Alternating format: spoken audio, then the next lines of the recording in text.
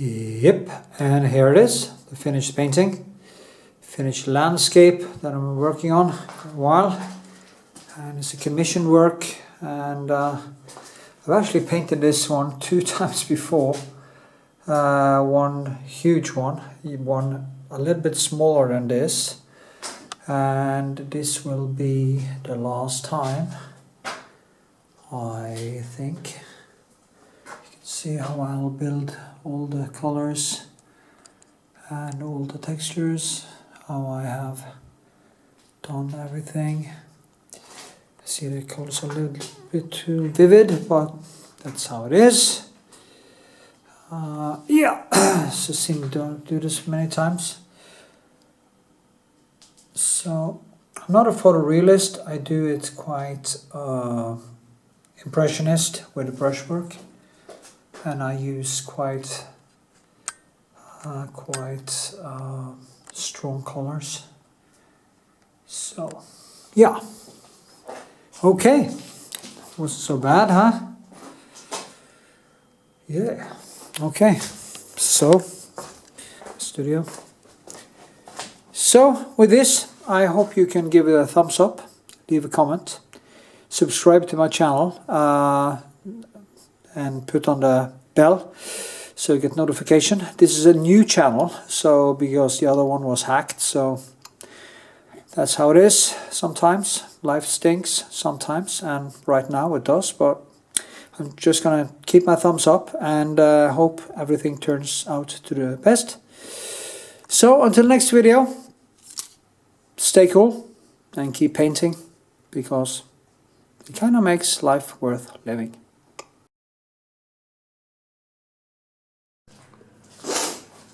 Okay, here we are. I sketched this before Christmas, and Happy New Year, by the way. And I'm now going to do layer number 2. Actually, I didn't finish all the sketching because I actually didn't have any more white, so I got that now. Anyway, this is the Retouch Varnish that I'm using. It's from Old Home. And I'm going to do this just once in this video, so listen carefully. I just put this on all over it. I like to use the Retouch Varnish, because it brings out the colors, and as I have said many times before, I'm going to put on a glaze after this. Just a rough glaze in about 10 to 15 minutes, and this is then a little bit sticky, and when I use my glaze, I use the alizarin, fresh ultramarine, or the ultramarine, just ultramarine, yeah. And kaplak, or alizarin, didn't I say that? Yeah, probably. So, it gives me a new beginning, and it actually becomes a little bit sticky when I put on more on the glaze. Then I scrape it away, and I start painting, and as I paint, the Retouch Varnish and the glaze just kind of molds into the new paint, and it kind of sticks to the surface. So, yeah, okay. See you in 15. You wouldn't know. Okay, here we go. Glazing. I use my medium. I have this mix here that I use. It's 70% turpentine, and it's called, the linseed oil is called Cremor Linoilen Varnish. I think there is some drying thing in it also, so it dries a little bit quicker than ordinary oil. But it's basically cooked linseed oil and turpentine, Terpentin. In Norway it's called terpentin. Og linolje, kokt linolje. Yeah, so let me see. As you can see, it's I put on this this reddish. I like to keep it warm when I do this. I always go for the more reddish glaze. See, it doesn't really matter. This was a little bit too red, but the good thing is that underneath there is a lot of different blue. Also, the one of my favorite colors is the Prussian blue, which easily turns into kind of greenish color. So when I put the reddish thing on, it kind of mixes. Because if you're going to paint a landscape, you won't actually find that this part is blue and this is red and this is the clouds also is always all the colors of the rainbow, and you just have to pinpoint which colors you see, and you just keep on banging on that. Down here there's even more red and blue, so just pour on some more.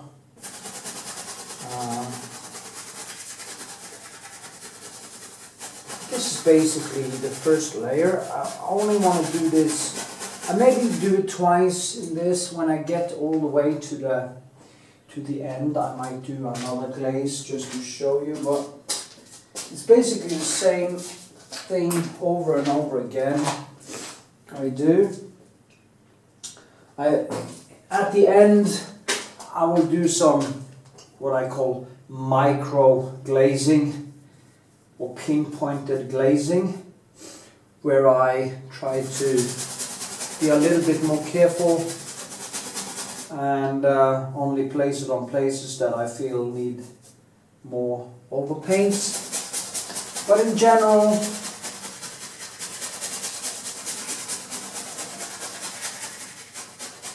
this is how it goes. I do this in basically most of my videos, where I show you what I do on my channel. So now this is now slowly being dragged into the Retouch Varnish, and it kind of mixes here on the canvas, and then I can actually just paint quite dry on top of that, because I already have the medium on the surface, and it just keeps on mixing in. The strange thing is, of course, that when I'm done with a layer like this, it basically looks the same as it was, the same hues and the same colors that I started out with, just a little bit more substance, and that is also why it's important to paint many layers, to give the painting substance and structures. And a lot of medium I'm using now. It smells great. I love the smell of it. And I don't think that I tried to figure out if turpentine was actually dangerous, but it's not that dangerous for the brain as other more chemical like things they're using in the house painting business, and when they paint cars and stuff like that. It's much more poisonous than this. And I actually tested my brain, because I wonder if I had gotten some some negative effect on my brain doing this, but we didn't find anything on the scans, so I guess I'm fine. Also, we're all gonna die of something somewhere anyway, so.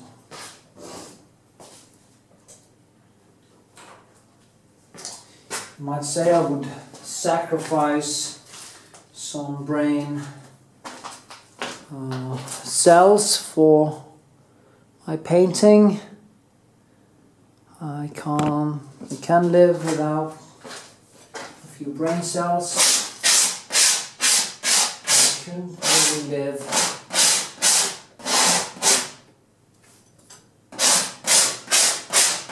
a life without doing painting. Of course, if I got really damaged, I would do more gouache or drawing.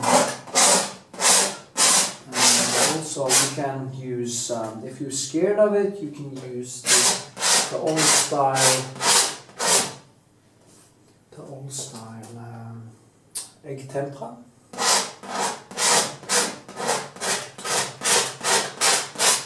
Or even if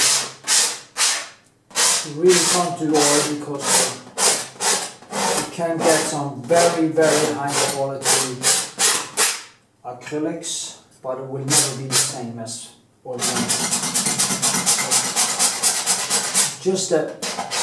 It is just a organic feeling you get with the painting. You build all the textures and stuff. So I just removed some of the oil, and now it's a very brutal thing, and everything will be repainted a few times anyway, so it doesn't matter if I'm quite brutal. As long as I stick a hole in it, it's okay. Actually, I've gotten holes in some paintings, and what I do, I take some canvas and I just put it on the back side. I can do some gesso inside it and patch over it, and it's okay. So that's a good thing about linen canvas. It can take a lot of beating without. If you use cotton and I do like this, it's going to be a problem getting it to straighten out again. Anyway, this was glazing. I can show you actually a little bit how it looks close by.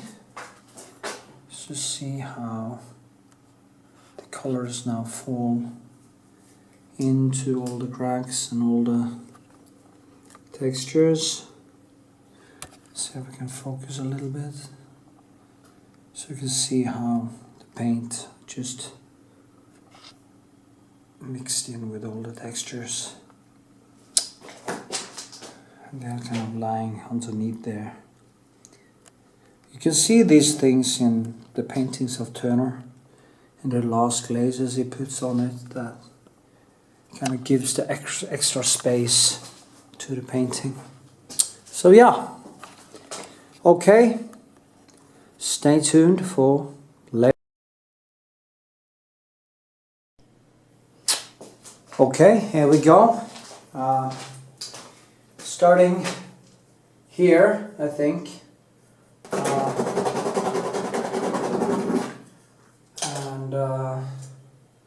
yeah, that's what I'm going to do, because it's always nice to start in the lighter areas to get that line. I also I'm maybe going to do some close-up. I'm just going to show you now, and then I'm going to go in for some close-ups and some new, try some new pencils.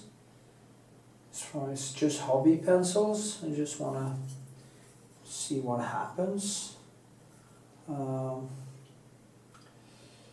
quite cheap actually, you just kind of so if they work, usually I use my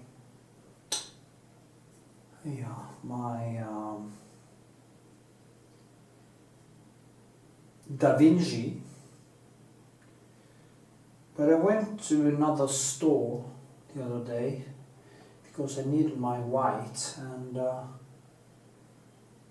store where I usually buy my stuff, they had this yearly counting of the things in the store, and they had closed.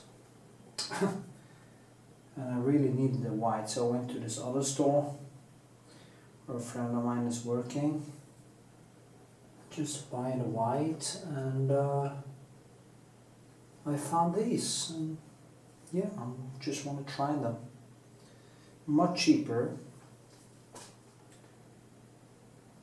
It's not that Da Vinci pen brushes are so expensive either, but you know, if you can save some money. The thing is that what you have to look for is flexibility and how long the hairs actually sticks. So this is the Da Vinci, and you can see it's much more flexible. These ones are hobby bases, also flexible, but there are some difference. Okay, I'm not gonna. One is from the boar's ass and the other from the snout. I don't know. Anyway, so that's what I'm doing. Just trying out to rinse it off. Usually I use the short ones, but you know, my eyesight is, I kind of becoming a little bit long-sighted, and it's very annoying. Oh, sorry. So when I use these longer pencils now, I actually get to focus a little bit closer so you can see what I'm doing. So when I'm standing here, it's clear, and this one too. So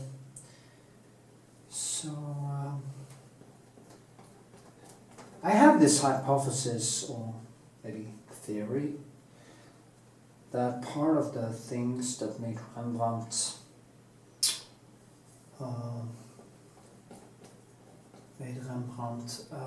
become more impressionist and abstract was the fact that he probably got a little bit less, not that good eyesight.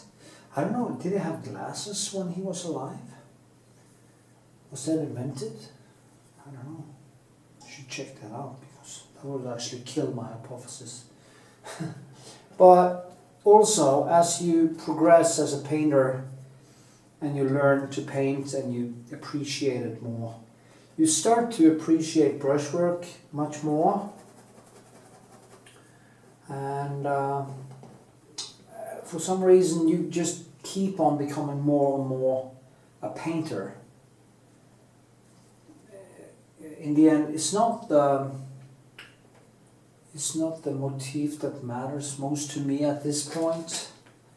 It is actually the paints. Of course, the motif is what I'm stretching towards, and what is actually the my objective standard, as in this landscape, which I now paint for the third time.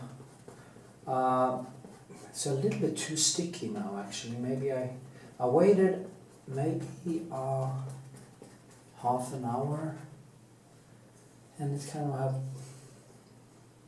become a little bit too sticky. But it doesn't matter, you know, I wouldn't be able to get over this surface in that time anyway. Actually, I was going to go out today. It's Saturday night, it's like 11 o'clock in the evening. I plan to go out for a while, but I haven't got anything done, so I'm just going to stick around. I'm going to go over the whole surface tonight, even if I'm going to stop painting like 7 in the morning, I am going to go over this, and this is my New Year vow. Focus on this first and then play later, okay? When I've done my job, I can play. If I don't do my job, I'm not allowed to play. And of course, painting for me is play. So why the hell shouldn't I just... It's not that I'm going to go out and find the love of my life tonight anyway. I mean, well, it could happen, of course. But it can actually happen next week, or some other day, or never. So, yeah. Now I can see it's getting that paintedness that I really love. And it's funny that we can't actually give something the substance in one go. But it just isn't possible. You have to keep on.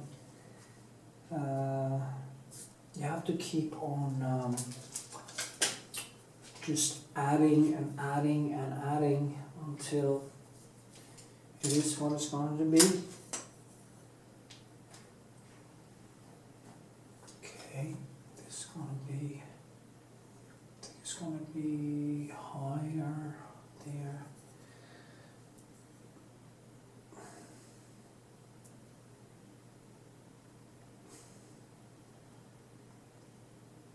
The good thing is, as I grow older, I appreciate silence more, even working in silence. Now I love having music on because then the painting becomes like a dance in a way and go into this beautiful flow and stuff, but yeah.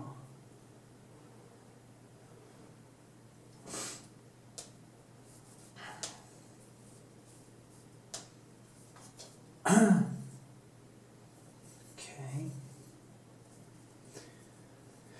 Well, not finished that, but I want to paint that in. Let's see, I need to put on some more color. See, yeah.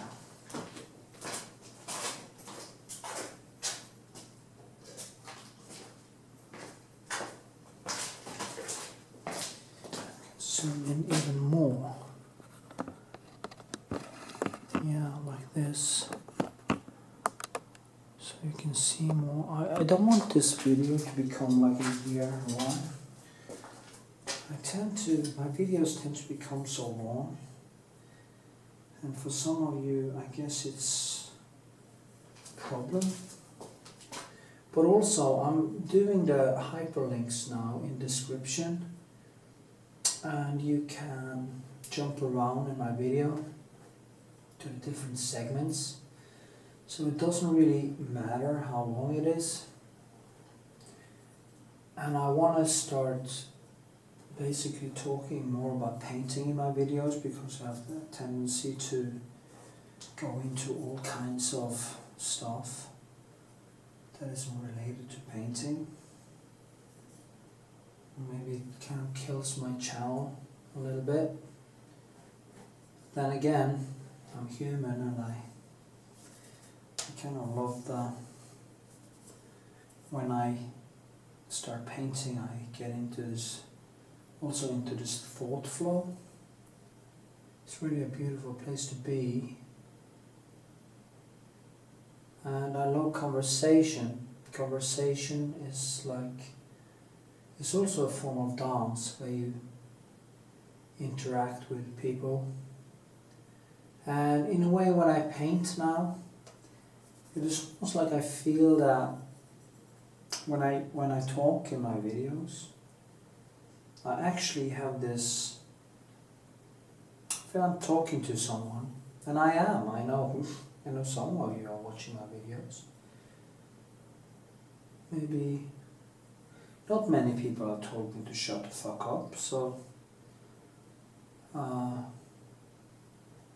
however, I would like you to tell me things you want to see your hair, suggestions to videos, things you usually you will actually already find it on my channel, but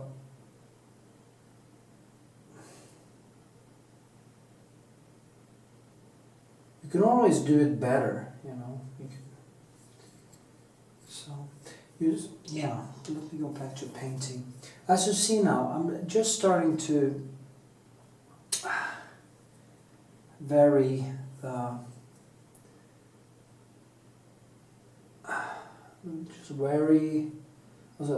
the motions and trying to add directions and different textures in a very impressionist way in the beginning here. I need to do something with the lighting in here. It's too sharp in a way. I need to get it more, yeah. I also noticed that it's better to have my videos brighter than darker, because then you can actually see what I'm doing. You know, I don't like my hairs thinner. You can see that in my videos. I'm very vain, you know. I always said vanity saved my life. If it wasn't for my vanity, I'd probably be dead now by drinking or obesity or something like that, because I have a very compulsive personality. I have what's called compulsive personality disorder.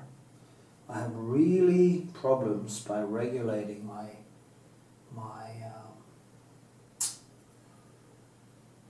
both my thoughts and my actions, and it's almost like having a small kid inside my head that always tries to do the wrong thing, buy stuff or watch some video on YouTube or stuff that just destroys both my painting and my career. And it's funny because what I'm doing here is the thing I love the most. And it's just so annoying that it sometimes takes so much effort to get started. And I have this voice in my head right now, oh, I would like to go out, maybe I meet someone, oh. But then, this is where you want your addiction to be, okay? You don't want it to be to food, you don't want it to be to trading, don't want it to be girls or sex or porn or stupid TV series that is just nauseating, dumb. Even good TV series. I mean, if you start to watch TV series over again, then you have to think the thought, I am actually wasting my time here, okay? Even if it's Breaking Bad, which has actually a good ending. Yeah. You're actually wasting your time in existence. Go for the creative work. Stick with it. Okay. Let's see how long this one is. 14 minutes. Can I get any closer to 20?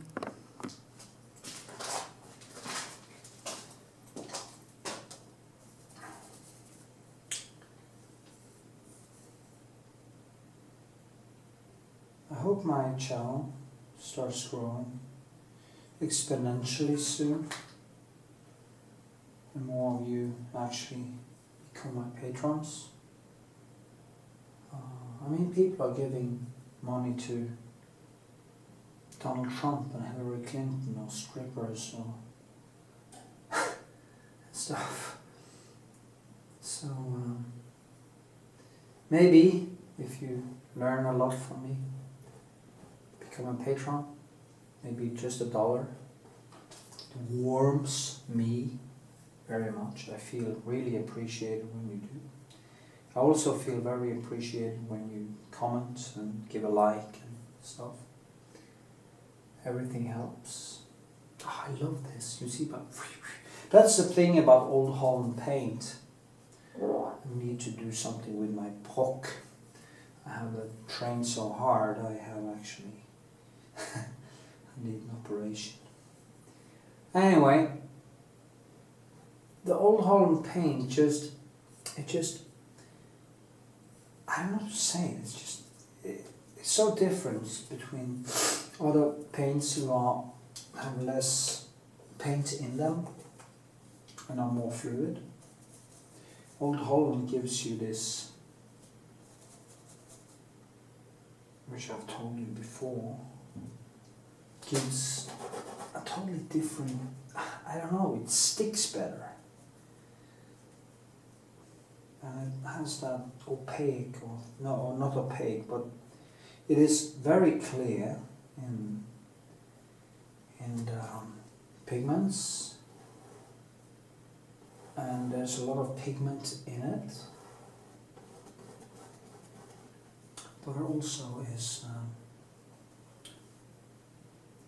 thick, so you can use it as basically as clay. So, yeah. Do it like this.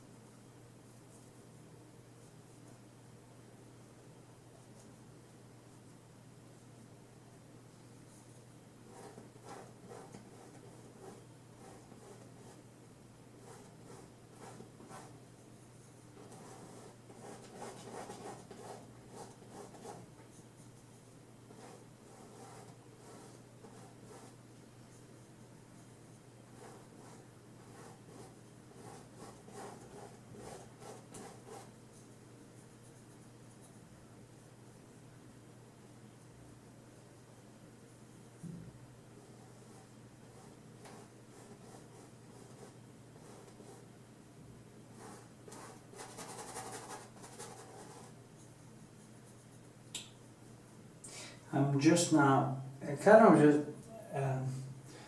going to try to figure out a way to put the motif somewhere so you can actually,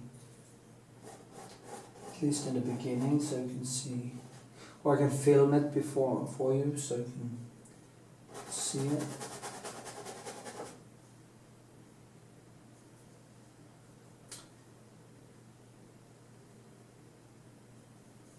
What I'm trying to do is to start, with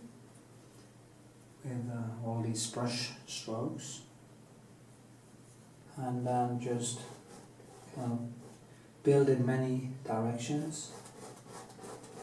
I'm going to try to go down and down and down in size as I progress. I think this is going to be a long video actually, because I'm going to touch on how to use the palette, how to use, try to focus on close-ups and do all kinds of stuff in this video. So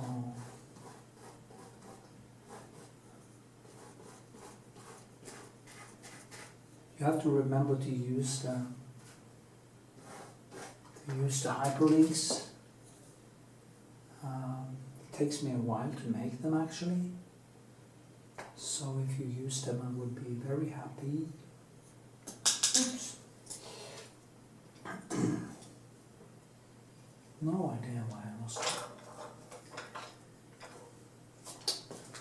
I'm just going to take this one. No. This one.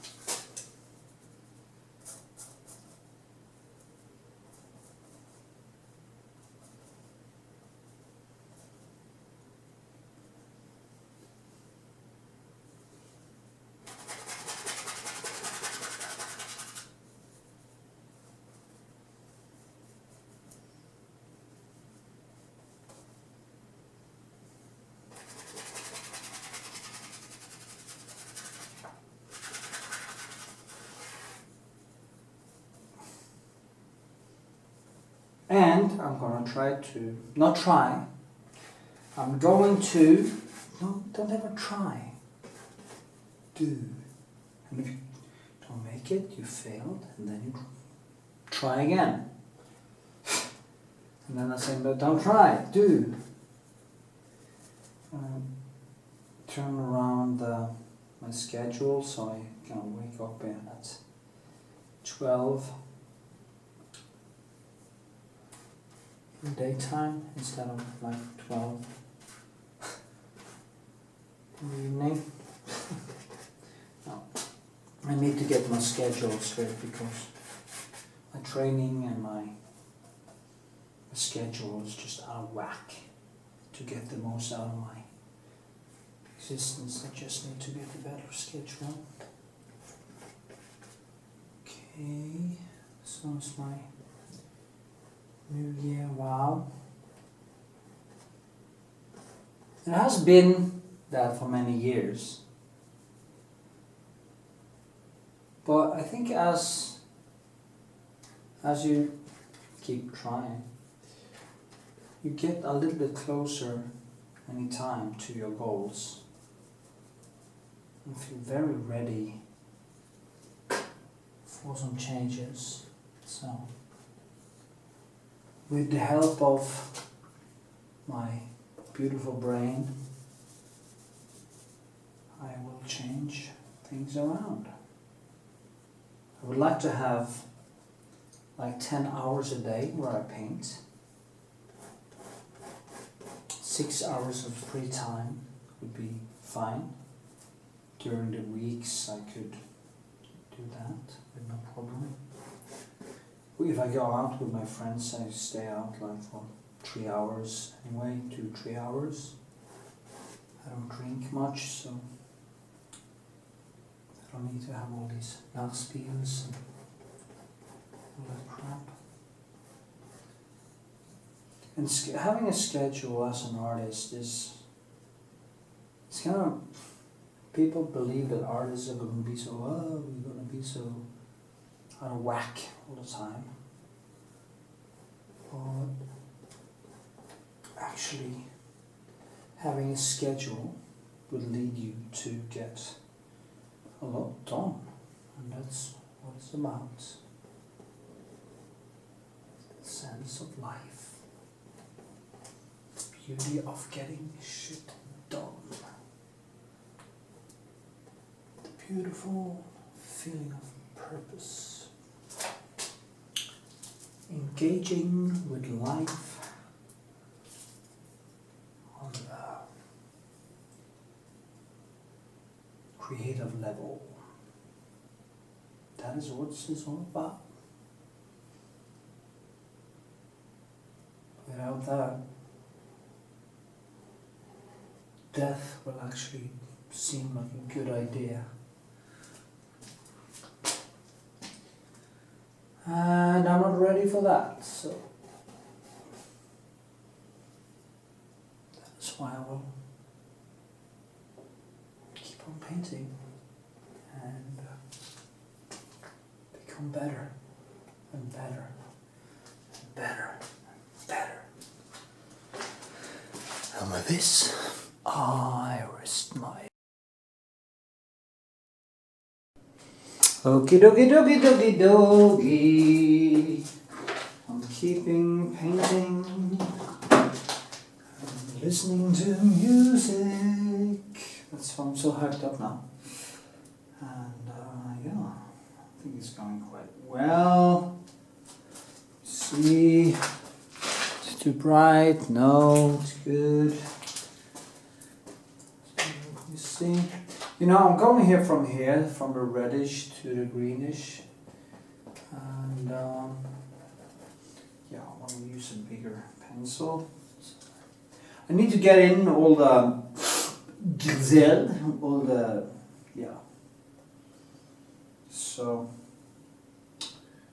I need to get over the whole thing today. When you glaze like this, you should actually plan to get over the whole thing. You don't want it to dry, because then the glaze is basically useless. because it's then has dried into the surface and you won't get the benefits of it all, or the new paint. So yeah, you need to get over it. So if you have a very big painting, you should actually plan it so that you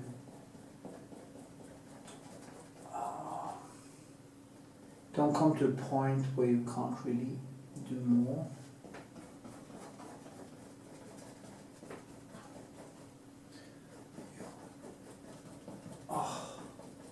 It's funny how it's almost like a dog running after you wonder about that? You keep on throwing that stick and the dog is just wow every single time. It's the same thing, wow, I'm running. And in a way, I think it's the same thing with painting. It's like I've done it over and over and over again for 30 years. And every time I put this pencil on the canvas, I just feel at home and I just feel that dopamine rush coming back to me. And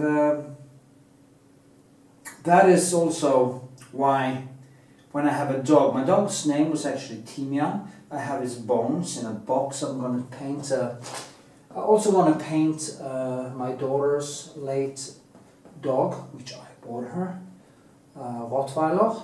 He just died sadly. Well, she had to put him down because she actually got cancer of the bones, of all things. And I'm going to paint my late Timian, my late dog, also. But I also want to paint my late dog Timian's cranium, or skull, which I have in a box. So that's going to be interesting. He died many years ago actually now. It's like, it's such a time flows.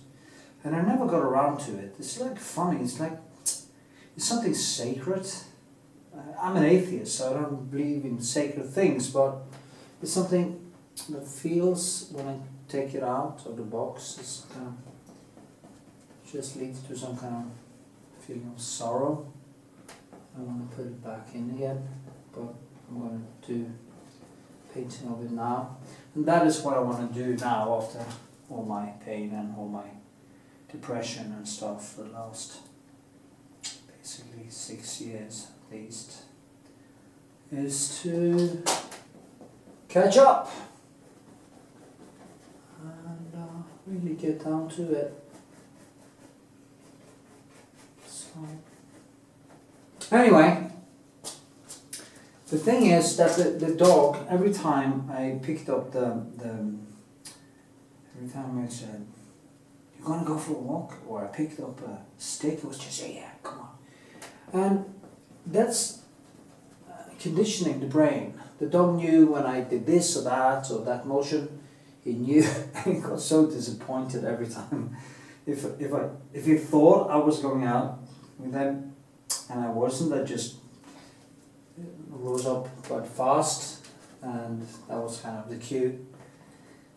And he got so disappointed. But anyway, like a dog is conditioned to run after the stick, or other stuff dogs do, we can condition our own brains to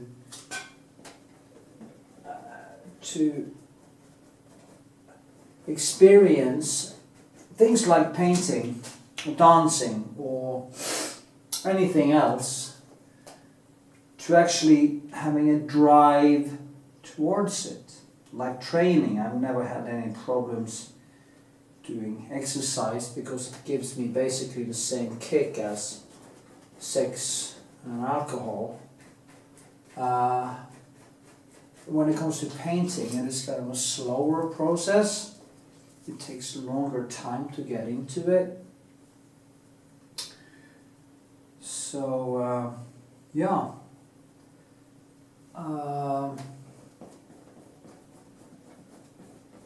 But I know that I can condition my brain now to feeling more and more positive in the anticipation of getting into the paint. Because when I was in a lot of pain and I had inflammation in my hips and stuff, painting started to become painful. And it's almost like my dog, that thing,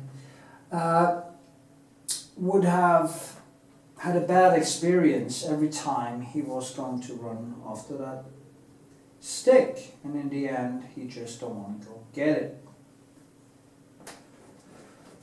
And that was basically what happened to me when I was in the most severe pain for the last at least 2, maybe 3 years. That when you get inflammation and you get depressed and it hits your brain and you can't really get the energy, it starts to become something negative and you can't get started.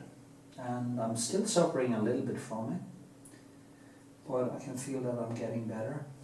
And like a dog on a stick, I'm going to get this to have the relationship that I used to. I really look forward to getting in to the painting as I used to, with almost the same anticipation, like meeting a nice girl or going out dancing or running after that stick. So yeah, I think I'm gonna have a positive outlook on life right now. And it's actually a while since I had that, so it's good. I want to kind of focus a little bit closer on what I'm doing here, so you can see. I hope I give you some good advice, because artists tend to think about painting and stuff as something basically mystical. They don't understand that for you to be able to become a better painter, you have to, first of all, you have to paint a lot. And you have to learn from your mistakes. You have to be open-minded enough to be humble, or even humbled by your own shortcomings. And that's the way to do it. The more you do it, the better you get. And when people tell me, oh, you have such talent, and I say, no, I don't have talent. I did it. I just kept on doing it because it was about that stick, you know. When I was a kid, I was doing something all the time. I was making stuff, I was running in the woods, I even jumped out, you know, in the nighttime. I could jump out my window and I dressed up in a cape and mask and I jumped around and sneaking into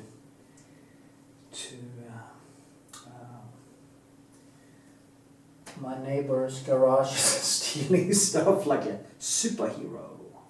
And it was so exciting. I did all kinds of stuff, you know, and I was thinking all the time. And then I started training, running after girls, and I kind of forgot about the deep thing. But then painting brought it back, so now it's almost like puberty destroyed introspection. I didn't question that much anymore, and painting brought it back to me. And it's a beautiful thing, you know, the critical thinking, everything, yeah. Anyway, and when you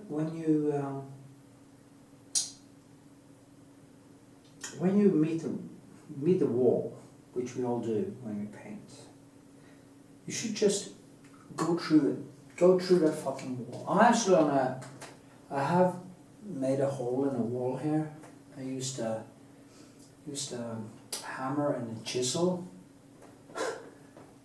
and I removed a ton of stone and stuff. I actually made a very long video, me just banging on that wall. I'm going to post it someday. And I talk about everything from, it was actually before, I started before Donald Trump won the election. So I'm sort of 3 years old. And that is one the things I could actually do when I was a little bit, when I started to get depressed and stuff. I started to hammer on that wall. Do all kinds of shit when I, but then again I need to do it, so probably I'm going to explain that in that video. And all the stones and all that I carried up my stairs and out and found a place to dump it. And all this with arthritis in both my hips. So that is what I have talent for. I have talent for the extreme. I have talent for going the extra mile. And that is the talent you have to have.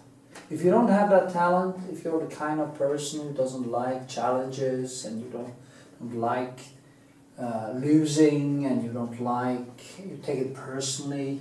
Like when I did martial arts competitions, I never felt bad losing. Well, for me it was just like a training. And if some guy was better than me, fine. I didn't lose face or feel bad. It was nice to win, of course, but it wasn't that gave me that flow. It was a training. It was all the at that time I was like boxing, karate. I was training. Now it's taekwondo, despite my hips, and it was always the flow. And that's the driving force. And that's what you have to look for when you paint. And that is the thing with paint and brushwork and everything. It's just when I do that, when I really get into this and I get into all the details and I get into that deep flow, oh, it's just wonderful. So yeah, Saturday night and I'm home painting and I'm feeling great. I played music just before I started filming this, and I was basically dancing around here and feeling so great. So I'm gonna have some new rules.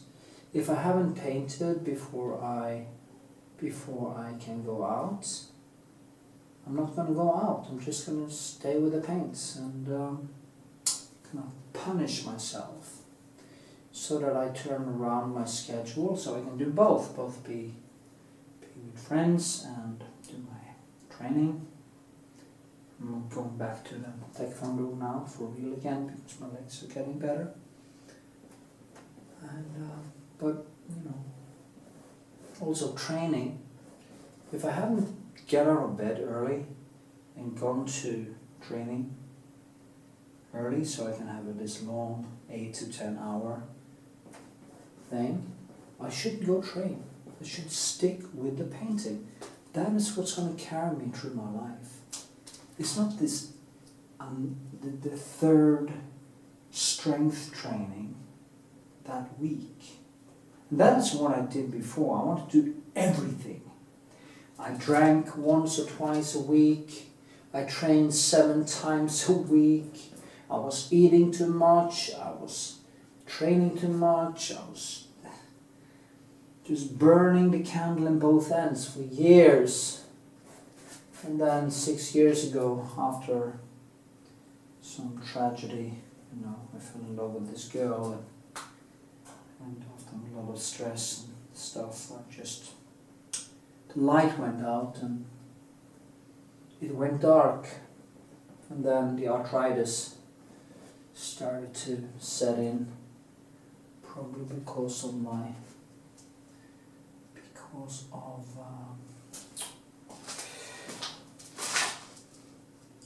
probably because of the inflammation that I had in my body. So probably heard this story before now. Maybe I should stop talking about it. But it's very important to understand that you can't burn the candle in both ends. My late hero, because you shouldn't have heroes, but I am a hero. When Christopher Hitchens got esophageal cancer because of smoking and drinking, he said just, it's so predictable that it bores even me. And when I asked why, the universe hardly bothered to reply, why not? And that's the whole truth about it. You have to choose, and that's what I'm doing now. I have become, the last 6 years, and that's the silver lining in all this craziness. The silver lining is that the depth and the introspection and understanding of what is important is heightened so much from I was like 44, 45 to now when I'm 51. That is just amazing. So I needed that. I think I needed that to become real. Yeah. I think that was like they say the thing that broke the camel's back in a way and sent me into something much, much deeper. And now I can feel happy just by a smile. I used to be like that too, but now it's just having fun, you know. Last night we were just going to get some water in a bar I was, and there was this fountain that was so slow, and bartender came with this, and I gave all the others water before I took myself, and we just joked around with, for heaven's sake, we are living in Norway, there shouldn't be a problem getting some water out of that fountain, and just joking around with water in Norway and rain and bad weather and stuff, and that little maybe 5-minute funny conversation, not even 5 minutes, was enough to save the whole evening. And that is the way to live. You just have to find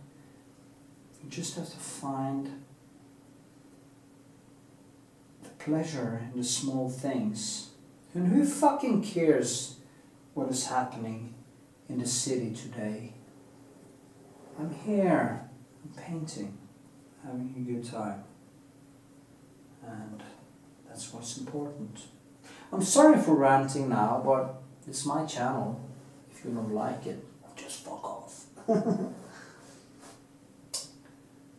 gonna try to stick to topic, but you never know. That's the thing with my videos. You never know when I'm gonna give you some real good advice about painting and stuff. So you just have to keep watching. So fun. Yeah, and I guess everything in life is like intertwined. There's no thing that you can extract from this or life or whatever. This is life and that is life, and everything is the same really. That's how the universe works. Yeah. Okay, see you in the next segment. Stay cool. How do you feel, first of all? How you doing? Not bad. That's an impressive sound system. It's an impressive sound system. If you're up here, it's a lot louder than you think. I know it's also loud on the other side. So, how many of you here have read the book, read Jordan Peterson's book? Raise your hand if you read his book. Okay. We made it the book of the month last month, so we had a lot of our guys read the book. But before we get into it, obviously a lot of people know, because they've read about you or watched you in different places. 12 rules you have. Your rule number 1 is stand up straight with your shoulders straight. Number 2 is treat yourself like someone you're responsible for helping. 3 is befriend people who want the best for you. 4 is compare yourself to who you were yesterday, not the useless person you are today. Do not let your children do anything that makes you dislike them. Set your house in order before you criticize the world. Pursue what is meaningful, not what is expedient. Tell the truth or at least don't lie. That's number 8. Assume the person you're listening to knows something you don't. Be precise in your speech. Do not bother children while they're skateboarding. And last but not least, pet a cat when you encounter one in the street. I heard somewhere you said it was 40 rules and you narrowed it down to 12. It was originally 42, and I'm working on another set of 12. So what was the cutoff? Like, what was number 13 that missed out? Was it like a battle for number? I'm curious to know what number 13 was for you. Well, I tried to pick a set that would make a coherent narrative, and so it wasn't like the rules differed in quality particularly. I think they were all worth writing about, but when you write a book, you wanted to have a certain internal consistency, and so I went for that. A couple of the rules that didn't make it were be careful who you share good news with. That's a good one. Because you want to share good news with people who are going to be genuinely happy for you, and that's one way that you can identify those people who are on your side. Wow. There was a corollary to that, which was be careful who you share bad news with, because that's equally tricky. You know, you want someone who will listen to you when you're having trouble and allow you your grief, especially if it's a consequence of something tragic, and who won't try to one-up you, you know, because often when you're talking to people, they'll be thinking about what they have to say that's worse, and that's not helpful if you need a listening ear. Make one room in your house as beautiful as possible. That's what I'm writing about now. I talked a lot already about the necessity of cleaning your room, which is, you know, in some sense a foolish piece of advice because it seems so obvious, but it's not obvious at all. And you'll find if you try it, especially if you're in a household that's not very functional, that you'll encounter obstacles that you couldn't imagine existed while you're trying to put your life in order. And you can take your surroundings beyond order and move towards beauty, and that's unbelievably useful because, well, beauty calls people to their higher being, I would say, and to make friends with beauty is to introduce yourself very carefully to one of the mysteries of life that make it worth living. And so those are a few of the rules that didn't make the original cut, but that I'm still working on and still thinking about. I'm definitely looking forward to reading the next book that you come out with. Those are very interesting rules. Appreciate you for sharing it with us. Thank you for sharing it with us. So you know, there's this saying that says, tough times produce strong men produce good times produce weak men produce tough times. Yes. If that's the truth, which phase are we in today? Well, if you think about it historically, you have to say that we're in good times.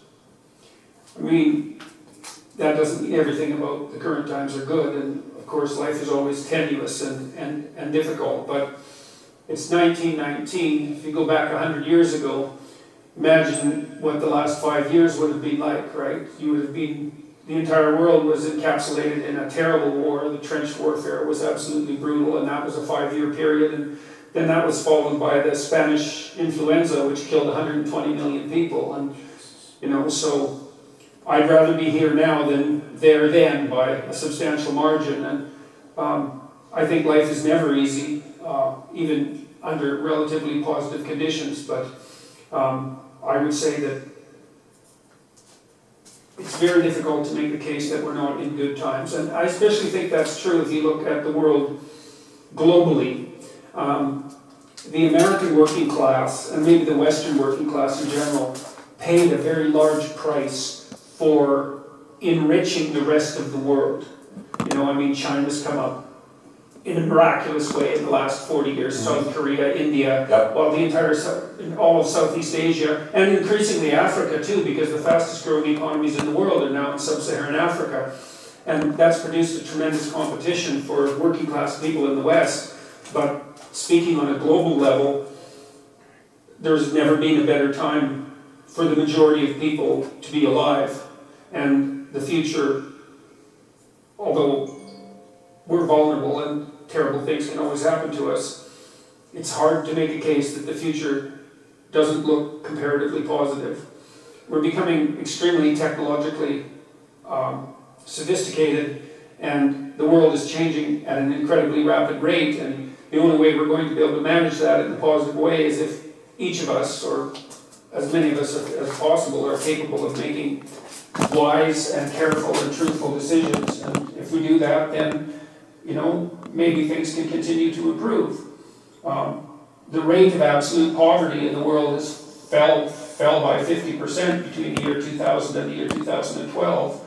You know, that's the fastest rate of economic improvement in the history of the world, and there's plenty of reason to be optimistic if you're inclined in that direction.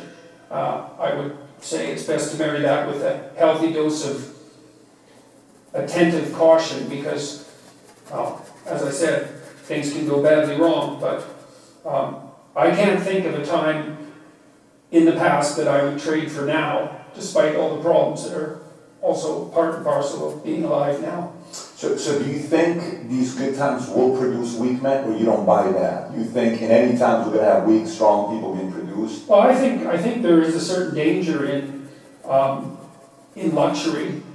You know, we don't know how necessary a certain degree of privation is to motivation. You know, the typical first generation immigrant story is someone arrives with nothing and is motivated fully to do whatever is necessary to make either themselves or their children a success. And that does seem to decline, that motivation does seem to decline somewhat over the following generations. So, for example, Asian immigrants, their children outperform American children in school by a substantial margin, but that disappears by about 3 generations, that advantage. Wow, that disappears in 3 generations. Yeah. As the Asian immigrants become more Americanized, their proclivity to excel You guys understand that concept? Powerful. So I come first generation, I'm more disciplined, my kid becomes less disciplined, my grandkids become less disciplined, and the one prior to that, you know, past that also gets less disciplined. Yeah, well, like I said, I mean, you probably face this to some degree because, you know, you have a lot of resources at your command. It's very difficult to provide your children with optimal privation in order to make them stand on their own 2 feet. You know, and you don't get people to stand up on their own 2 feet and to adopt responsibility if everything is given to them, and that's a real conundrum.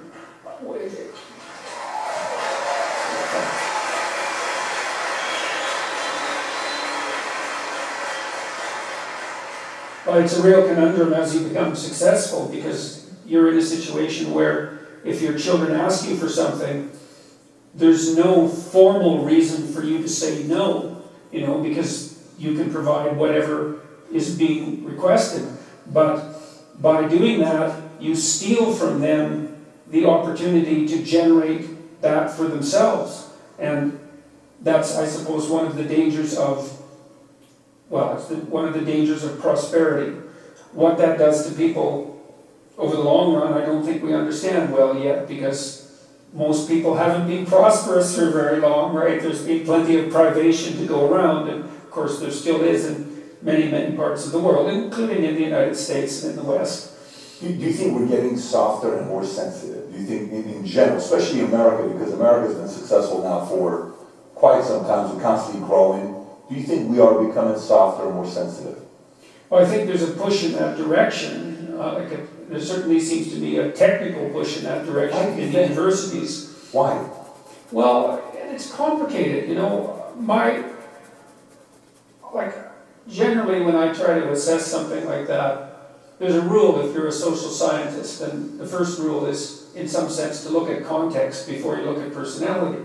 And I think there's been a lot of really radical changes in our society in the last 50 years, and we don't understand their consequences. The most radical change is probably the birth control pill, because it's provided women with voluntary control over the reproductive function. And that's equivalent to a major biological mutation. Right? It's consequence is virtually incomprehensible. I mean, partly one of the consequences is where reliable birth control is provided to women. First of all, they immediately become educated. Second, their economies tend to grow. And third, the birth rate falls below replacement. And then all three of those factors are monumental, so perhaps especially the third, the falling of the birth rate being below replacement, which is the case in virtually every country in the Western world except the United States. Softness. Well, look, we don't know exactly what the optimal conditions are under which you toughen up, let's say. Most children now have older parents, right? Because people aren't having children until they're in their 30s. And there's a big difference between having a parent who's in his or her 30s and having a parent who's in his or her 20s. Yep. The 20-year-olds are still kind of like kids, and they're going to be more usefully neglectful, I would say. Well, look, one of the things we used to do with my daughter when she was very little was, when she was about a year and a half, is we'd have her in a room alone, and she would usually complain about that for a few minutes, and then she'd find a way to amuse herself. She liked to take books out of shelves and put them back in, and if you let her get through that initial bit of misery, then she would learn how to regulate herself, and she got very good at that. And so that's a good example of minor privation having a positive influence. But children used to have multiple siblings, and siblings toughen you up because there's tremendous competition in families among siblings, and they had younger parents who had fewer resources. And now parents are older, first of all, and second, they're more resource rich, and so they're more likely to schedule their children to death in some sense to provide them with all the opportunities that they feel would be useful, and that's understandable. And plus, because they have fewer children, each child is in some sense more precious.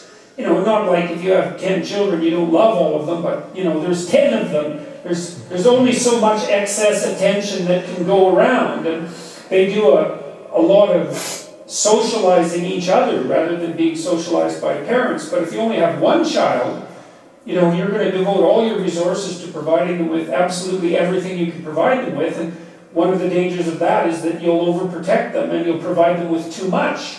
And we don't understand those dynamics, right? We don't understand how much you should stay hands off your kids and let them go out there and make their own mistakes and find their own way. And that's tricky, and we're ignorant about it. And so I think one of the consequences of that is that we do have a reasonable percentage of young people, maybe young adolescents, the kind that you hear about at university, who have been overprotected and overscheduled and under-challenged in some sense. We extend that overprotection far longer than is helpful. It's hard though, because, as I said, when you have resources, you can use them to make your children's lives, let's say, easier. But the question is, do you really want to make the life of someone you love easier? And that's an incredibly difficult question. And it's tough because, the whole thing is when your kids friends go and say, hey, I hear your mom and daddy are rich. Why isn't your mom buying you this car? Why isn't your dad buying you this car? But was your underlying message you encouraging us? Because there's a lot of Latinos in the room here. Were you trying to encourage us to go out and have 10 babies? Is that what you're trying to say? You're talking, they will make 10 babies in a heartbeat if you say that. These are professionals that are making babies here. Well, my wife and I had 2 kids, and we didn't start late compared to most of the people we knew. I think our first child was born when my wife was 29. We certainly felt that we would have had more children if we would have started earlier. There's no doubt that, and this is a very important thing to know, there's not that many things in your life that are of central importance. There's half a dozen, I would say. There's your friends, there's your family, your intimate partner, by family, I mean your siblings and your parents, but then there's your children, there's your career, there's your educational trajectory, there's how do you take care of yourself and protect yourself from temptation, and what sort of useful things you do in the time that you're not working. But children are a third of life, something like that, maybe more, and so I would certainly recommend that you don't miss it. It's complicated because, of course, now in most situations both parents have to work, and but it's always been complicated to raise children.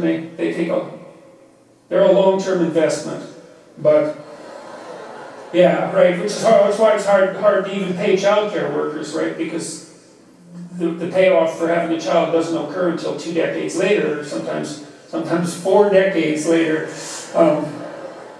But it's not something you want to miss, that's for sure, because it's that's life, It's part of the human condition,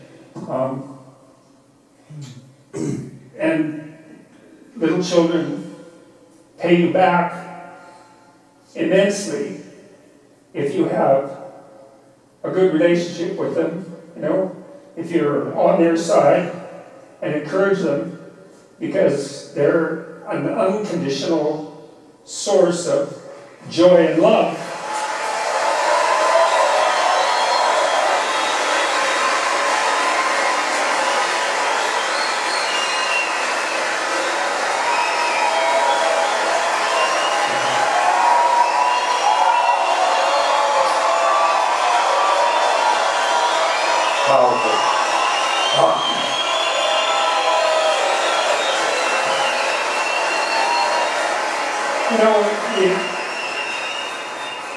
The other thing I noticed that you should all know is that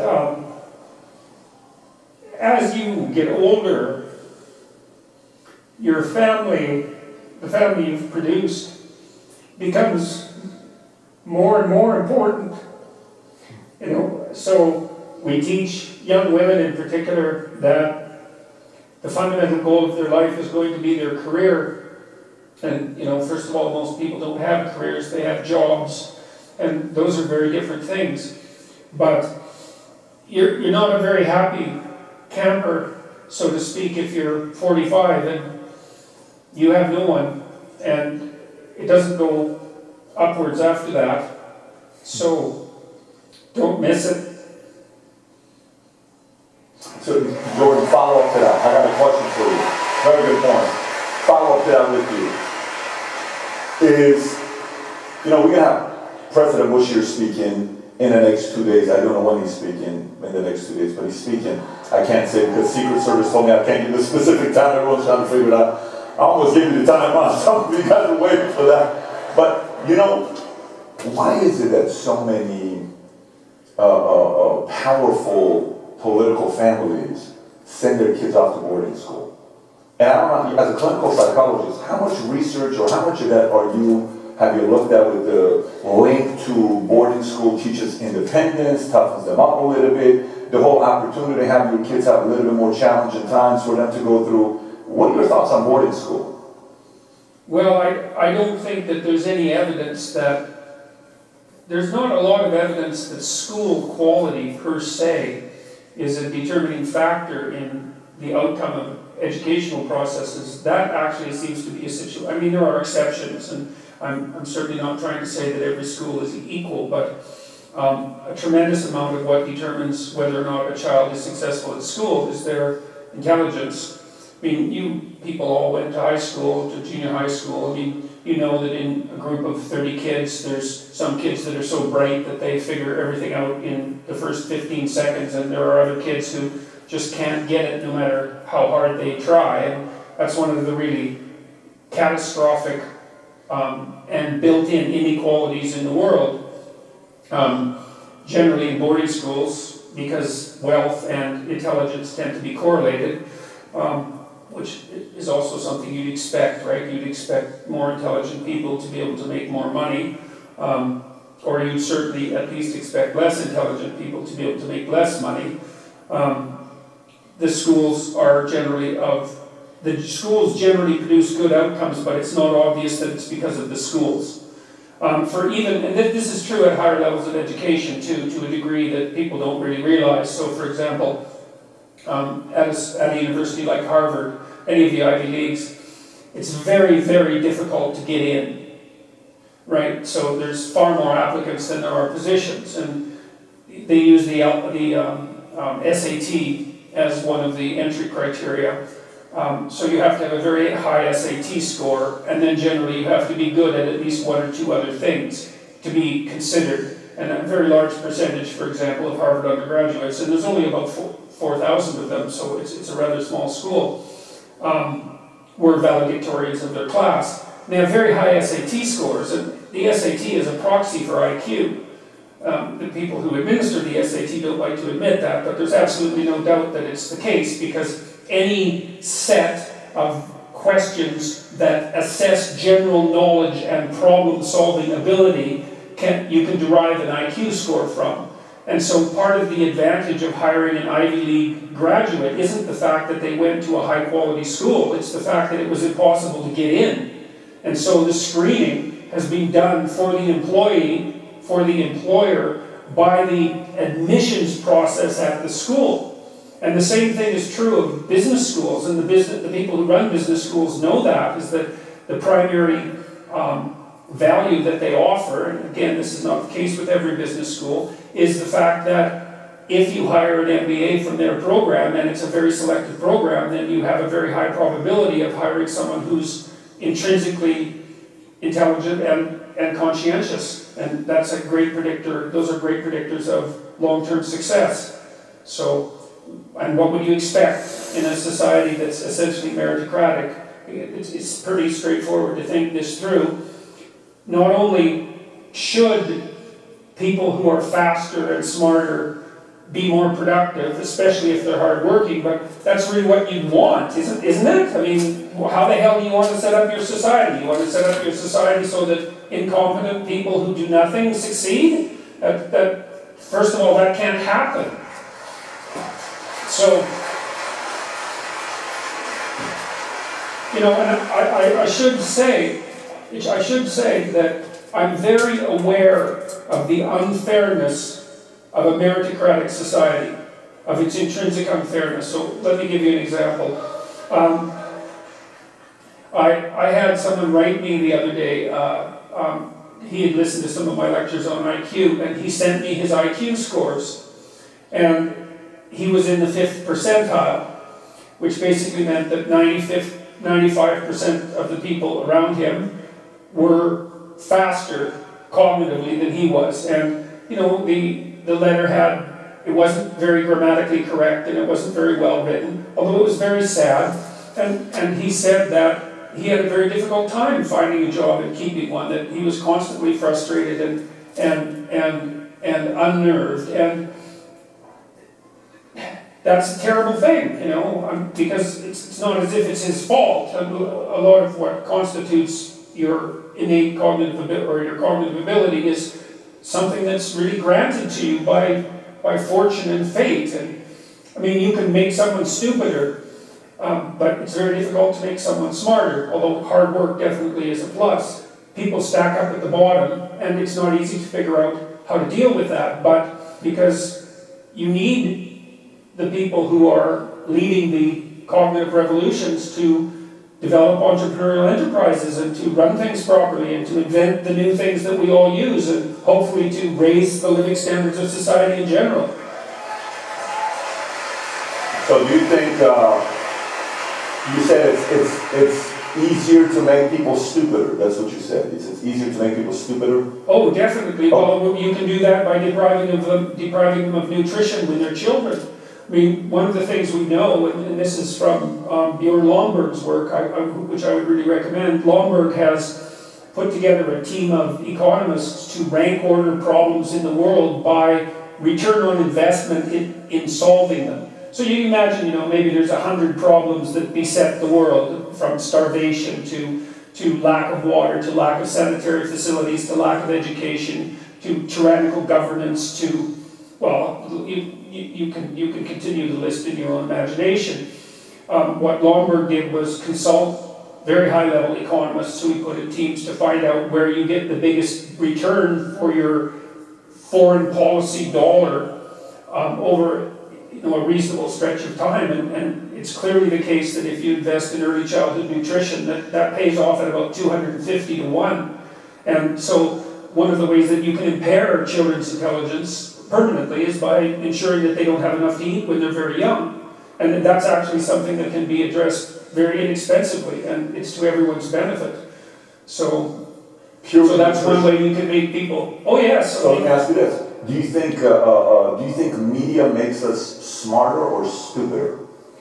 I think it makes some people smarter and some people stupider. I mean, well, look at television. See, you got to kind of fragment. You got to kind of fragment the people that you're talking about into different groups. You know, it's like asking whether daycare is good for kids or not. And the answer is, if the daycare is better than your family, then daycare is good for you. And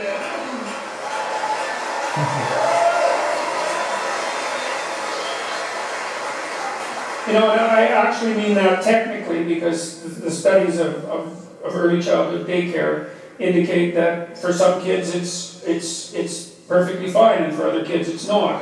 It's good if your kid is extroverted and ready to play with other children and so forth. There's a lot of individual differences that have to be taken into account.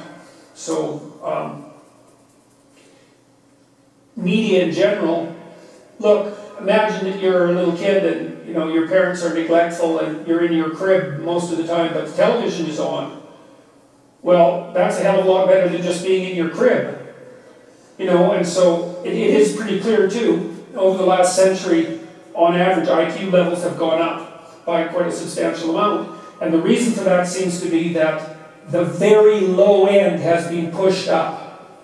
And some of that's going to be a consequence of increased nutrition, and some of it's going to be a consequence of the fact that television is a lot better than nothing. Like, infinitely better. Now, whether television is better for you than, a diet of high-quality literature, that's a whole different question. Whether it's better for you than playing properly with your peers, engaging in pretend play and all the other things that you have to do to establish yourself as a competent child, that's also another question. But generally speaking, I would say that the dispersion of the media technology we have has made us far more intelligent.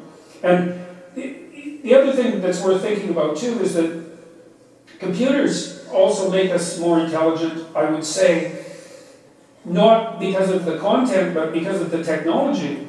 You've got to be pretty damn organized and sharp to keep your phone and your computer working. These are high maintenance gadgets, and it actually annoys the hell out of me because, I was sort of old enough so that computers came along. A lot of people my age aren't very good at using computers, and people who are older are even worse.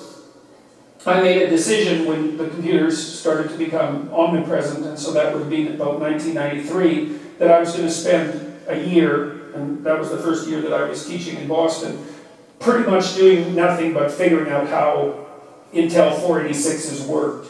And it meant there was a lot of other things that I had to put on hold, but I did become a competent computer user, and I'm pretty fast. But my son, it's just annoying as hell to watch him on the computer and on the phone, and my graduate students as well, because they're so much faster than me that it's not even funny, and I'm not really accustomed to being slower than someone else in the room. And so,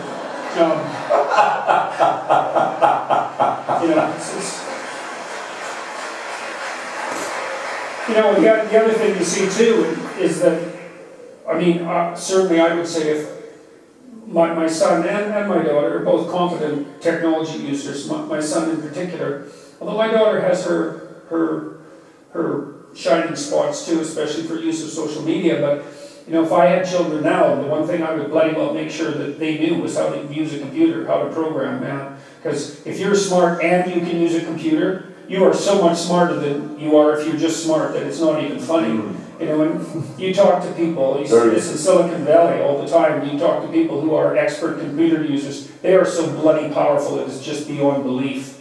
So, and that's going to do nothing but expand, right? Because Moore's law is not dead, and computers are doubling in power every 18 months, and who the hell knows where that's going to go.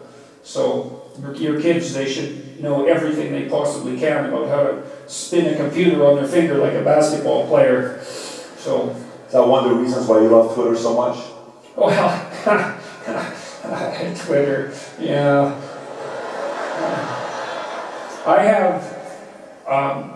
I have pulled back from Twitter almost entirely in the last 4 months, and I can't say that that's done me any psychological harm.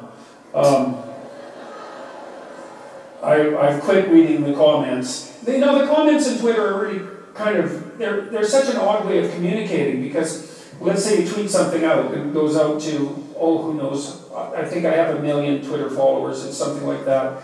And I don't know how many of them read what I tweet, but let's say 10,000 or something. It's just a guess. Who comments? It's not like it's a random sample. You know, like if I just pointed to 50 people in the audience randomly and asked for an opinion about something, I'd kind of get a good sample of what the audience thought. But if I said, okay, who had an absolutely dreadful morning and was just as bitchy as can possibly be imagined? Okay, so why don't all you people stand up, okay? And then I'll ask the most miserable of you for your opinion. That's kind of what Twitter's like.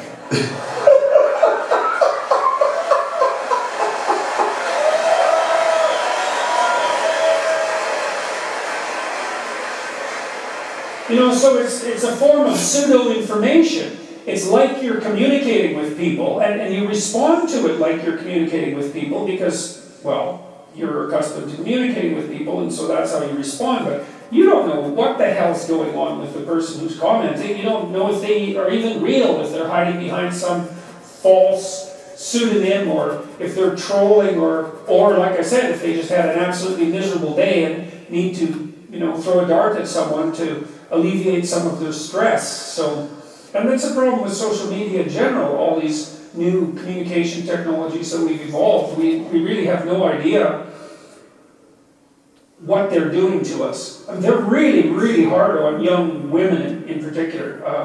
Facebook, and I mean, you think about it, you know, when I was a teenager, I mean, I did, God, if I had to write a book about the stupid things I did when I was a teenager, it'd be a very thick book. And it'd be a worse book if there were photographs accompanying it. And, you know, but I had this advantage that young people today don't have, which was, well, when my day of stupidity was over, I could go home and it was not there. You know, like, it wasn't on Twitter, it wasn't on Facebook. There wasn't 20 of my friends communicating to me about, you know, what foolish thing I did at the party the night before. And young people now, they're just followed by paparazzi, essentially, constantly. And I've watched that with the young teenage daughters of many of my friends, because my kids were a little too old for that to actually have happened to them. But God, it's miserable. And we know that there is some relationship between the amount of time people use Facebook, for example, and their mental health, which means the more they use Facebook, the more depressed they are. And it might be that the depression is driving the Facebook use, but the causal pathway seems to be the other way around, which is, you know, it's just playing that unbelievably exposed social game. That's hard on people. And these aren't trivial technologies, you know. I mean, they're transforming the way we communicate with one another, and they're completely uncontrolled experiments. We have no idea what the medium or long-term consequences are going to be. And we'll never find out either, because, of course, the communication landscape changes so quickly that by the time you get adapted to one communication technology, another one has come along that's even more confusing that you now have to master. And so, well, that's why it's necessary for everyone to develop their own modicum of wisdom, I believe, because I don't know how else we're going to be able to deal with this technological transformation that's going to come is already coming across us like a tidal wave. And you ain't seen nothing yet. The people in Silicon Valley have plans that, well, that make you think that the whole place should probably be bombed just for the safety of the rest of us. Because there's tremendous danger in that rapid acceleration of machine intelligence, and we have absolutely no idea where that's headed. So, and maybe it'll be great. It's possible that it'll be great, but power cuts both ways. So hopefully we can control it with our wisdom, and that's pretty much up to each of you to put your lives together so you can make good decisions.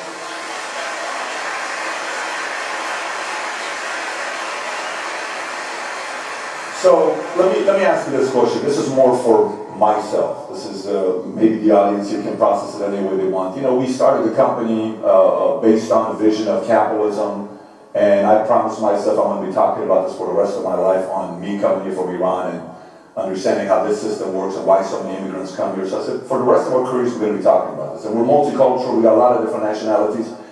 And that's 54% Latino. I think the second largest population in this room is probably African American, and then it's going to be Caucasian, and then it's going to be, I can't let out my Filipino community that we have here as well. And then we got a handful of Middle Easterns here as well, a few hundred Middle Easterns. But here's my question for you. Bob, I want everybody to hear. I actually don't have a clue what he's going to say, but I'm very curious. I don't have a clue. For me, over the years, I like to ask birthdays. When your birthdays? To me, and I've stored in my mind. I said, well, is there any kind of correlation between these nights? And it's not like a horoscope. It's just purely a date to me. It's not like, oh, you're a Libra, you're this. I go through dates, right? And then the next thing I do when I start asking people questions is if they like math or they don't like math. So one time we're sitting there, we're having a debate politically about capitalism and economy and how money works and all this other stuff. And this one person was absolutely against capitalism, okay? Said, oh my gosh, this whole capitalism stuff is, who cares about the money, who cares about this? And I said, let me ask you a question. Were you somebody that liked math growing up? I hated math. I said, interesting. Okay, very interesting that you hated math. Do you think some of us are born with liberal wiring and some of us are born with conservative wiring? So it's 40-40. So I've got 3 kids and they're all different. From day one, they've all been different, right? 40-40, and then there's a 20% in the middle that's kind of trying to figure out, let me see which argument makes more sense. Okay, this makes sense. Okay, cool. I think this makes sense, because it seems like some people, no matter what you say, they're just not going to change. And there's no way in the world if 45%, whatever the numbers are, Democrats, and 45% are Republicans, let's just say you put that number there, you can't say both sides are idiots, because one side says the other side are idiots, the other side says the other sides are idiots. Like, there's just, you can't sit there and think that. It just doesn't make any sense. Well, they're both right some of the time. Right, so they're both right some of the time. But do you think some of the belief system that we have politically, liberal or conservative, we're born with? Oh, yes. You do think that? Oh, I think the evidence... Tell us more. Tell us why you say that. Well, okay, so there have been good personality studies done for, I would say, about 30 years. And the reason for that is that we figured out a personality model about 30 years ago that's stable cross-culturally, and it was mostly derived statistically, and it required a fair bit of computational power to derive. And basically, the way that it was derived was that thousands of people were asked hundreds and hundreds of questions, and then computers could figure out how the answers grouped. So if you were likely to say yes to question A and also to question J, maybe that was a tendency across a large group of people, and so you could assume that there was something similar about question A and J, and you could sort the questions into groups. And it turns out that questions about personality sort into 5 groups. And there's some argument about exactly the right number, but it doesn't matter. It's somewhere between 5 and 7, and you can break the 5 down into 10, but whatever. We've got a pretty good overall descriptive structure, like the periodic table of the elements for personality. And if you're an extrovert, man, it's like you want to be where the action is. You want to be where the party is. You're telling jokes and you're setting up social occasions and you smile a lot and you talk a lot and you want people around you all the time. And a tremendous amount of that is influenced genetically. And you can tell that if you have children because your children are like that from like day one. Wow, yeah. My son's quite extroverted. Well, my daughter is as well. But, you know, he was a flirt when he was 9 months old. It was ridiculous. Well, it was ridiculous. My wife used to pack along on her back in one of those little, and I tried to do the same thing, with one of those little, you know, those little baby carriers. And I can remember one time we were on a cruise ship, just taking a small cruise from Maine to Nova Scotia. And we got on the boat and we were wandering through a group of people. It was like being with a rock star, because he was sitting in the back of the little baby holder, smiling away, you know, like flirting like mad, and waving at everyone. And that was there right at 9 months. And so people differ in extroversion, that's positive emotion. They differ in neuroticism, and that's negative emotion. Some people are much more sensitive to depression and grief and anxiety. Their threshold for threat is a lot lower. Some people are agreeable rather than disagreeable, and agreeable people are very empathic and self-sacrificing. And the empathic part is good because, you know, it's useful to be empathic, especially if you're caring for people who are in real trouble. But the self-sacrificing isn't so good. That can make you resentful and also decrease the probability that you're going to be successful in your salary negotiations and so forth. So those of you who are agreeable and have a hard time standing up for yourself and fighting, you know, you'll fight for other people but not for yourself. It's a very good skill to develop, that ability to watch your resentment and see what you need and then make a case for it. It's a hard thing to learn. People differ in conscientiousness, that's orderliness and industrious, and they differ in creativity, which is openness. And a lot of that's genetic. It's there to begin with. Now you can move that with the environment, you know, but you know, you have a character. It's there. Liberals are higher in openness, that's trait creativity, and lower in conscientiousness, especially orderliness. And that seems to be because they believe, or their let's say, their niche is an informational niche. They believe that the free flow of information is worth the risk. So that'd be the free flow of people across borders, the free flow of ideas across borders, the free flow of concepts across categories. They'd rather that the borders were permeable.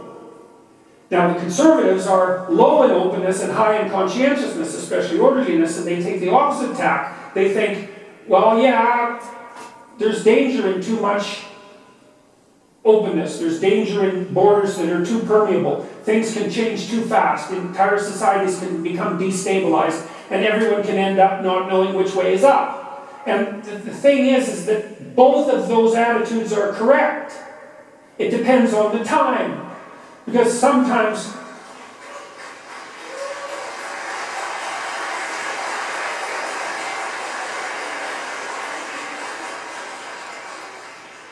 sometimes things are changing so fast that everybody's knocked off their feet and things are falling apart.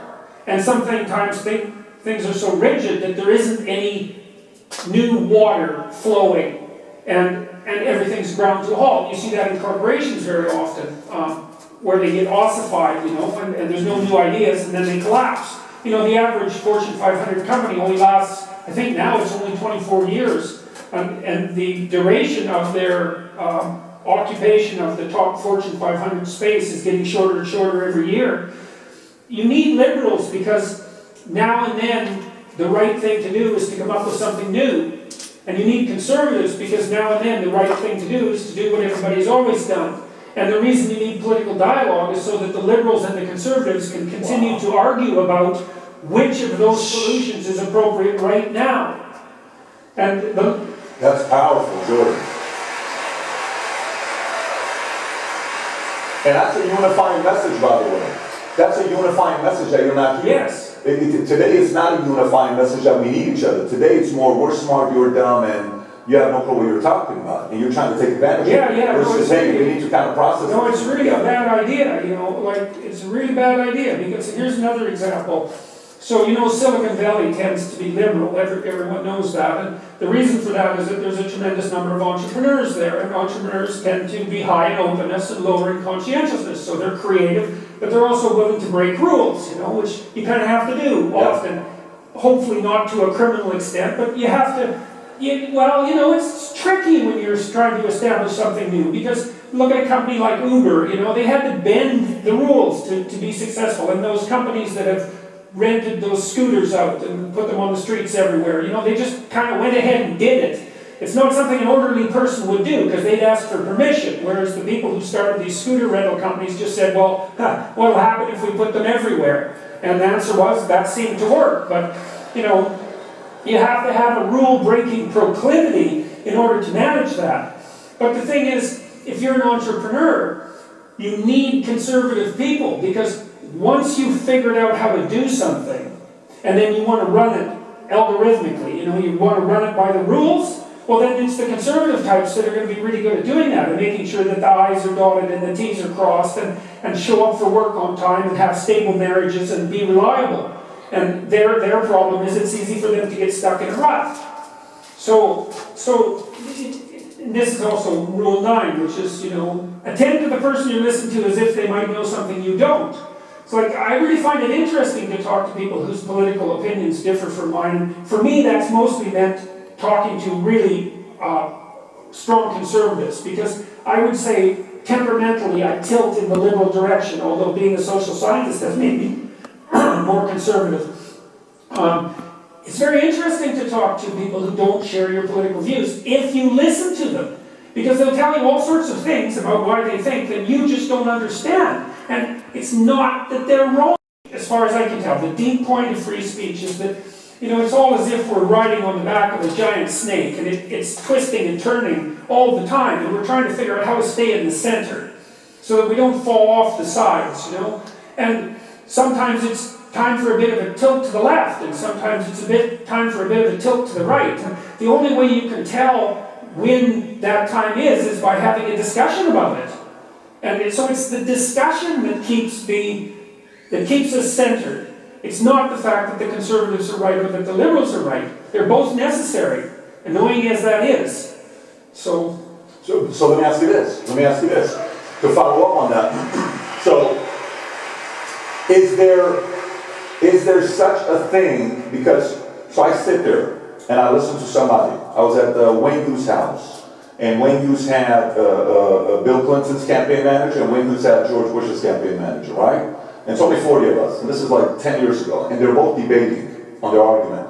Both very convincing, okay? They're both very convincing and persuasive. Is there such a thing as 100% truth? Or is truth always adapting? Because if what you're saying is, it's opinions, listen to both opinions and see what makes sense and what doesn't make sense, versus, is there something that I can look for that gets my argument a point to say, you know what, this is the accurate 100% truth, I'm going to solve it based on this. Because in math, 3 times 3 is 9. I don't need a liberal, conservative, libertarian, conservative, you know, whoever it is to tell me, right? 3 times 3 is 9. Is there that as well, to look at arguments and say, this is the truth based on this, or are we all having to still be a little bit nimble to see what both arguments are? Well, I would say 2 things about that. One is, I think there are times when you can establish truths. This is one of the reasons I like Bjorn Lomborg's work. He wrote a book called How to Spend $75 Billion to Make the World a Better Place. And what he did was put together these 10 teams of economists. He had them rank order the problems in terms of return on investment, and then he averaged across their estimates and came up with a final list. You know, that's not a bad application of the search for objective truth in the political and social domain. So, and it's relatively apolitical, right? Because the economists he gathered represented a variety of different political beliefs, and so I think there are times when there are objective facts that present themselves in the political sphere, but most of the time political discussion is more like marital negotiation, you know, and it's right when it works in the world. That would be the first thing. Like, let's say you have a plan and you implement the plan, and the plan turns out the way that you expected it to. It's a pragmatic definition of truth. Okay, that plan flawed, no doubt that it was, imperfect, no doubt that it was accurate enough so that when you implemented it, it justified its own structure. And that's a lot of the way we judge truth in the world, right? Is you think you're right if you do something and it works. And that doesn't mean you're 100% right, and it doesn't mean it's going to work forever, but because you're ignorant and because your knowledge is limited, that's kind of what you've got. And so that's one form of truth. And then another form is, well, can we agree in a negotiated manner? Like, we kind of hope that if we're trying to solve a problem, that we can talk until we come up with the least bad alternative that both of us can live with. But that's not the truth, though. We're compromising, right? Maybe your idea is better than my idea. I'm not, you know what I'm saying? So let's just say your idea is better than my idea, but I'm better at convincing you than you are convincing me. That doesn't mean the best idea is being implemented, right? Oh, that happens all the time. There's lots of times when the best idea doesn't win. Right. You know, but that's partly why the fact that we're constrained by the world is helpful. I mean, what you want to do in politics... You know what I'm saying? Like, what I'm trying to say is like, so I want to know, is there a formula to get to the truth so that I can say, this is where I stand on this position? Or is it all about a lot of going back and forth and discord until I'm kind of like, okay, I kind of relate to this. 100% truth versus 70%, 80%. I think 100% truths are very difficult to come by. That's where I'm going with that. You know, okay. I mean, I've been trying to identify 100% truths, the 100% truths, let's say, that sit at the bottom of our societies. And one of the things that I believe to be true is that the idea that the individual is properly sovereign, I believe, is as true as any idea that human beings have ever come up with. I think that that idea works. Not everyone would agree with that. The more complex the situation, the harder it is to extract out something approximating an objective truth. And so then so much of it depends on negotiation and discussion and agreement. Now, there are ways of addressing that as well. You know, one of the reasons that the United States works so nicely compared to many other countries is that, well, you have a plethora of states, and each of those states, in some sense, is an experiment. And all of the sub-structures of those states are experiments. Sure. And you know, because you have so many experiments going on, which is also one of the advantages of an open society, is you can kind of observe and see with all these solutions being generated, which ones seem to be efficient and effective. And so one of the ways that you come up with truth from the political level is essentially through a Darwinian process. You know, if you really want to solve a complicated problem, maybe you try to solve it 100 ways, and then you take the best solution. Got it. And look, this happens to entrepreneurs all the time too, you know, like most entrepreneurs, this is something to know, well, most entrepreneurs, most creative people fail at producing their creative product and monetizing it, right? So your default position, if you're a creative person, is you're going to fail. And so, and that's because it's hard to come up with something new, and it's hard to present it to the market at the right time, and it's hard to market it. Like, those things are really, really difficult. And so what successful entrepreneurs do is they just keep doing it over and over and over and over and over and over and over. And eventually, if they're fortunate, one of their ideas happens to hit the right place at the right time. And so that's also Darwinian in some sense. You know, you're creating all these little enterprises that are sort of alive. They're run by people, after all. And even if your idea is good, that doesn't mean it will be successful.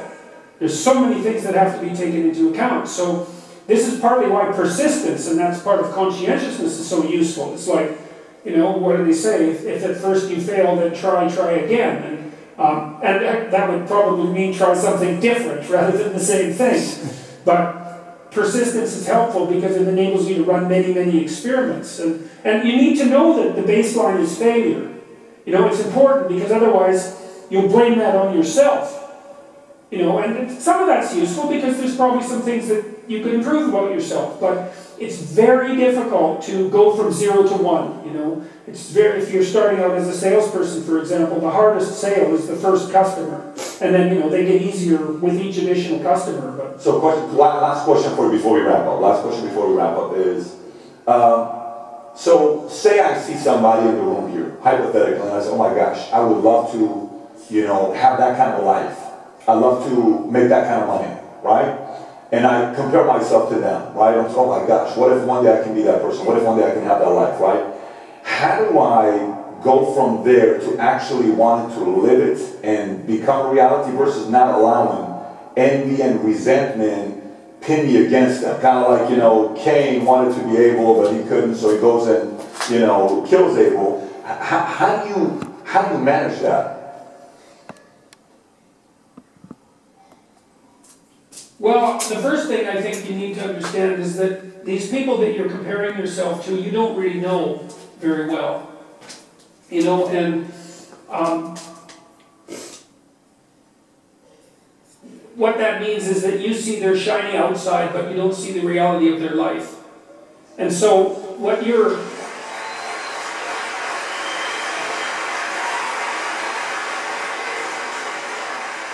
You know, maybe you're in California, see someone speeding down the road in a convertible Porsche, and you think, oh man, what a lucky bastard. And the truth of the matter is that he's thinking about wrapping his expensive sports car around the next cement pillar that he comes close to. You know, you can't tell, and people have hard lives, and even people who are comparatively fortunate have hard lives. And so the ideal that you're observing that makes you jealous and resentful is in large part an illusion that's created by your own mind. And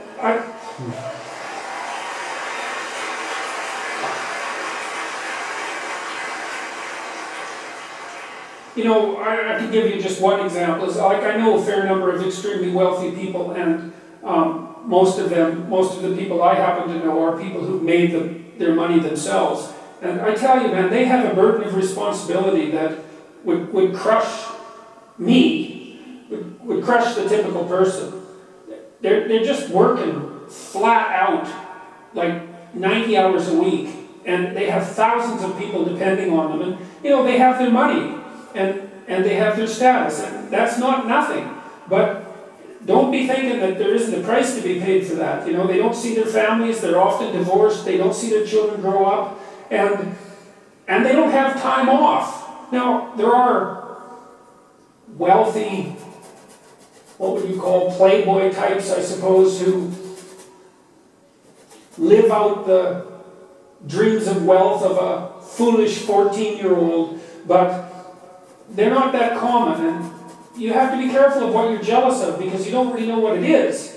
And then the other thing that's kind of useful is to understand that you're different from everyone else. And this is especially true as you get older. When you're 17 or 16 or something like that, comparing yourself to other people makes a certain amount of sense because 16 and 17-year-olds, they're kind of the same, you know, which is why when you go off to university, you can make friends so quickly. It's like, I'm just about 60. It takes me like 15 years to make a friend now, you know, as opposed to the 2 months that it took when I was 17. You're quite different from other people, and you shouldn't be comparing yourself to them because they're not like you. You know, they don't have your family, they don't have your temperament, they don't have your troubles, they don't have your abilities. The only person that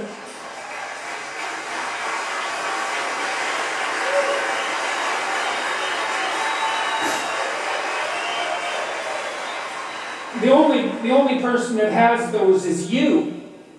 And this is why one of the rules, I think it's rule 4, is compare yourself to who you were yesterday and not to who someone else is today. And see, that's a game you can win because you could be a little better today than you were yesterday. And that's a good thing. You're a little better. That's a good thing. And you know, no doubt there are some things that you could improve. You know, if you sit and meditate for any length of time about what you're not doing optimally, answers will spring to mind.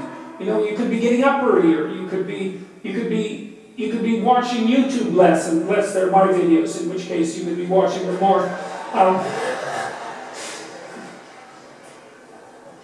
Anyways, can't believe I said that. Actually, I actually can't believe I said that. That's the entrepreneur side of me. And like, comparing yourself to who you are now, that's a game you can win. And like I've seen this be effective in many, many cases in my clinical practice, for example. It's like you take stock of where you are. You know, what your advantages are, what your disadvantages are, and then you start with a little humility on the path of incremental improvement. And you know, incremental improvement compounds. And so you can get a long ways. And then it's, you see, because trajectory in some sense is more important than position for human beings. I mean, if you're starving to death and you know, that's not the situation that I'm describing, but you know, if you've got the bare necessities of life and so you're not surrounded by absolute privation, what you really want is to see that you're on an uphill path, you know, something that's got the right slope. And you can start anywhere on that path. And you can improve 0.5% a day or 1/4% a day, and you think, well, that's not very much. It's like, it's 100%. If it's 1/4% a day, it's 100% in 4 years. And that doesn't count compounding, you know, which means it's actually going to happen a lot faster. So, and that's duplicatable. Anybody can do that. Anybody can do that. It's not just applicable to the most talented person or the lead. No, I think that the possibility that you can make yourself slightly better on a continual basis is, I think that's something that's accessible to everyone. I think that's equivalent to leading a virtuous life. And, you know, I talked about the terrible catastrophe in some sense of differences in intelligence and differences in conscientiousness and so forth, and the downside of the meritocracy, but there is something to be said for virtue and truth, you know, and that is one thing. Another thing that I've noticed about people who've been phenomenally successful is that they really do everything they can to live a truthful life, and that you can get a bloody long ways by being honest. It's really something, and so. You know what? One of the things he's talking about, you never know what people are going through. Myself, Marvin, and Jordan were speaking backstage, and you know, he's been not as active recently as possible with media because of what your personal life, what your wife is going through health-wise, and he still kept his commitment to come out. You have so much respect for someone like Jordan Peterson to still keep his commitment, and that's tough to do if your wife. So let's make some noise for Jordan Peterson. Jordan.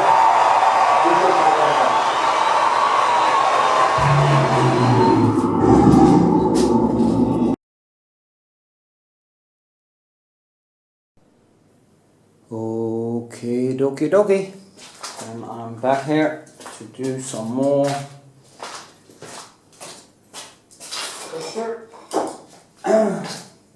brushwork.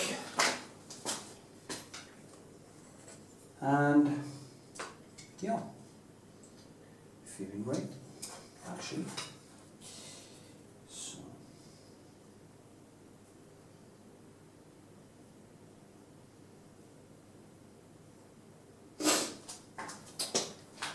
now the shadow here, actually this one is a little bit thicker, I think, because it comes on, now it goes on here. So I might have to go a little higher, and then there's a shadow coming in there. Who would know? Only me. But that doesn't matter, because I want it to be as correct in the drawing as possible. I mean, if things are correct in the drawing, they look more believable, and that is why people who use projectors and stuff like that actually are getting away with murder, painting murder, because they get a drawing right, and if you get a drawing right, it's easier to believe in the illusion. But it's kind of cheating, I think. So let your eyes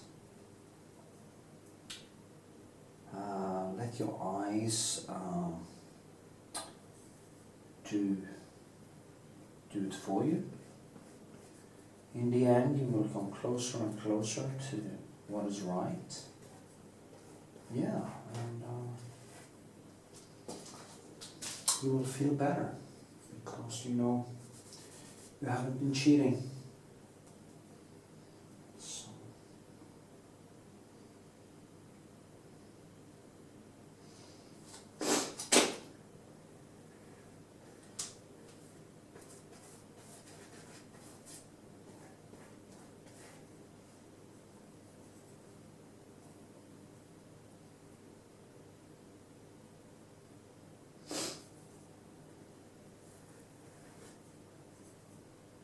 I'm just putting on a little colors now. I did some I did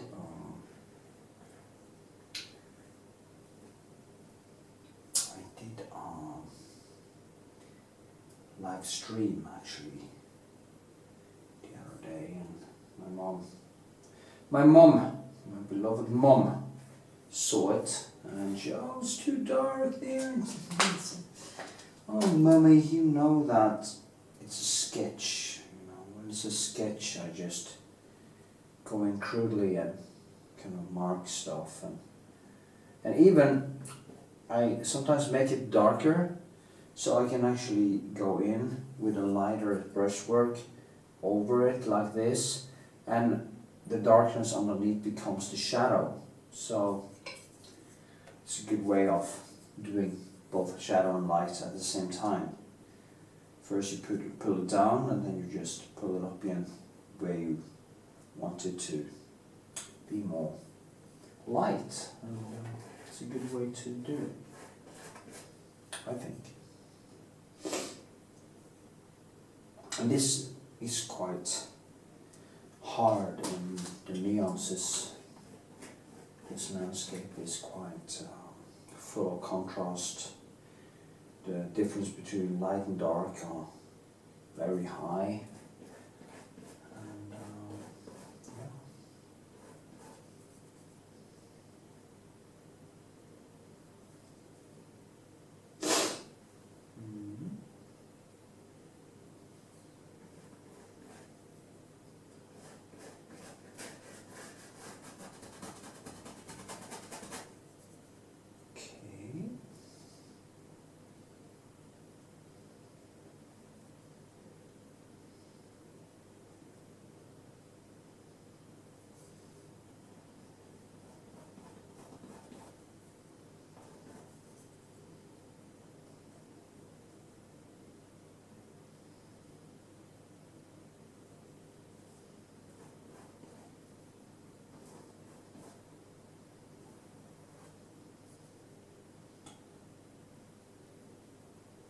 I actually like this landscape stuff because it gives me so much more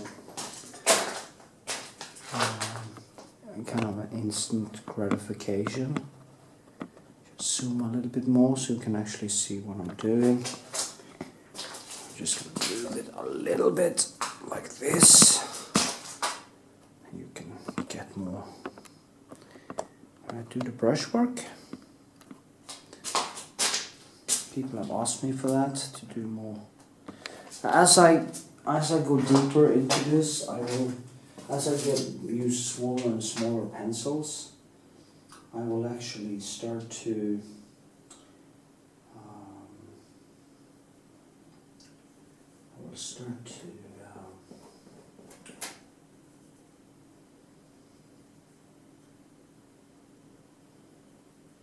get closer. And I'll do some close-ups.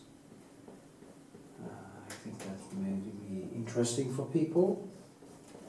I also do actually another video of the same painting where I actually listen to lectures and talks by the famous philosopher and author Jordan Peterson, the guy who wrote the book 12 Rules of Life. And I'm not sure, I might post it in this video, but I think I want to do that as a separate video because I don't do any talking myself, and I think it's of all the people who are actually doing what you could call life coaching. He's not really doing that. He just wrote a book about what is important in life to focus on. And it's a very good book. And it's very good lectures. So I think he could actually speak. I've been thinking about many of these things myself for many, many years, but it is this with people who actually do this for a living. I'm not an author, I'm a painter. So people who do writing for a living, reading and writing for a living, they have a bigger vocabulary and can go deeper into the subject matter than I can. So, and I want to share it with you because I think everybody should listen to Jordan Peterson, especially artists and people who have some ambitions with their life should actually listen. And people who are in despair over wasting their time and stuff. Like me yesterday. First I did a lot of videos, I did a lot of paintings on this painting, and it kind of hypes me up.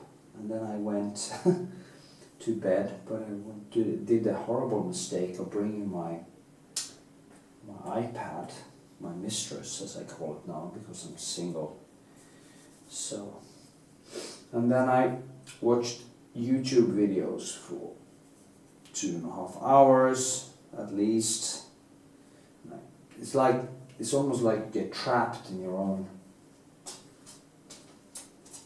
I get trapped in my head. It's horrible. And there's a part of me just craves this the silence, watching passively things happening in front of your eyes. Pacifies thought, it pacifies stress. It's like alcohol or any other addiction. You take a bite of something sweet and you get this kick and you feel fine for basically 2 minutes, and then you feel like shit. Both because you shouldn't have eaten that shit and because it actually makes your body feel like shit, but you keep on doing it anyway. And that is basically my thing with that. And my daughter is the same person. She's doing exactly the same thing. And we're wasting so much time. And he talks about something very important actually in one talk I listened to today, that you have to value your own time. How much is an hour in money for me? If I work on a small painting like a still life or something, it's quite a lot. It will show. And if I throw away 2.5 hours on watching some videos I really don't need to watch on YouTube, that would be the time I had to use on a small painting like that a day to be able to finish it within the frame of the time frame I need to finish it. And it's tragic because I'm losing money, I'm losing time, and time is life. When you have a finite time in existence, time isn't time. Time is your life. Time is life, period. Okay? So, yeah. So, don't waste time. Time isn't just money. Time is life. That is the biggest currency. Life is the currency that you don't have enough of. No matter how much money you have in the bank, the life currency, that's the thing you don't have. No matter how rich you are. Of course you have more time if you're rich, probably because you get better treatment, better food, and better nutrition. But, sorry. You're gonna die too. And it's gonna be soon. Soon I'll be dying. I have 2 people in my studio today. One young guy, 40, and one other guy was basically 60-ish, something like that. They both have had cancer, stomach cancer, and survived it. But you see, you can get. I could have some cancer right now that would kill me in a few months, and then all my unfinished paintings would never be finished, and I would die knowing that I didn't do my job. That would be a horrible way to go. The horror. The horror. So, I don't know why it is so important to me to get stuff done, but it's like you just need the distractions. Life is absurd. And having distractions that are giving you a sense of timelessness, a sense of purpose, is the only thing you can do not to suffer every day like a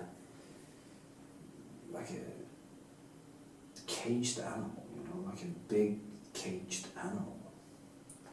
Because if you don't have the freedom of flow, freedom of creativity, you really will suffer.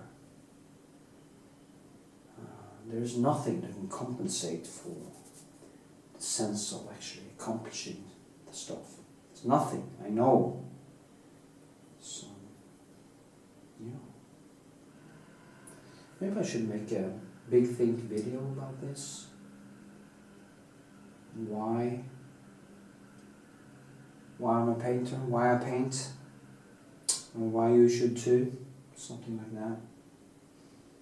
Why I just talk about these things, sitting down, and then it's my channel. And I have a lot to say, so. You see, I'm starting to take shape actually. But I want to try to go deep in it. So, I'm going to go deep in it. You should never say try, you should just do. But then again, you have to try to do, so you have to do, whatever. When I do the brushwork, it is a dialogue. I've talked about this before, but it's a dialogue between me.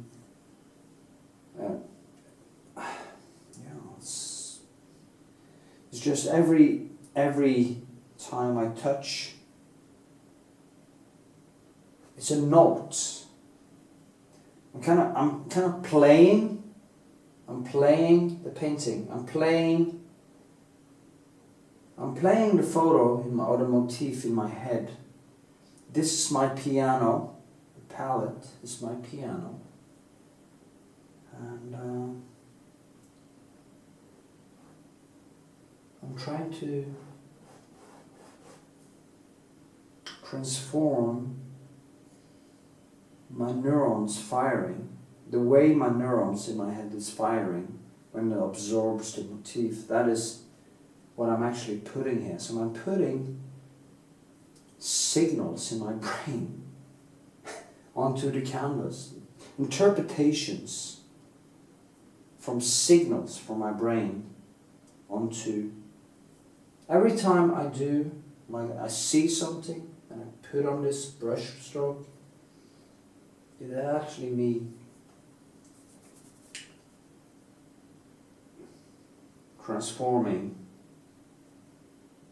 signals between my neurons in my visual system to the canvas. It's quite amazing to think like that, to know that, and to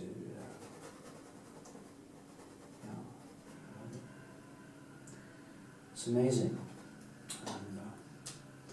And It is sometimes so hard to get to it, actually. Start doing it. Sometimes it can be horrifying to just get going. And I keep on putting it off, and I keep on watching these YouTube videos and distracting myself. I'm not talking about things that usually I put on something that I can learn from. But sometimes I just watch things that I could really have been without. And if it comes down to watching porn or stuff like that, it's just such a waste of time. Even worse, webcams. Oh my goodness. Makes you want to puke. Makes me want to shoot myself.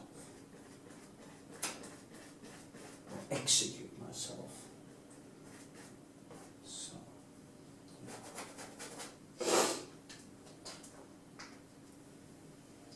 it is a tragedy that so many people are so hooked on things like social media and stuff. Actually, Facebook and stuff is just boring me out. I'm not really into browsing and stuff like that anymore. And that's good. Instagram is a little bit more difficult to control.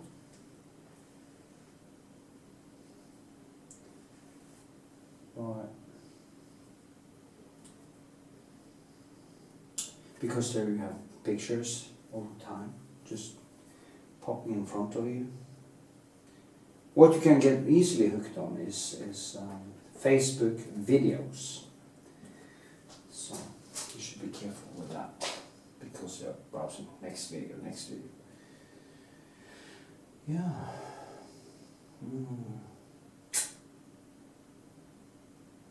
I hope you learned something from it. At least learning from what I'm doing here. You know, I found out that doing this worked very well using also these round pencils to give a very nice kind of round feel to the brush strokes. Maybe it's a good idea to have more diverse pencils to give the paintings more diverse textures and stuff.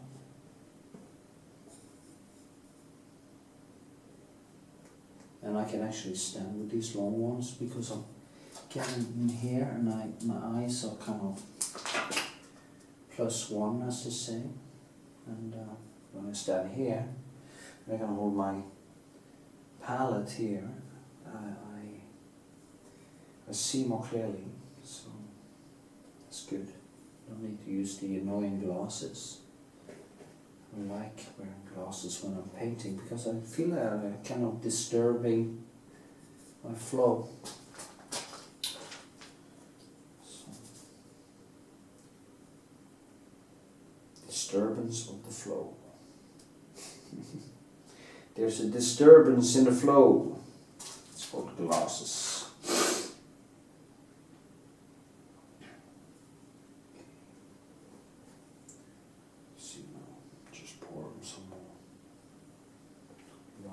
Give it some more texture. Of course I work in directions here when I try to build these textures. I have to work in the directions of how the water, some would maybe think it's like, but it's not. The water is flowing like this, not like this. Well, that's how I feel it anyway.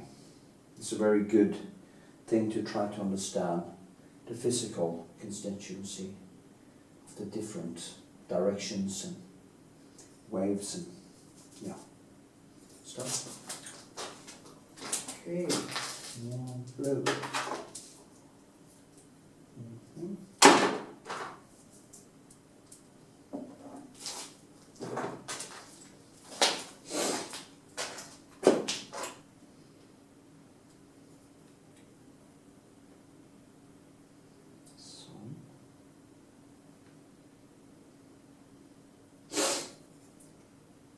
You can actually also change the grip.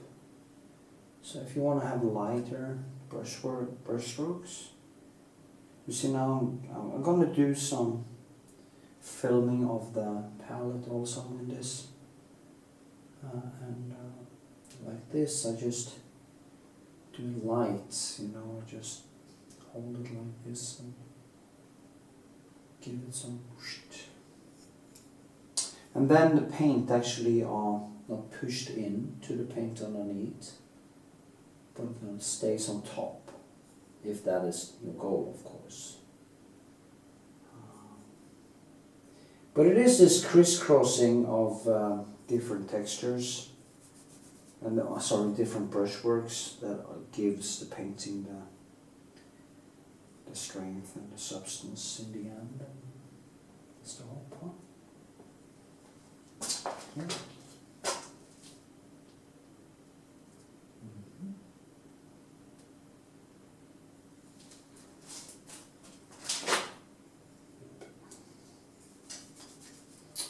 I'm burning through so much color now.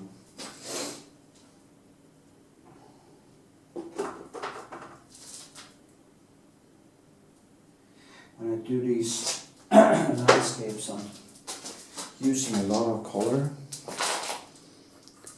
So, oh sorry, sometimes okay, it's almost out of battery now, so see you in the next video. Some more painting with Jordan Peterson. Motivation.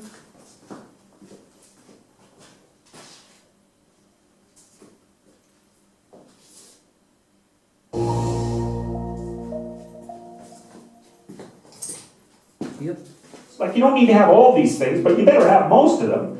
Family, friends, career, educational goals, plans for, you know, time outside of work, attention to your mental and physical health, etc. You know, that's what life is about. And if you don't have any of those things, well, then all you've got left is misery and suffering. So that's a bad deal for you. So once you set up that goal structure, let's say, and that's really in many ways that's what you should be doing at universities. That's exactly what you should be doing, is trying to figure out who it is that you're trying to be, right? And you aim at that, and then you use everything you learn as a means of building that person that you want to be. And I really mean want to be. I don't mean should be. Even those things are going to overlap. And it's important to distinguish between those, because that's partly, and this is back down to the micro routine analysis. So as I say, well, you're going to try to make yourself more industrious. Okay, number one, specify your damn goals, because how are you going to hit something if you don't know what it is? That isn't going to happen. And often people won't specify their goals too, because they don't like to specify conditions for failure. So if you keep yourself all vague and foggy, which is real easy, because that's just a matter of not doing as well, then you don't know when you fail. And people might say, well, I really don't want to know when I fail because that's painful. So I'll keep myself blind about when I fail. That's fine, except you'll fail all the time then. You just won't know it until you've failed so badly that you're done. And that can easily happen by the time you're 40. So I would recommend that you don't let that happen. So that's willful blindness, right? You could have known, but you chose not to. Okay, so once you get your goal structure set up, you think, okay, if I can have this life, looks like that might be worth living, despite the fact that it's going to be, you know, anxiety-provoking and threatening, and there's going to be some suffering and loss involved in all of that, obviously. The goal is to have a vision for your life such that, all things considered, that justifies your effort. Okay, so then what do you do?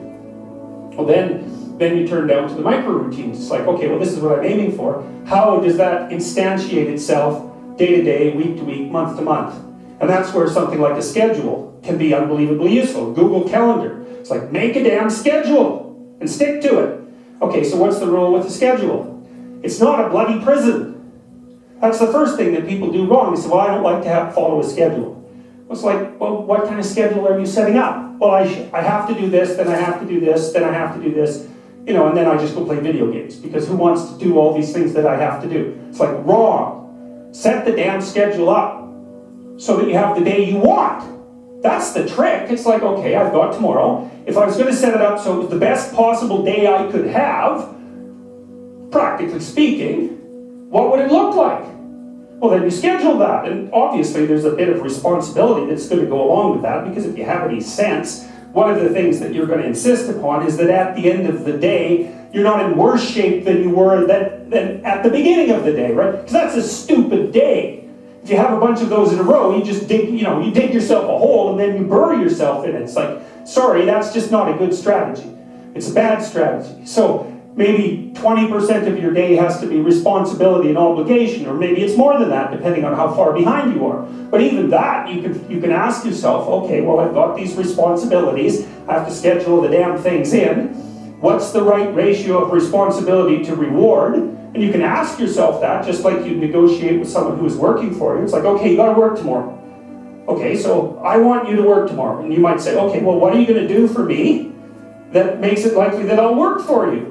Well, you can ask yourself that, So maybe you do an hour of responsibility and then you play a video game for 15 minutes. I don't know, whatever turns your crank, man. But, you have to negotiate with yourself and not tyrannize yourself.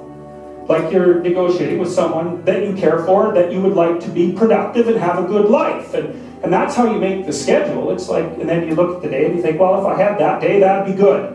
Great. And you're useless and horrible, so you'll probably only hit it with about 70% accuracy, but that beats the hell out of 0, right? And if you hit it even with 50% accuracy, another rule is, well, aim for 51% the next week, or 50.5% for God's sake, or because you're going to hit that position where things start to loop back positively and spiral you upward. And so that's one way that you can work on your conscientiousness, is plan a life you'd like to have. And you do that partly by referring to social norms. That's more or less rescuing your father from the belly of the whale. But the other way you do that is by having a little conversation with yourself about, as if you don't really know who you are, because you know what you like. You won't do what you're told. You won't do what you tell yourself to do. You must have noticed that. It's like you're a bad employee and a worse boss, and both of those work, for you. You don't know what you want to do, and then when you tell yourself what to do, you don't do it anyways. You should fire yourself and find someone else to be. But my point is that you have to understand that you're not your own servant, so to speak. You're someone that you have to negotiate with, and you're someone that you want to present the opportunity of having a good life to. And that's hard for people, because they don't like themselves very much. So, they're always like cracking the whip and then procrastinating, and cracking the whip and then procrastinating. And it's like, God, it's so boring and such a pathetic way of spending your time. And you know what that's like, because you probably waste like 6 hours a day. And I think we did an economic calculation about that a while back, right? Your time's probably worth $50 an hour, something like that. I mean, you're not getting paid that now, but you're young, and so this is investment time, and what you do now is going to multiply its effects in the future. So let's say it's $50 an hour, which is perfectly reasonable. So if you waste 6 hours a day, and you are, then you're wasting about $2,000 a week, or about $100,000 a year. So go ahead, but that's what it's costing you every hour. And you need to know what your damn time is worth. So let's say it's not $50, it's 30, whatever. Maybe it's 100, it's somewhere in that range. One of the things you should be asking yourself is, when you spend an hour, was that, what if I paid someone $50 to have had that hour? And if the answer is no, it's like, well, maybe you should do something else with your time. And it depends on whether or not you think that your time's worthwhile. But the funny thing about not assuming that is, if you assume your time isn't worthwhile, what happens is you don't just sit around sort of randomly in a state of responsibility-less bliss. What you do is you suffer existentially. And so that seems like a stupid solution. If you take people, and I've told you this, and you expose them voluntarily to things that they are avoiding and are afraid of, that they know they need to overcome in order to meet their goals, their self-defined goals. If you can teach people to stand up in the face of the things they're afraid of, they get stronger. And you don't know what the upper limits to that are, because you might ask yourself, if for 10 years, if you didn't avoid doing what you knew you needed to do, by your own definitions, right, within the value structure that you've created, to the degree that you've done that, what would you be like? Well, there are remarkable people who come into the world from time to time, and there are people who do find out over decades-long periods what they could be like if they were who they were, if they spoke their being forward. And they get stronger and stronger and stronger, and we don't know the limits to that. We do not know the limits to that. And so you could say, well, in part, perhaps the reason that you're suffering unbearably can be left at your feet, because you're not everything you could be, and you know it. And of course, that's a terrible thing to admit, and it's a terrible thing to consider, but there's real promise in it, right? Because it means that perhaps there's another way that you could look at the world, and another way that you could act in the world. So what it would reflect back to you would be much better than what it reflects back to you now. And then the second part of that is, well, imagine that many people did that, because we've done a lot as human beings. We've done a lot of remarkable things, and I've told you already, I think before, that today, for example, about 250,000 people will be lifted out of abject poverty, and about 300,000 people attached to the electrical power grid. We're lifting people out of poverty collectively at a faster rate that's ever occurred in the history of humankind by a huge margin. And that's been going on unbelievably quickly since the year 2000. The UN had planned to have poverty between 2000 and 2015, and it was accomplished by 2013. So there's inequality developing in many places, and you hear lots of political agitation about that. But overall, the tide is lifting everyone up, and that's a great thing. We have no idea how fast we can multiply that if people got their act together and really aimed at it. Because, you know, my experience is with people that we're probably running at about 51% of our capacity. I mean, you can think about this yourselves. I often ask undergraduates how many hours a day you waste, or how many hours a week you waste. And the classic answer is something like 4 to 6 hours a day. You know, inefficient studying, watching things on YouTube that not only do you not want to watch, that you don't even care about, that make you feel horrible about watching after you're done. That's probably 4 hours right there. Now, you think, well, that's 25 hours a week, it's 100 hours a month, that's 2.5 full work weeks, it's half a year of work weeks per year. And if your time is worth $20 an hour, which is a radical underestimate, it's probably more like 50 if you think about it in terms of deferred wages. If you're wasting 20 hours a week, you're wasting $50,000 a year. And you are doing that right now. And it's because you're young, wasting $50,000 a year is a way bigger catastrophe than it would be for me to waste it, because I'm not going to last nearly as long. And so if your life isn't everything it could be, you could ask yourself, well, what would happen if you just stopped wasting the opportunities that are in front of you? You'd be, who knows how much more efficient? 10 times more efficient, 20 times more efficient. That's the Pareto distribution. You have no idea how efficient people get. It's off the charts. Well, and if we all got our act together collectively and stopped making things worse, because that's another thing people do all the time, not only do they not do what they should to make things better, they actively attempt to make things worse because they're spiteful or resentful or arrogant or deceitful or homicidal or genocidal, or all of those things all bundled together in an absolutely pathological package. If people stop really, really trying just to make things worse, we have no idea how much better they would get just because of that. So there's this weird dynamic that's part of the existential system of ideas between human vulnerability, social judgment, both of which are major causes of suffering, and the failure of individuals to adopt the responsibility that they know they should adopt. And that's the thing that's interesting too, is that, like another thing I've often asked my undergraduate classes is, you know, there's this idea that people have a conscience. And you know what the conscience is. It's this feeling or voice you have in your head just before you do something that you know is stupid, telling you that probably you shouldn't do that stupid thing. You don't have to listen to it, strangely enough.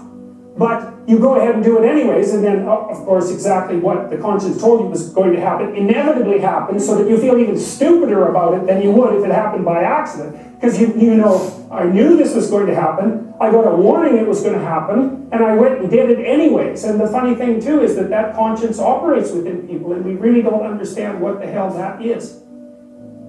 So you might say, well, what would happen if you abided by your conscience for 5 years or for 10 years? What sort of position might you be in? What sort of family might you have? What sort of relationship might you be able to forge?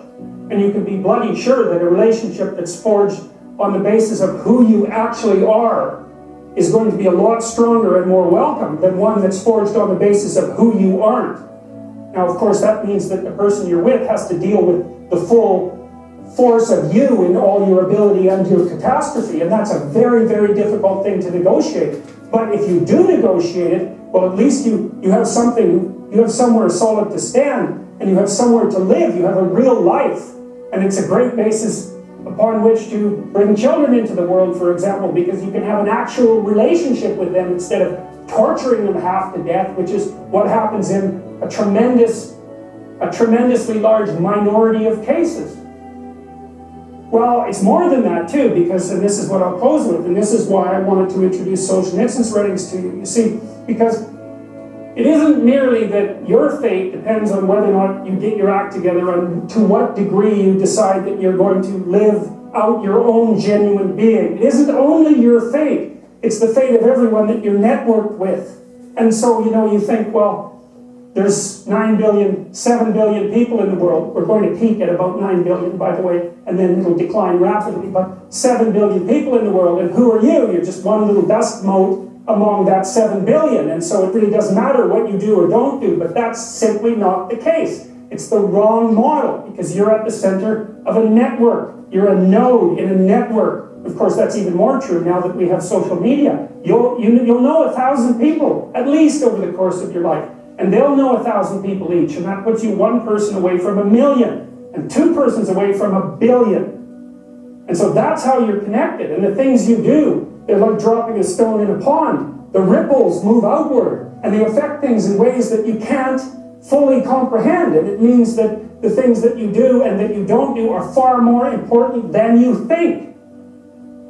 And so if you act it, well, of course, the terror of realizing that is that it actually starts to matter what you do. And you might say, well, that's better than living a meaningless existence. It's better for it to matter. But I mean, if you really ask yourself, would you be so sure if you had the choice? I can live with no responsibility whatsoever. The price I pay is that nothing matters.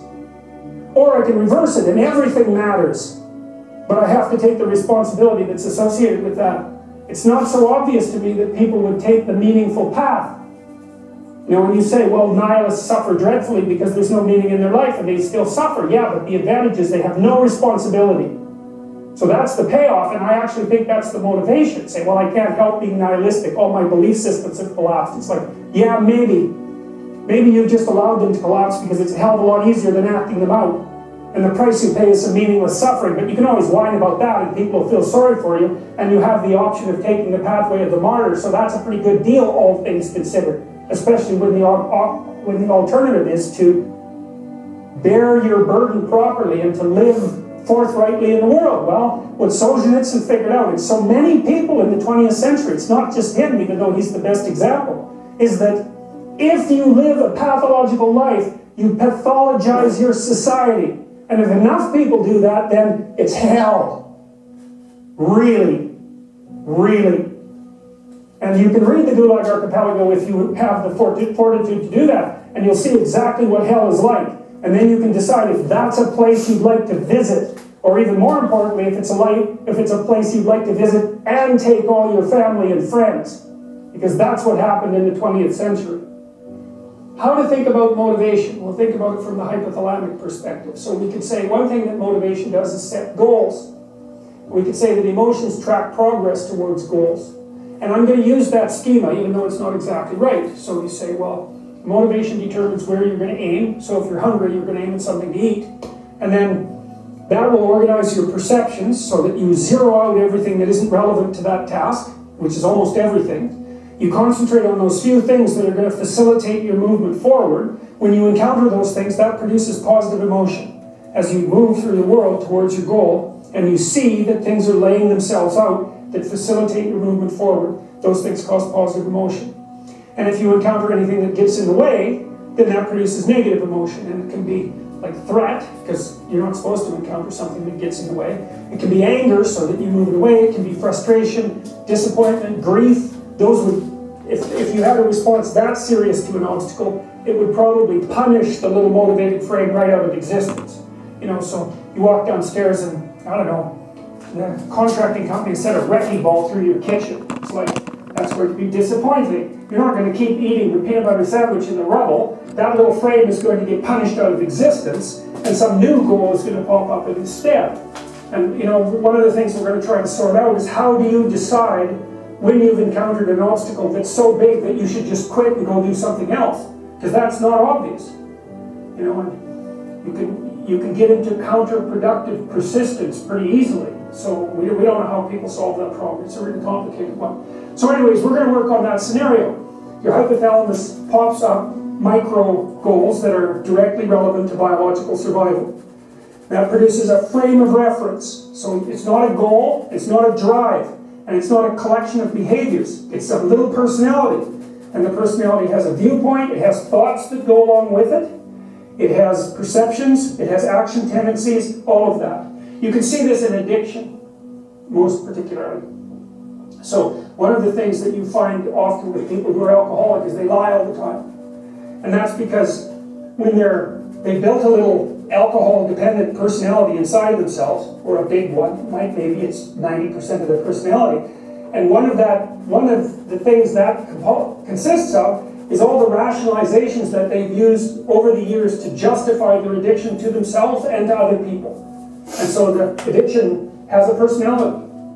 You know, and so when the person is off, well, maybe they're addicted to meth or something like that, where, you know, the addiction is more, it's more short-term powerful than I would say than an alcohol addiction. They'll say anything. And the words are just tools used to get towards the goal. And if they happen to be deceptive, whatever, it doesn't matter. They're just practical tools to get towards the goal. And then when you get towards the goal and you take a nice shot of meth or something like that, you reinforce all those rationales that you use to get the drug, and then the next time you're even a better deceiver and liar.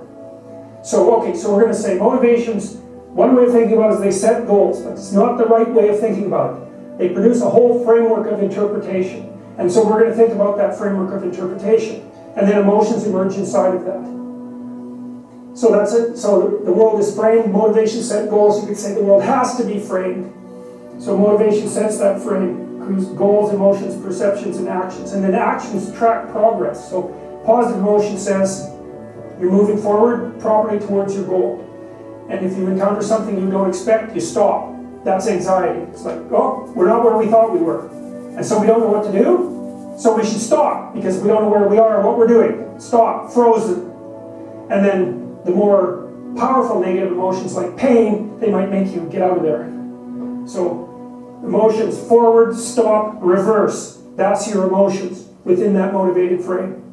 So, and that's another example of how your mind is embedded in your body. You know, emotions are like they're offshoots of action tendencies. That's the right way to think about it. Because action is everything, fundamentally. So what are some basic motivations? Most of these are regulated by the hypothalamus, by the way, and that tells you just how important a control system it is. The other thing that's useful to know about the hypothalamus is that it has projections going up from it that are like tree trunks, and inhibitory projections coming down that are like grapevines. So you can kind of control your hypothalamus as long as it's not on too much, but if it's on in any serious way, it's like it wins. So partly what you do to stop yourself from falling under the dominion of your hypothalamus is to never ever be anywhere where its action is necessary. Right? You don't want to go into a biker bar because you might find yourself in a situation where panicked defensive aggression is immediately necessary. You probably don't want that. You don't want the panic, you don't want the terror, you don't want the frenzied fight, you don't want any of that. You don't want to have to run away in absolute panic. So you just don't go there. And a huge part of how we regulate our emotions is just by never going anywhere where we have to experience them. And so that has very little to do with internal inhibitory control and everything to do with staying where you belong. The Myth of Mental Illness by Thomas Saz, S-Z-A-S-Z. It's a classic. You should read it. If you're interested in psychology, read it. It's a classic. And he basically said, most people have problems in living, they don't have psychological problems. And so I've experienced, despite my love for the psychoanalysts, very frequently what I'm doing as a therapist is helping people have a life that would work. You know, and you can parameterize that. It's like, what do you need? How about some friends? People kind of like that. How about an intimate relationship with someone that you can trust, that maybe has a future? That'd be good. How about a career that puts you in the dominance hierarchy somewhere, so at least you've got some possibility of rising, some possibility of stabilizing yourself, and a schedule and a routine, because no one can live without a routine. You just forget that. If you guys don't have a routine, I would recommend, like, you get one going, because you cannot be mentally healthy without a routine. You need to pick a time to get up, whatever time you want, but pick one and stick to it, because otherwise you dysregulate your circadian rhythms and they regulate your mood. And eat something in the morning. I had lots of clients who've had anxiety disorders. I had one client who was literally starving. Very smart girl. There was very little that she liked. She kind of tried to subsist on like half a cup of rice a day. She came to me and said, I have no energy. I come home, all I want to do is watch the same movie over and over. What, like, is that weird? And I thought, well, it depends on hard work. You know, it's a little weird, but whatever. It's familiar. You're looking for comfort. So I did an analysis of her diet. It's like 3/4 of a cup of rice. It's like, you're starving. Eat something. You know, you'll feel better. So she modified her diet, and all her anxiety went away, and she had some energy. It's like, yeah, you gotta eat. So, a schedule, that's a good thing, man. Your brain will thank you for it. It will stabilize your nervous system. With a bit of a plan, that's a good thing. You need a career, you need something productive to do with your time. You need to regulate your use of drugs and alcohol, most particularly alcohol, because that does it in a lot of people. You need a family, like the family you have, your parents and all that. It'd be nice if you all got along, you can work on that, that's a good thing to work on. And then, you know, you probably need children at some point. That's life. That's what life is. And if you're missing, you know, you may have a good reason to not be operating on one of those dimensions. It's not mandatory. But I can tell you that if you're not operating reasonably well on 4, I think I mentioned 6, if you're not operating reasonably well on at least 3 of them, there's no way you're going to be psychologically thriving. And that's more pragmatic in some sense than psychological, right? Human beings have a nature. There's things we need. And if we have them, well, that's good. And if we don't have them, well, then we feel the lack. And so behavioral psychologists concentrate a lot more on that sort of thing. You know, it's practical. It's like strategizing. Make a career plan. Figure out how to negotiate, because that's bloody important. Figure out how to say what you need. Figure out how to tell the truth to people. Figure out how to listen to your partner in particular, because if you listen to them, they will actually tell you what they want. And sometimes you can give it to them, and maybe they'll return the favor. And if you practice that for like 15 years, well, then maybe you're constantly giving each other what you want. Well, hooray, that would be good. And then there's 2 of you, under most circumstances, and it's better to have 2 brains than 1, because people think differently because of their temperament mostly. And so the negotiation is where the wisdom arises, and it's part of the transformation, the psychological transformation that's attendant on an intimate relationship, and one of the fundamental purposes of a long-term intimate relationship. Yeah.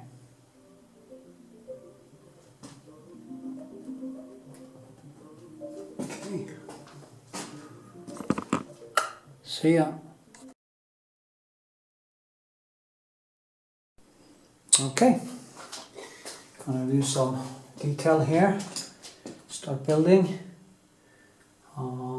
That's gonna be nice, I guess.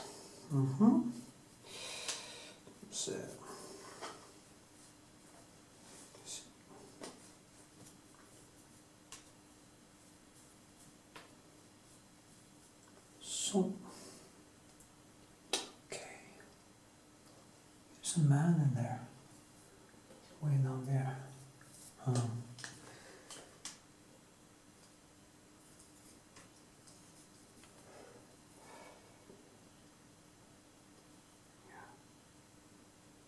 This will be quite impressionist, as usual, when it is a landscape like this.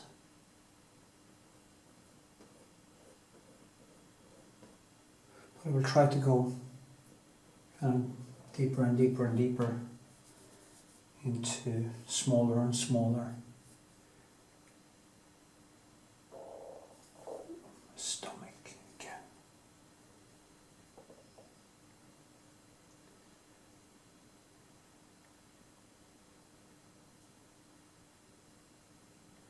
So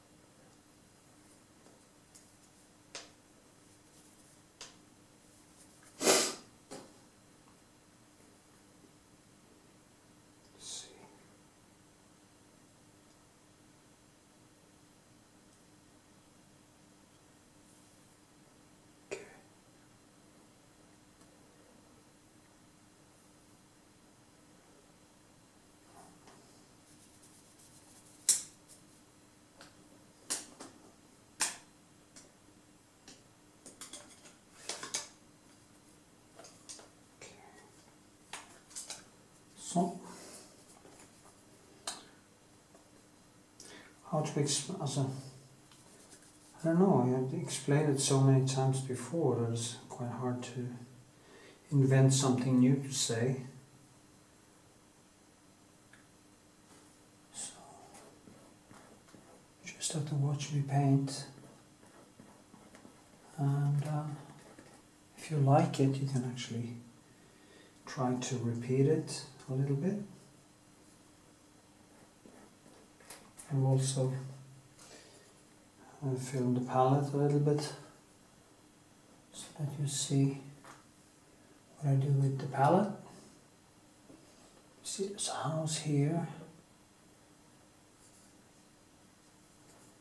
and this.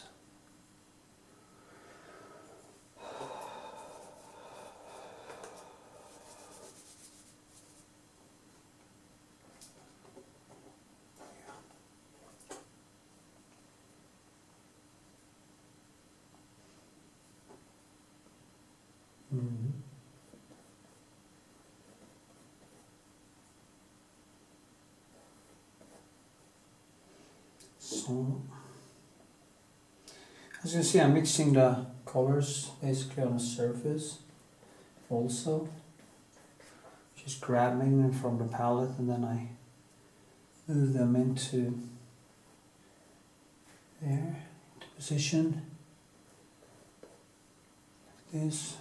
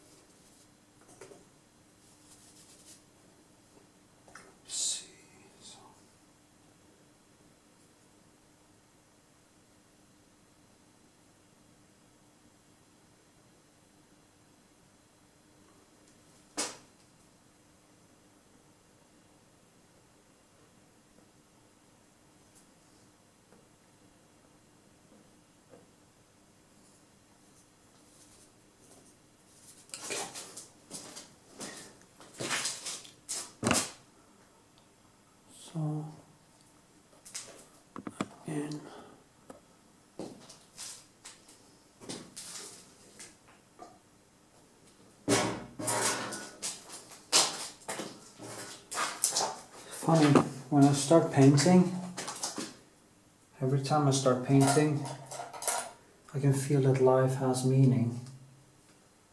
And there's no doubt that it's basically the only thing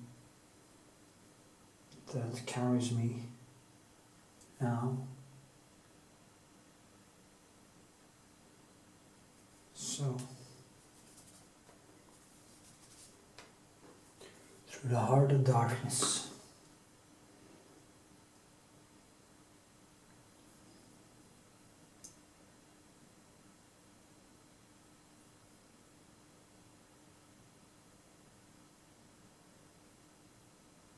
sometimes I wonder that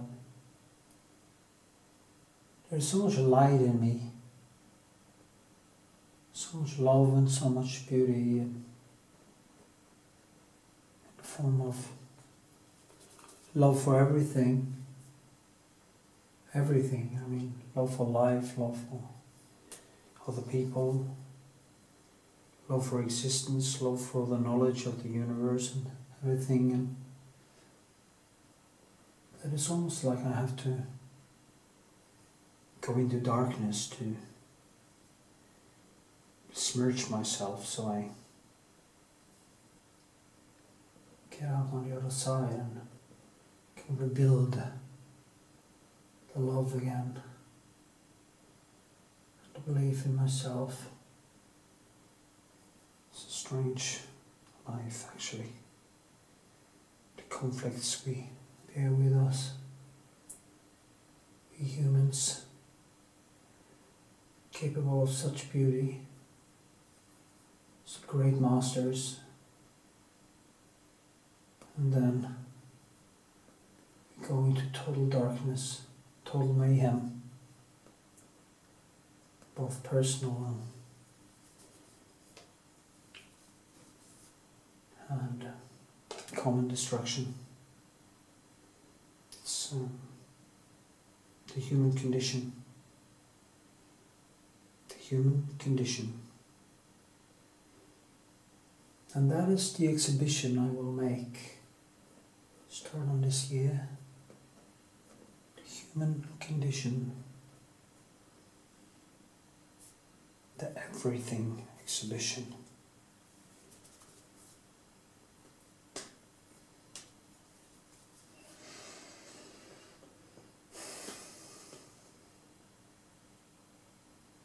There'll be some interesting videos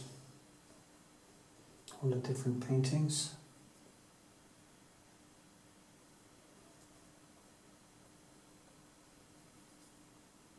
See here, I have to find that house.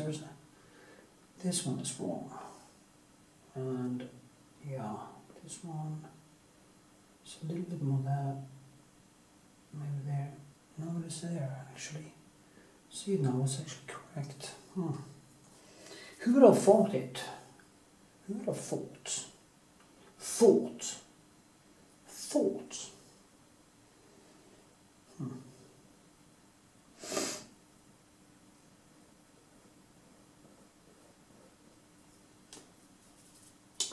I wonder how many hours I have been painting during my life compared to how much time I spent on things that didn't matter, things that was self-destructive, things that went against everything I am, everything I think. Just wonder. And how much did I use on TV shows and all that other shite? I mean, Netflix is a threat against humanity. Porn is a threat against humanity. But you can't get rid of it because it's a part of free speech. Part of people's freedom to self-destruct.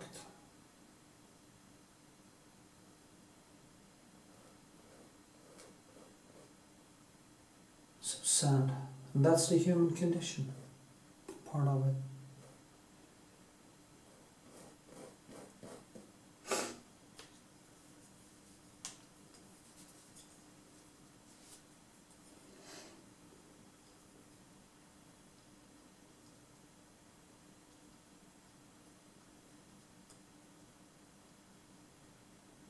When it was dark.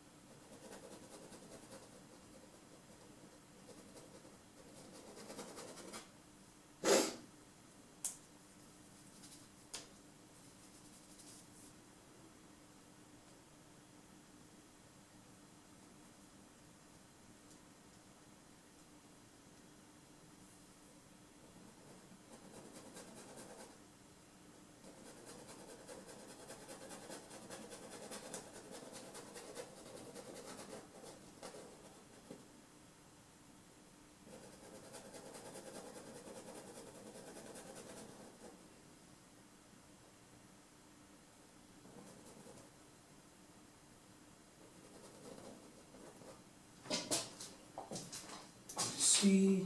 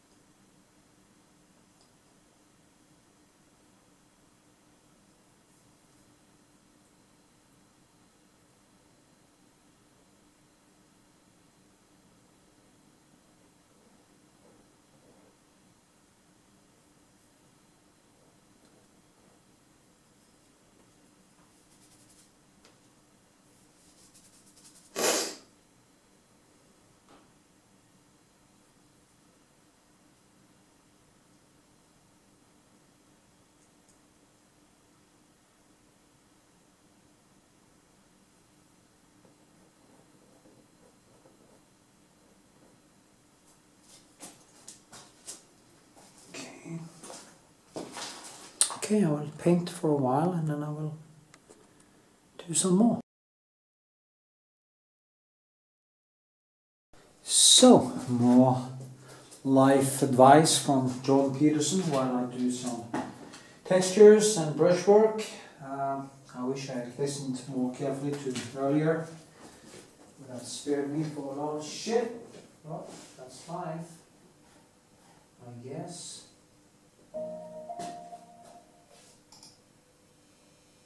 Sit on your bed one day and ask yourself, what remarkably stupid things am I doing on a regular basis to absolutely screw up my life? And if you actually ask that question, but you have to want to know the answer, right? Because that's actually what asking the question means. It doesn't mean just mouthing the words. It means you have to decide that you want to know. You'll figure that's out so fast it'll make your hair curl. There's no better pathway to self-realization and the ennoblement of being than to posit the highest good that you can conceive of and commit yourself to it. And then you might also ask yourself, and this is definitely worth asking, is do you really have anything better to do? And if you don't, well, why would you do anything else? If you orient yourself properly, and then pay attention to what you do every day, that works.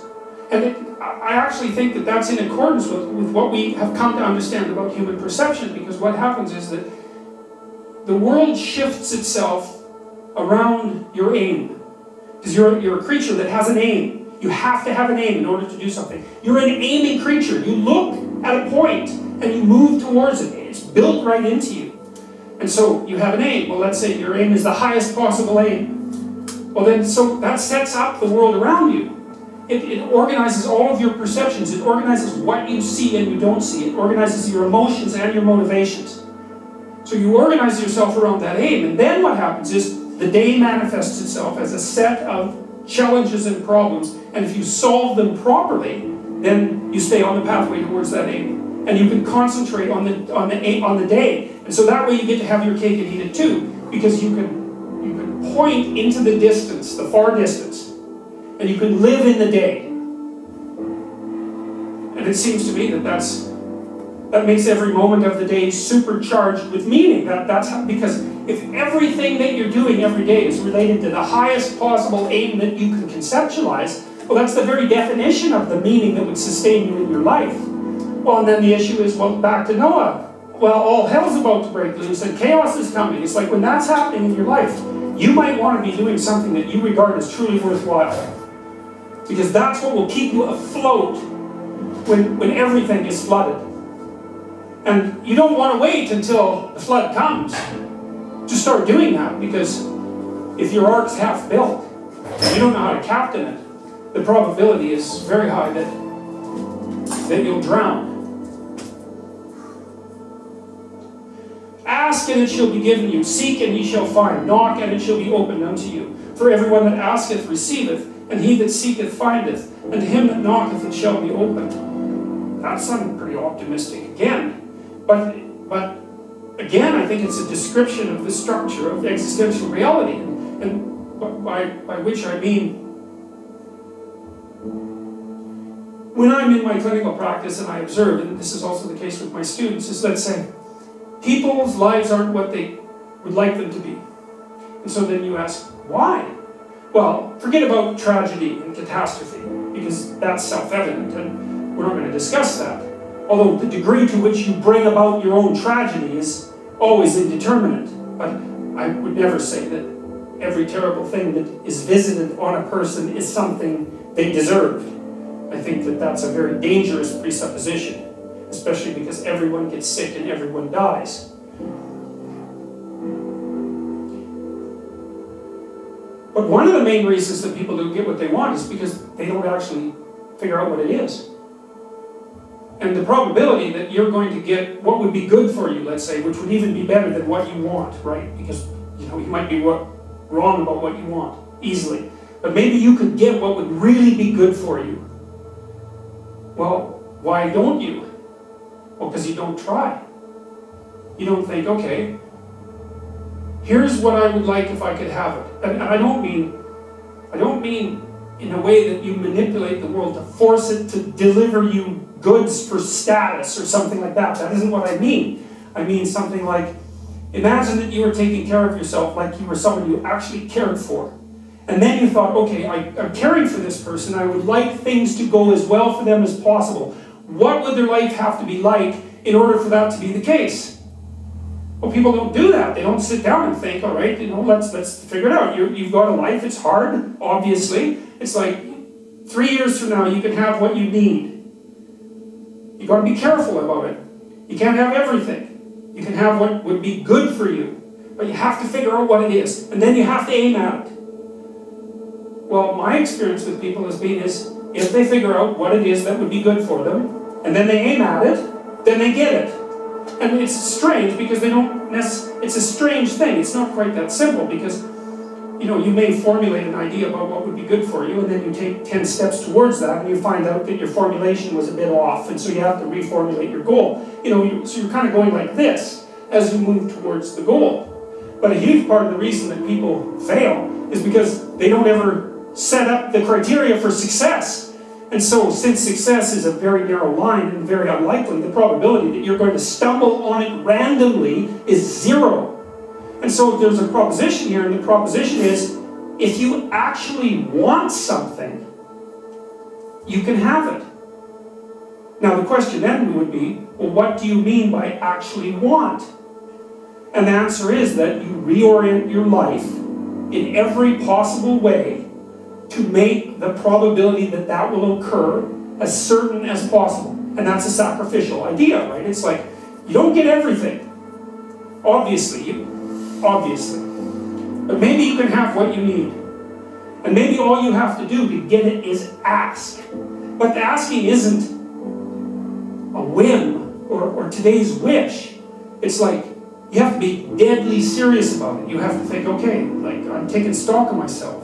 And if I was going to live properly in the world, and I was going to set myself up such that being would justify itself in my estimation, and I don't mean as a harsh judge, exactly what is it that I would aim at? And so the issue is, Not so much the blindness of others, even though there's as much blindness among others as there is for you. But the issue here, the advice here, the description here is, you should be concerned about what's interfering with your own vision first. And you should leave other people the hell alone in relationship to that. And so if your mode of being in the world is, if you would just act better, things would improve for me, or if you identify the evil and the catastrophe as something that's outside, that someone else needs to fix, or that someone else is responsible for, then you're not going to fix that. And you're going to remain blind to the things that you're doing and not doing that make things not go well. And so it's just better to think, all right, I'm probably blind in many, many ways. And maybe there are some ways that I could rectify that. Because it's highly probable that you're blind in all sorts of ways. I mean, in fact, it's virtually certain. And so it's just more useful to think, how is it that I'm wrong in this situation? I'll tell you something that I learned to do when I was arguing with my wife, which happened quite frequently. Because when you actually communicate with people, you find out that there's many things that you don't agree on. And that's because you're actually different creatures. And so, if you're actually going to have a truthful conversation, then you're going to find out that you don't see things the same way, and then you can either pretend that that's not the case and gloss over it, and then end up in a 30-year silent war, or you can have the damn fight when you need to have it and see if you can straighten it out. So now and then we'd get in a situation where we were at loggerheads, we couldn't move, and it would spiral up into hate speech, let's say.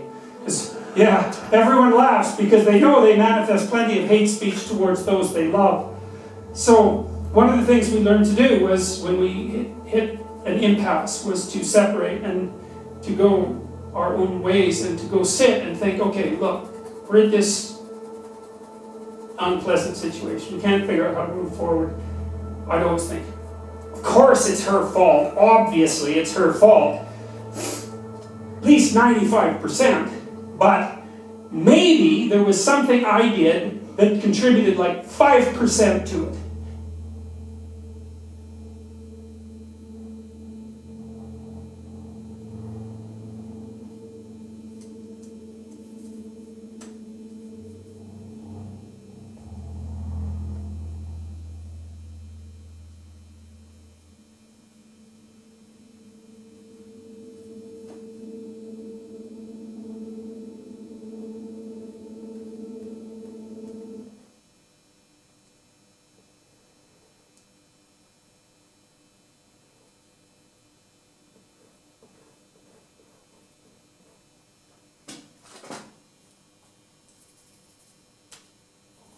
This lecture is called Virtue as a Necessity. And the reason I gave it that title is because virtue, ethics, morality, isn't a field of study.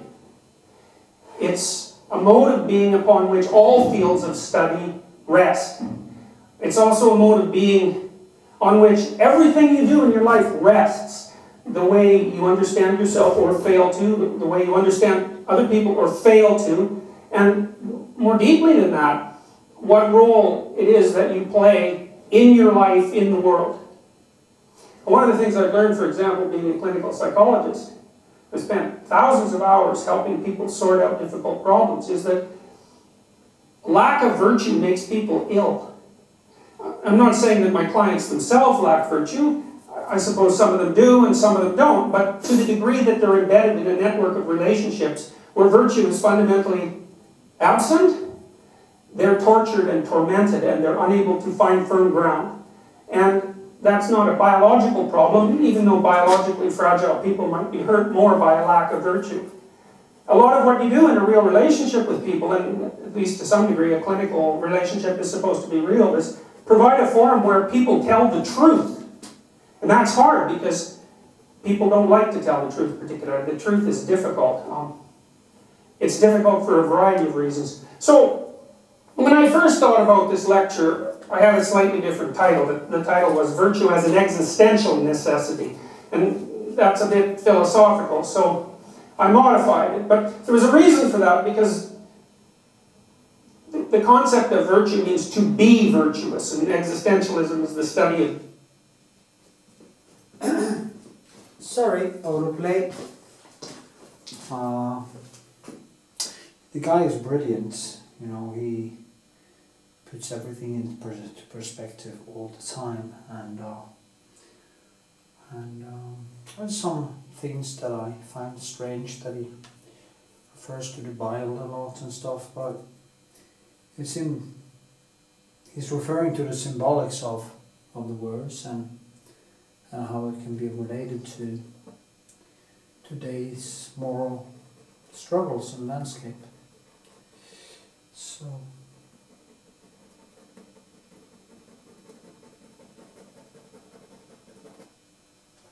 yeah.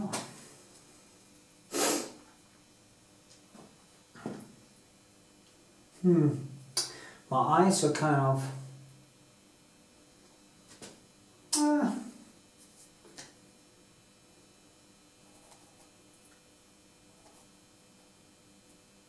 little bit off, as they say.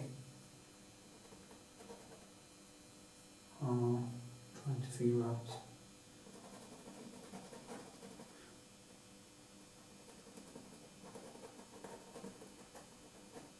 I need to do it a little bit more correctly with a better pencil.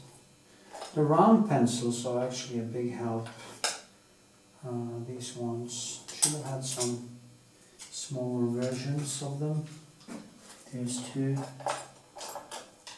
And actually when I do these things, it's better. Actually, sometimes it's better with a round pencil.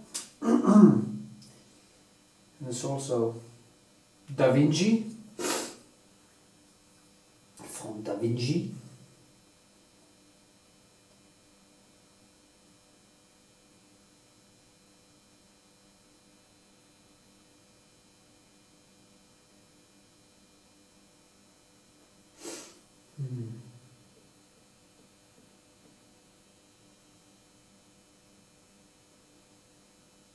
So.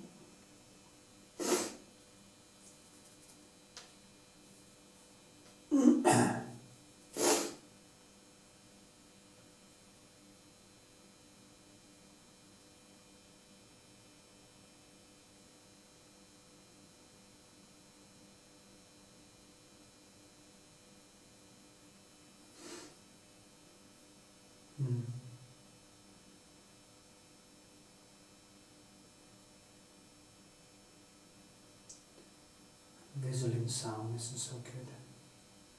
Turn that off.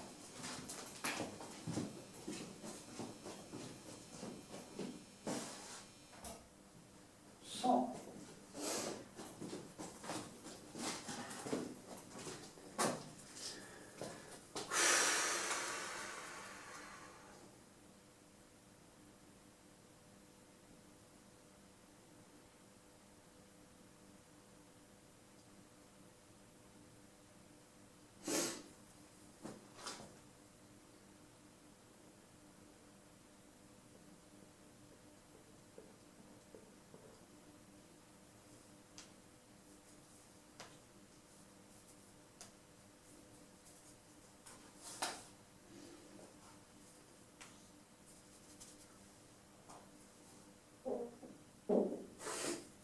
Jesus, I need to do something with my block.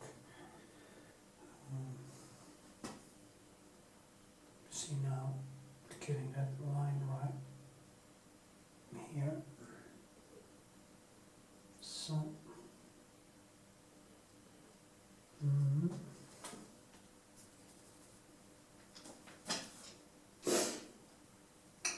The waves here.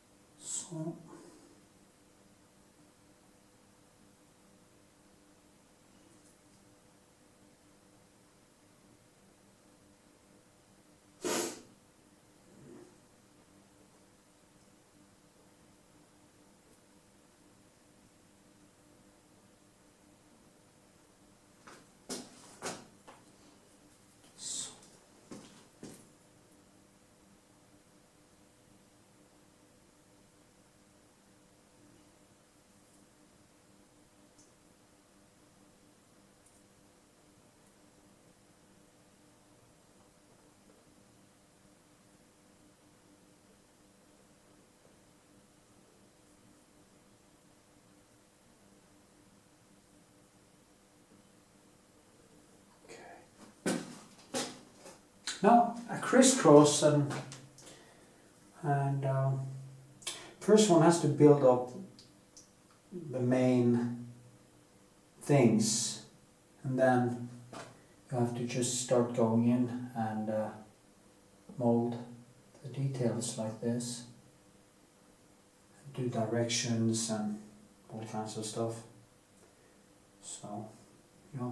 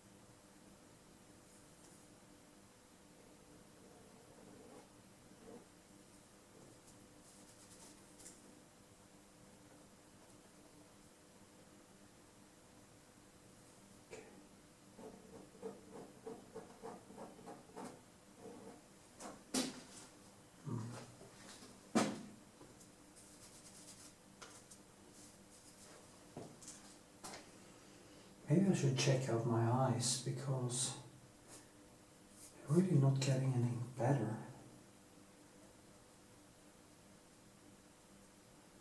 And it also slows me down. It's so annoying.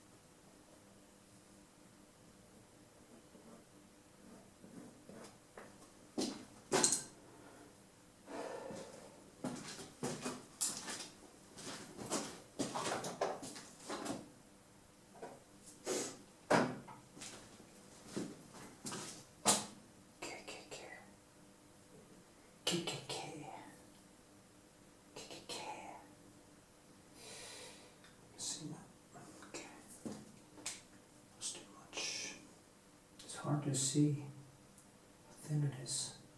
You can think about that. I made one that was a 4 meter stone, and it was really difficult to grasp the magnitude of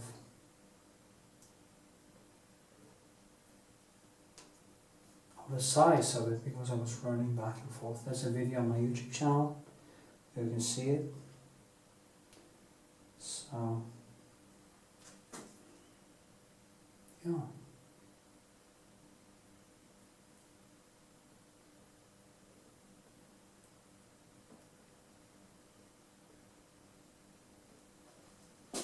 Okay, that was better.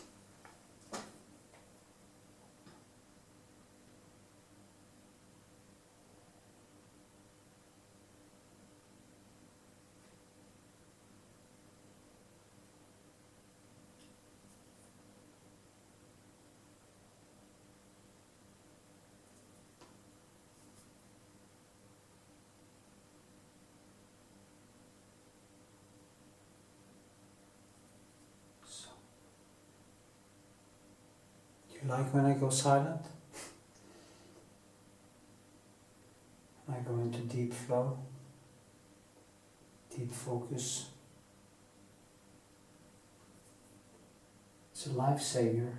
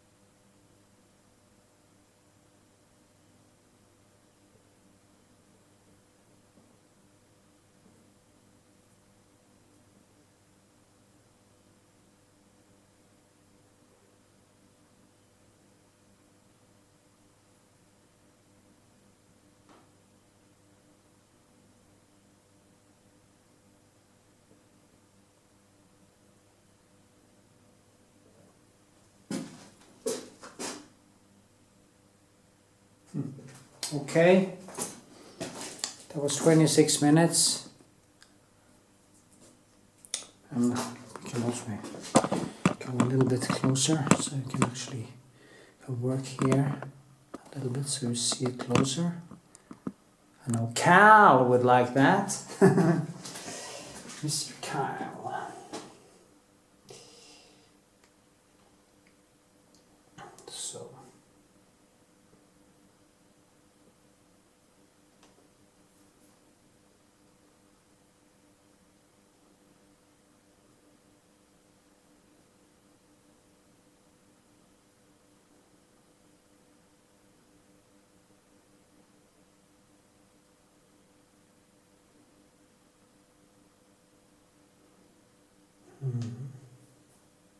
I was at the Norwegian National Gallery, which is now sadly closed because they're moving all the art to a new one, which I think is so sad because it's such a beautiful building. I was there the other day hoping to film it as it was and put it out on YouTube, but I was actually too late. So I just have to say I'm sorry. But I will do a tutorial in the new one, and but that is actually almost 2 years into. So I don't understand why the hell they closed it down 2 years before they opening the other one. It's just ridiculous. But anyway,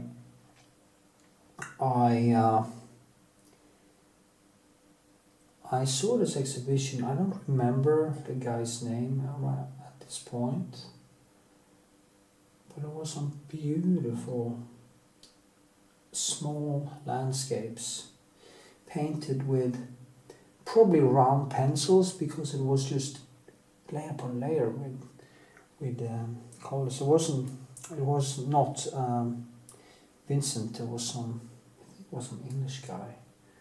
Sadly, had a hard disk that just broke, so I can't get into it. Hopefully I will be able to retrieve it.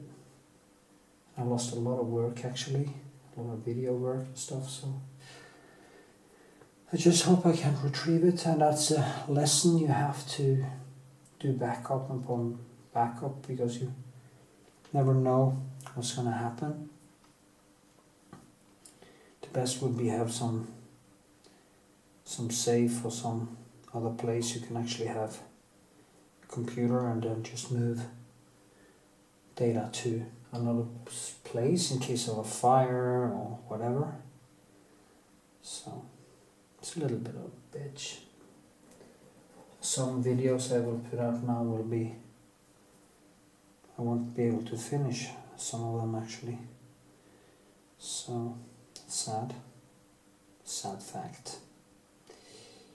But I will try to get it retrieved and put it out. I was actually going to put them out soon, so, and some of the footage is actually of this process, so I hope I will be able to retrieve it. So we'll see what happens. You've seen me paint so many times anyway, so, and I will make new paintings in the future, so new videos. So we'll see what happens.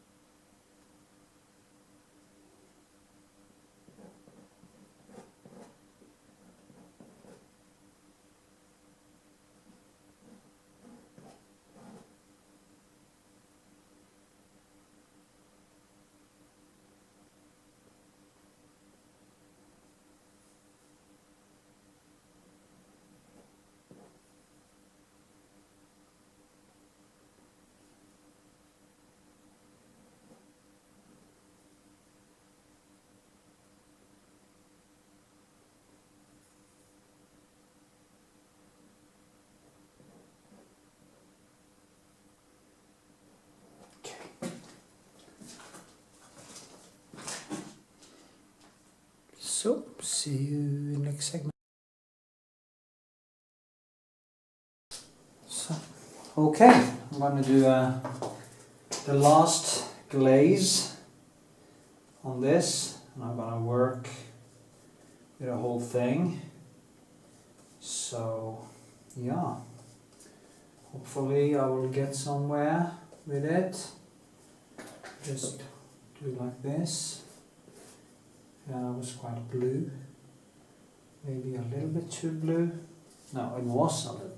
It was way too blue. So here, just order it out even more. So I can. The thing now is there's a lot of textures in it, so it can actually melt into. The colors now can just melt into everything and create more depth and more feel of texture. And then I will remove the excess oil and stuff after that, after the fact, as they say.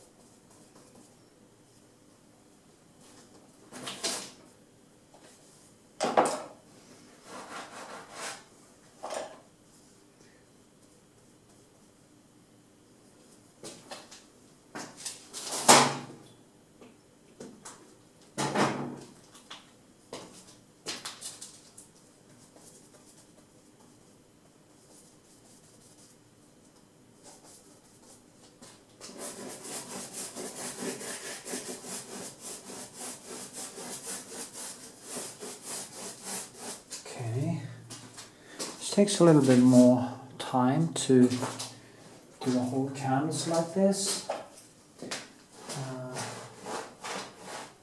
But, you know, I take this one and I just take away the excess oil. What I'm after here is that it falls into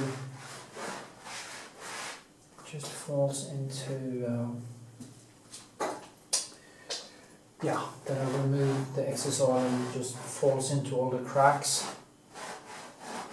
all the brushwork. That's the whole point.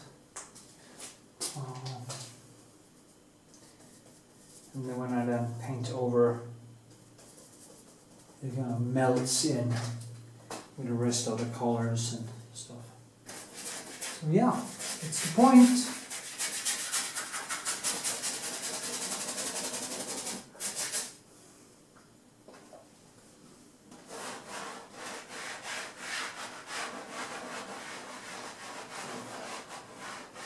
So there's some, yeah.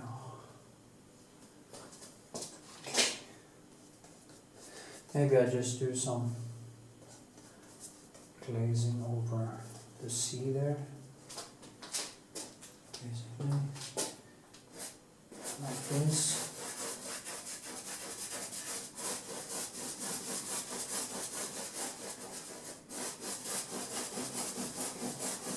So, yes.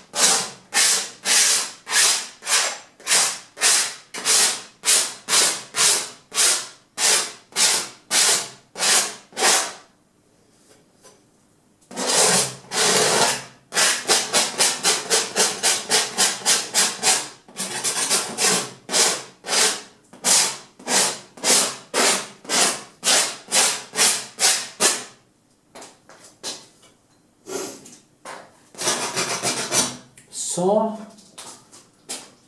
and I will then start painting over there, because like this and like this I think would work. So here, I will just start here and just walk past. Do the whole thing. You just start at one end and you just keep on working for the other side. And for that we need pencils.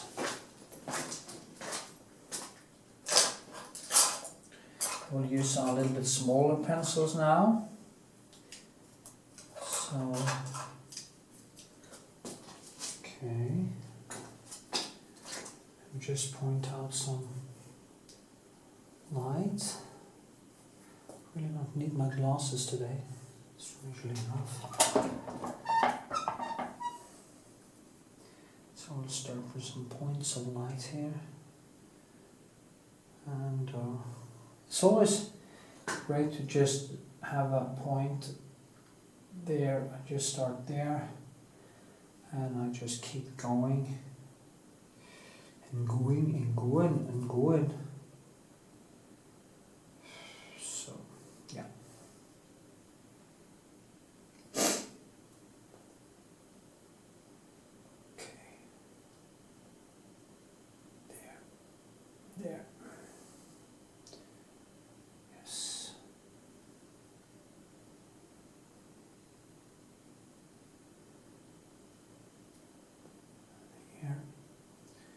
It's low sun, it comes from the side and it just hits the sand.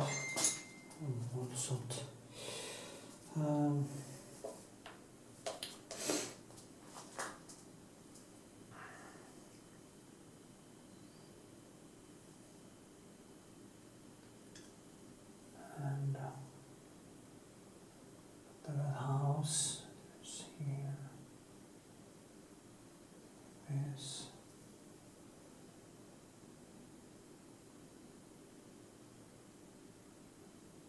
Okay.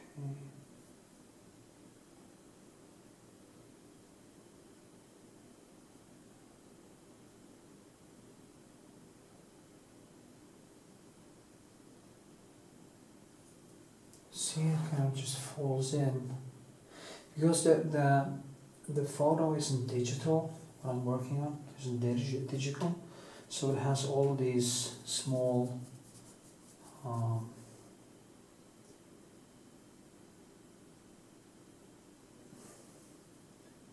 textures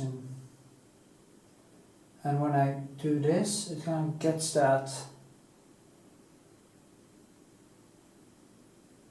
digital painting. Digital photo tend to be extremely clear without the nice texture you can actually get from film. Personally, I prefer to do my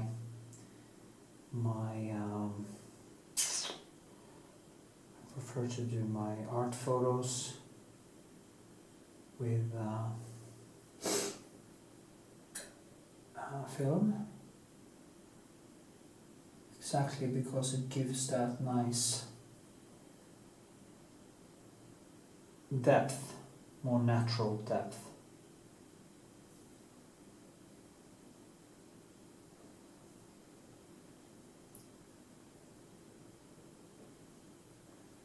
Yep.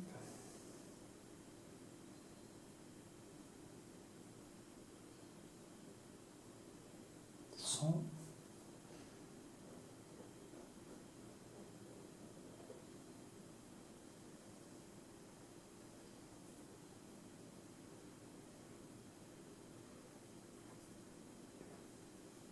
I'm not using any medium in the color now, I just put it straight onto the surface because the medium is already on the canvas. I should use my glasses. So annoying to have to start using glasses. I used to have perfect vision. Perfect. Ah,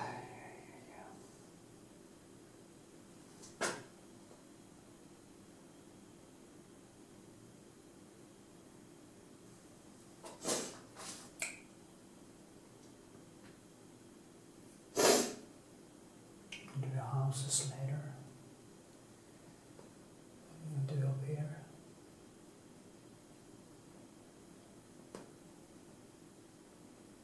And there, see,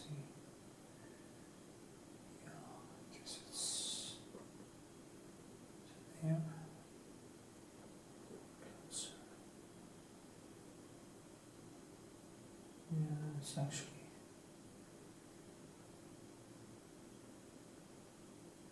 yes, approximately, it's hard to say.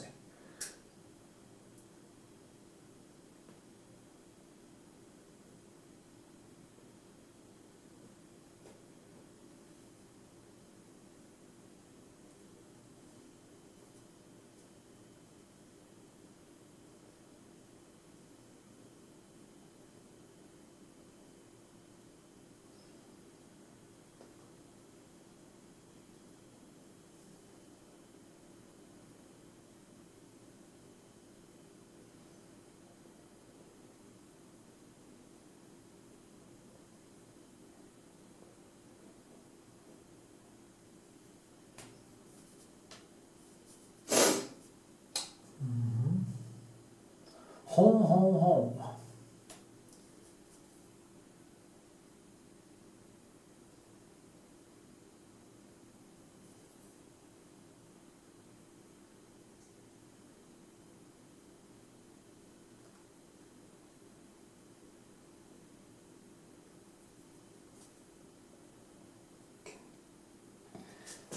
some colors in there. Russian blue. It's a very important color.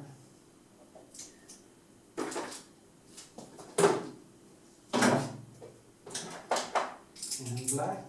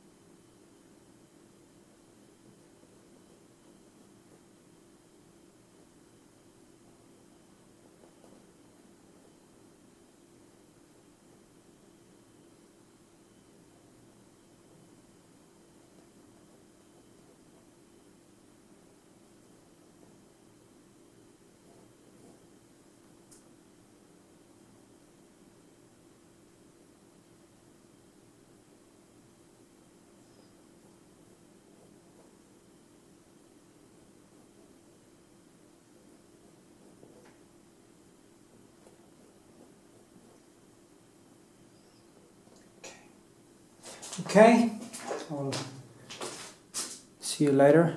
It was 20 minutes, so, and then I will do more close-ups and stuff like that. So doing some sky and using a big pencil.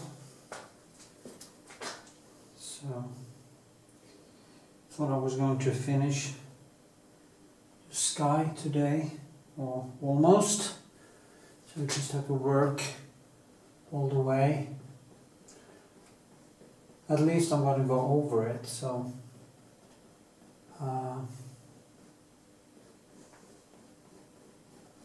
going to paint wet and wet in this all weekend. So if you paint wet and wet, you're actually mixing the colors on the surface.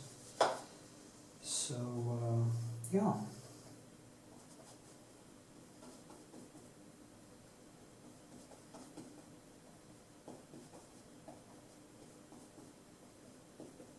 So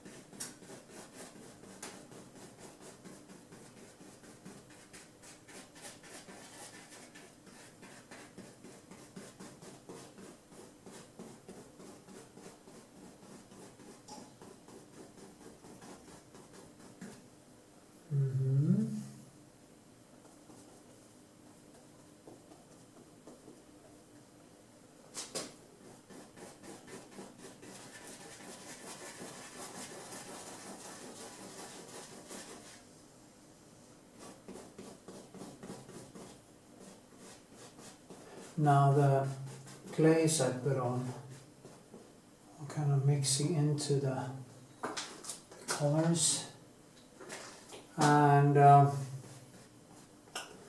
also try to get more reddish and also a little bit of yellow into, or cadmium yellow into the sky, so I get a more dynamic surface and colors. Let's see.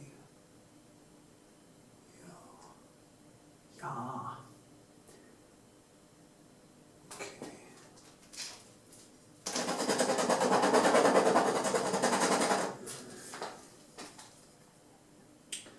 Let's see. Some more cadmium. Is it? It's hard to see.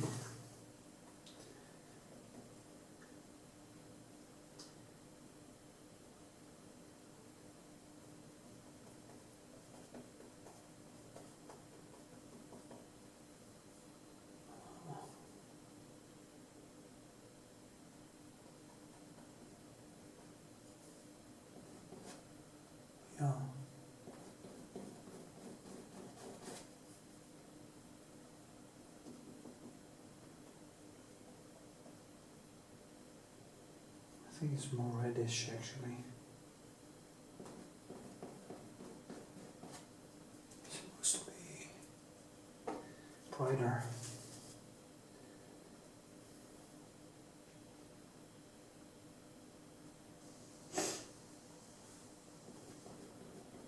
This.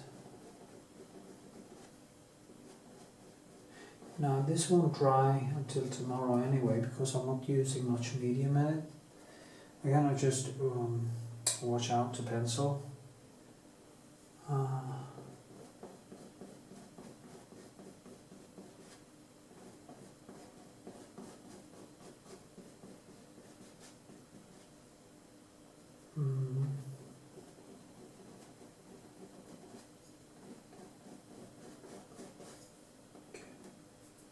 So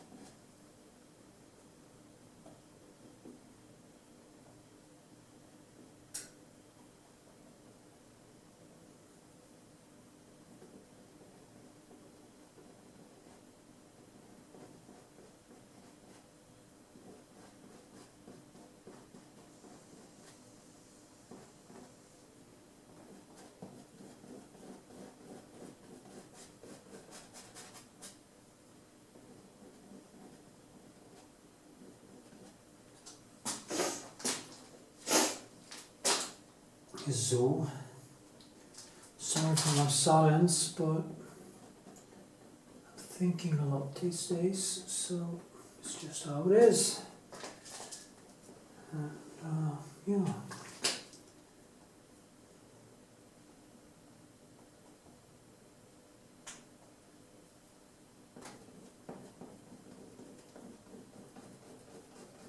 This is the third or fourth layer. And when you get to this point there, actually I'm not going to do another glaze. I'm just gonna keep molding bits and pieces, and that's what you do when you get to this point, is that you start molding bits and pieces.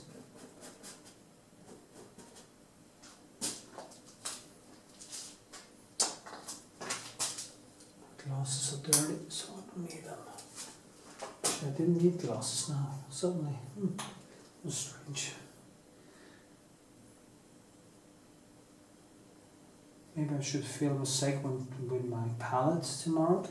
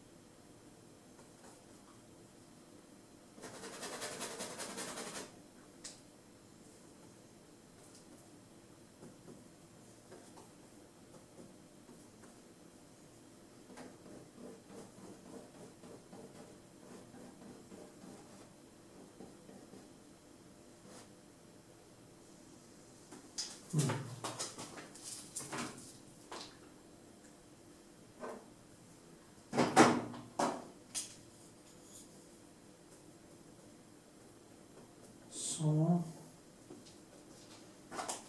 watch and learn.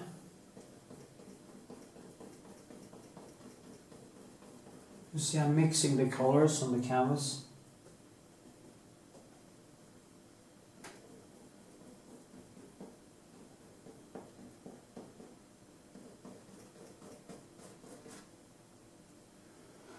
Whew, getting tired. Ooh.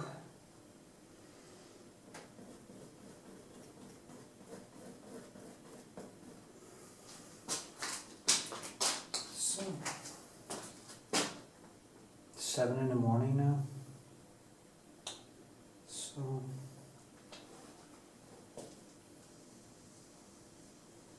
actually my hip hurt a little bit now. Strange. I've been doing that for a while. But that's how it's. So.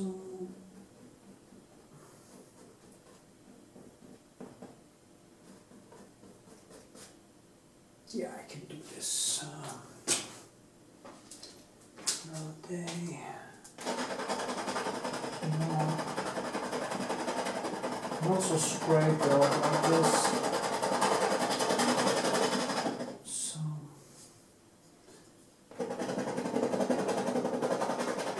I have to be a little bit brutal sometimes.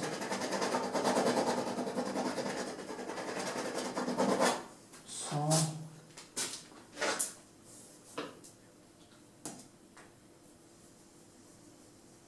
Yeah, I guess that's it.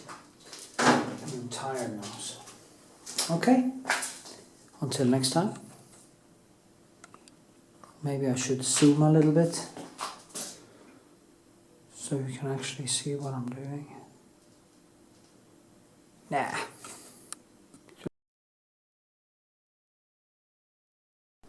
So, here it is, and work here. I can really get over to my. Sorry, I need to move that away a little bit like this. And then I have to focus in. So, okay.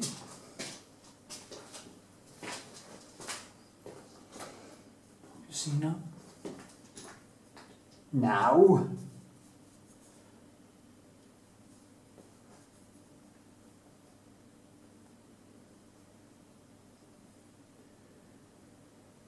He was never just put on black. That is not right. You always have to black or any. You always have to have some color inside the used to black with other colors, because if you don't, it's just gonna be a hole in a way. It doesn't come alive if you just pour black in. Like here, you have to have some. Vividness in some places you put in there. You should go to the Freak Museum in New York and see all the beautiful paintings there. So much to see.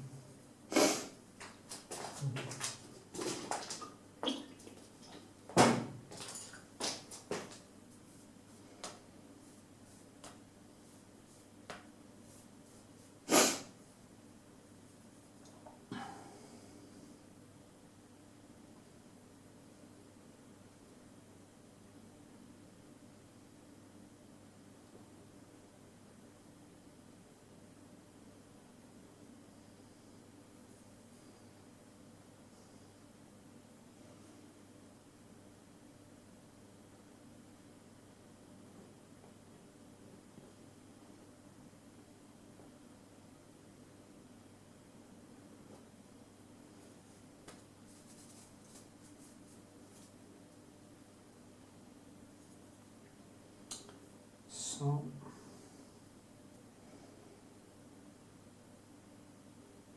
I love that Titan White from Old Home. It really rocks. Leaves very nice brushwork. If you see here, down here I will just kind of pour it in. So you get this glowing light that comes up from the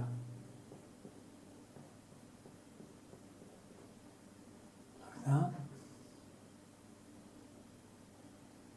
And you can also just paint it over and shape it as you go along.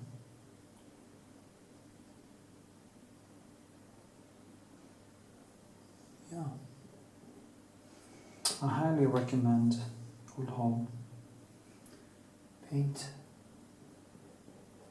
I actually sent them a message and asked them if they maybe wanted to support my channel, but I did not get a reply, so I guess, yeah.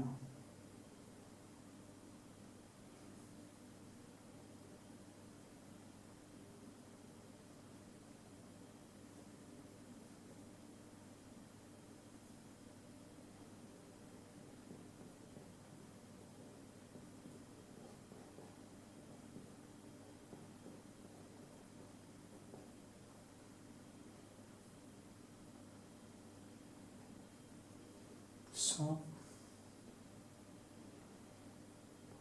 yeah, just trying to get it a little bit right here. That.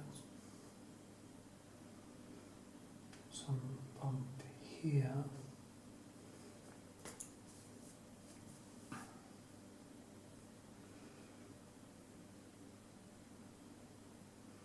Yeah, that's good.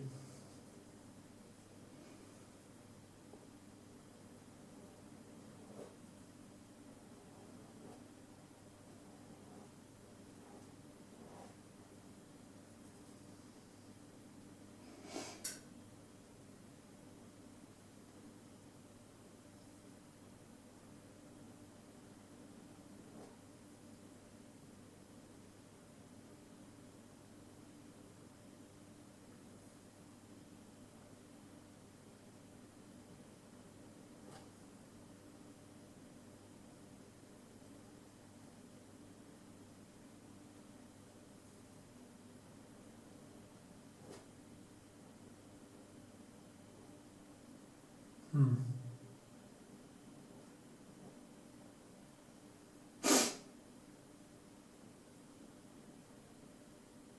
Yes.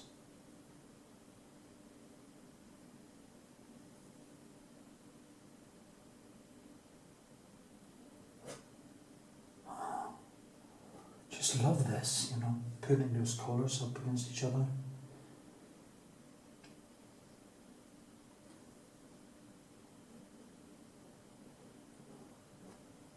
So,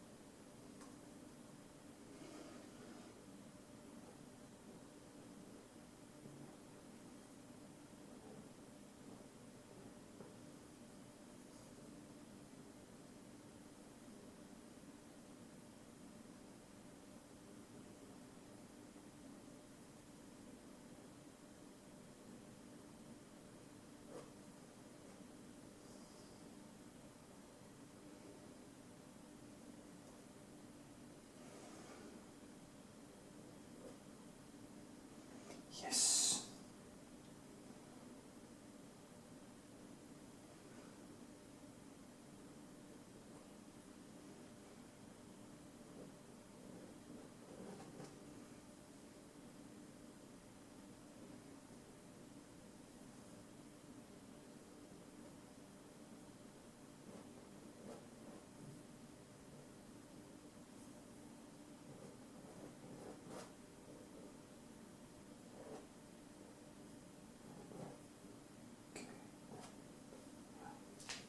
Maybe I should keep it a little bit dissolved on there.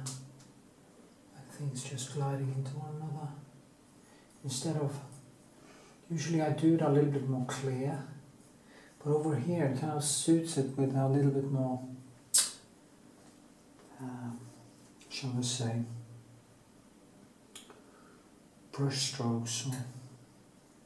But then again, it's kind of, so maybe red is very important.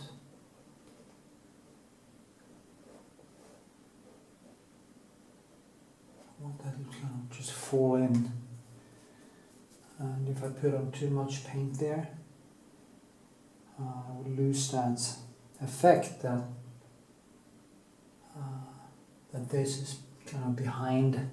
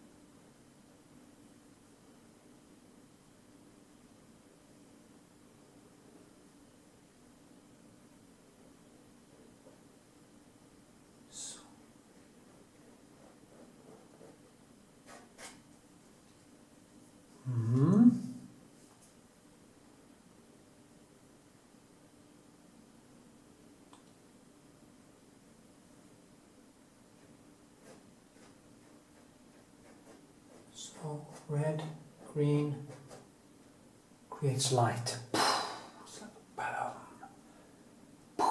It says.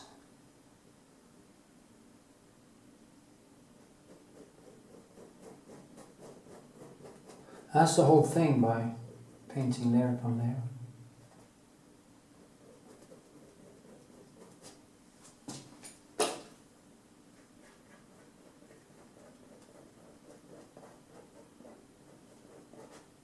Yeah.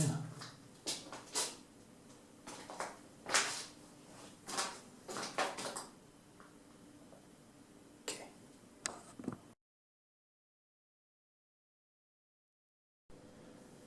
Okay. I'm doing the sky now, and I'm just doing a finish.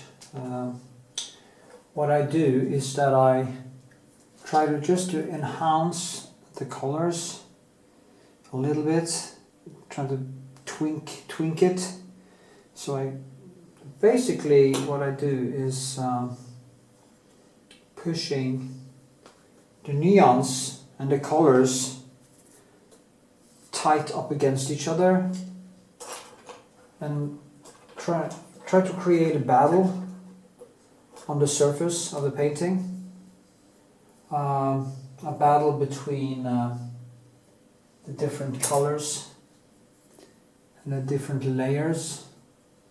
So I find some place and I can put in some reddish, and it will kind of be enhanced with me then going in, maybe doing some yellow, and I just keep on moving things around to just get the surface to live. And that is very important. There was actually an accident here. Shit. So see what can happen if you don't concentrate. So, what I do then? Well, now there's a little bit of red there, so I can actually go in with my yellow, and because it's quite yellow over there actually. So just do like this, and then the red that came in here by an accident, I kind of mixed in between the greenish that I just placed on the canvas, and it creates some kind of rainbow effect on the surface. And it's basically the sum of all the touching that in the end create this zzz feeling in my paintings. I like them to, I like the colors to kind of battle it out on the surface at the same time as I try to also calm them down at the same time, so it doesn't become too vivid. Because when you work like this and you work with nature's colors and quite extreme and compulsive as I am, I have a problem with keeping things down. Sometimes I go too far, but it's just difficult to know when. So yeah, that's what I'm doing.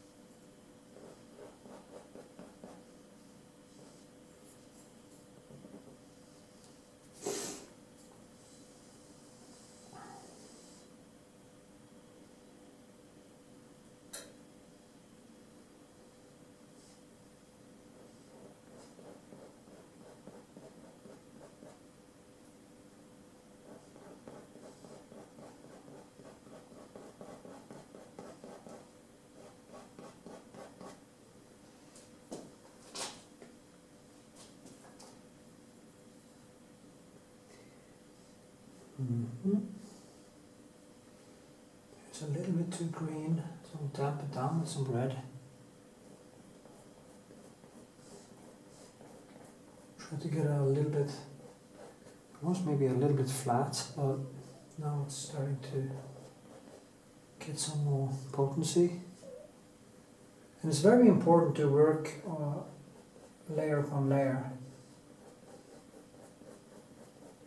And what happens when I do this is all the colors underneath kind of shines through and start to come alive, you know. my Frankenstein. See now. I think I want to see.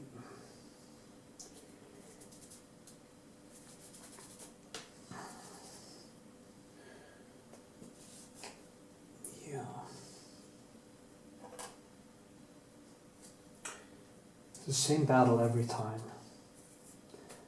You kind of tend to get into the same struggles, same things. Let me see. Trying to figure this out. It's not easy.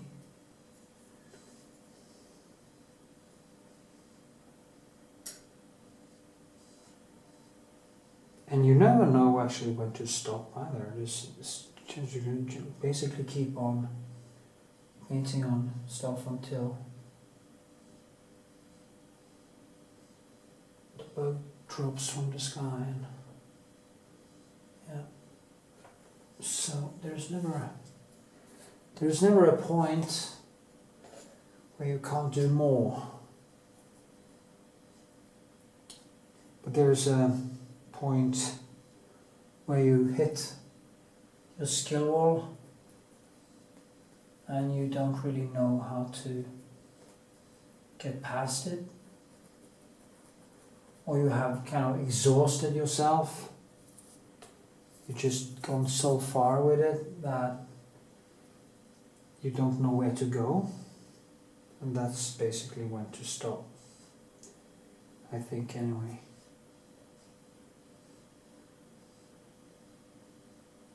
And that is up to every person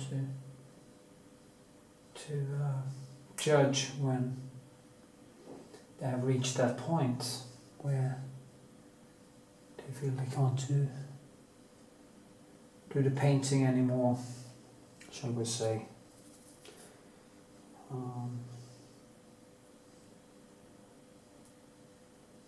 Yeah, keep the painting anymore. And also, it's very dangerous that it can actually stiffen up on you. That you go too far and it stiffens up. Basically, one of my biggest fears, because nothing is worse than static painting. A painting needs to be dynamic, fluid. And yeah.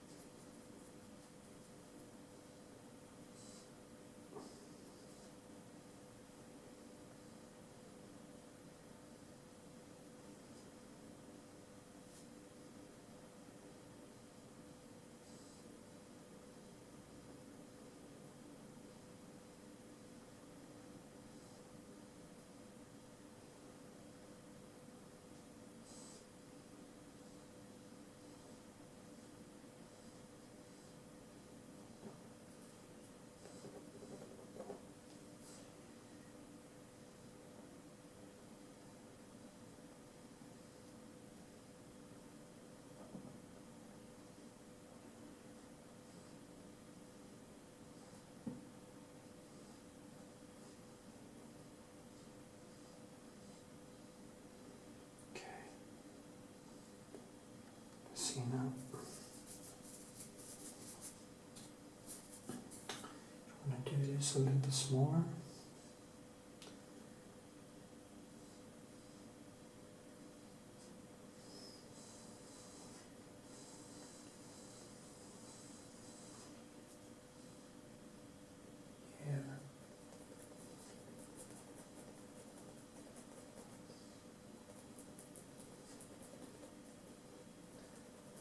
Kind of blur the lines a little bit so it seems more natural.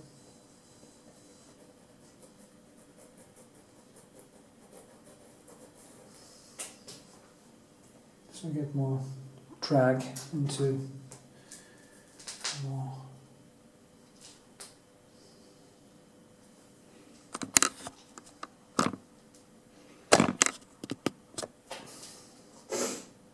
Like this.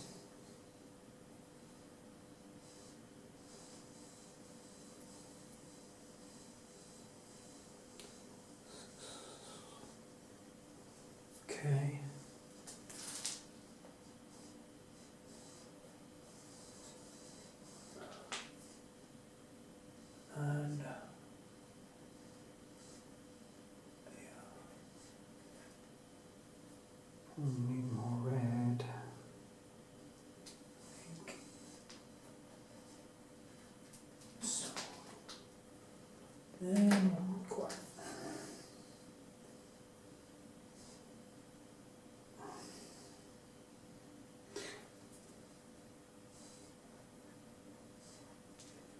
So.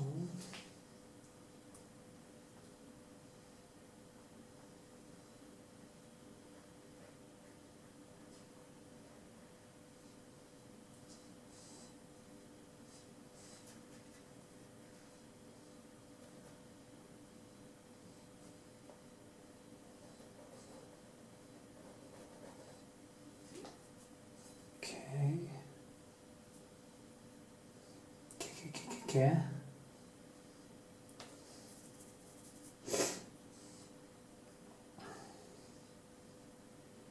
So this is how it's done. Slowly, incrementally, just build layer upon layer upon layer until you get some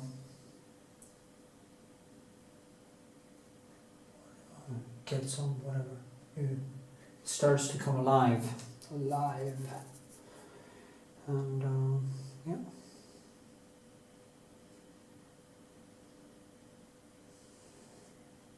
Mm-hmm.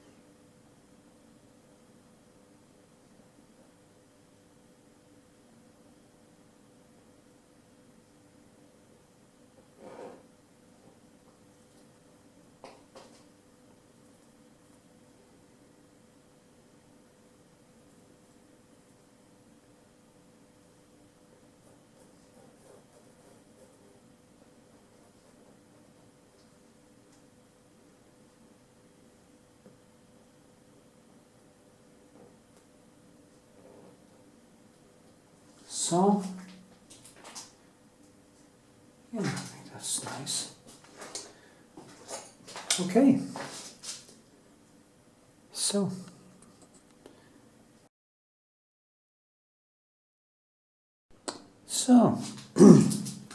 okay, I'm gonna work on the seashore here a little bit more. I needed some new pencils using these, and start with a bluish glaze.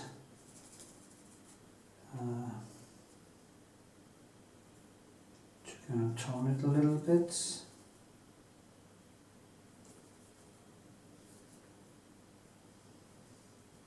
So,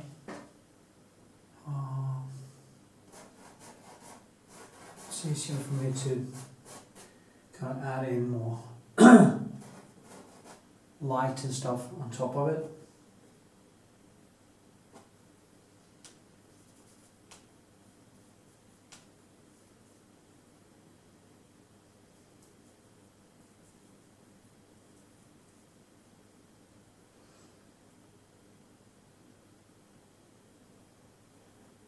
Mm-hmm.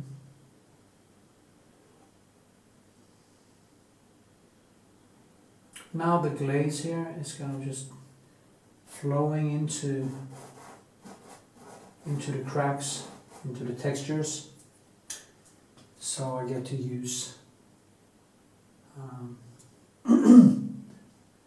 textures in a good way.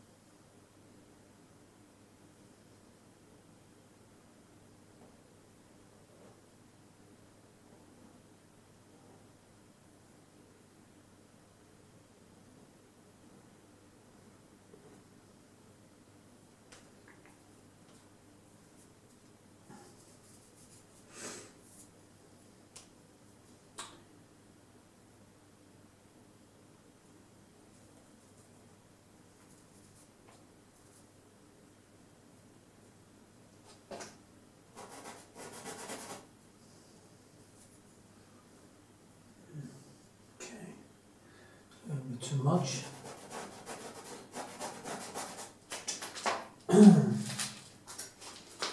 See, it's a paper.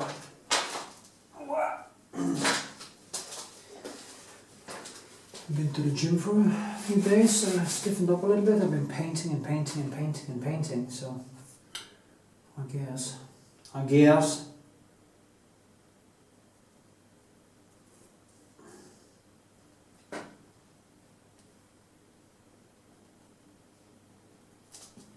Mhm.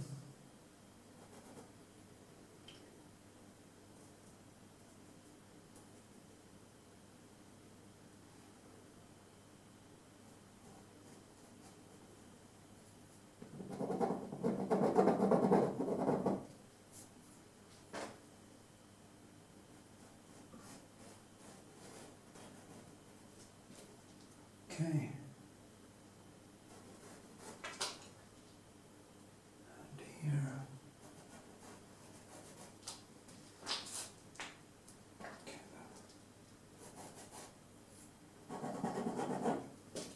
So how do I get this one to live?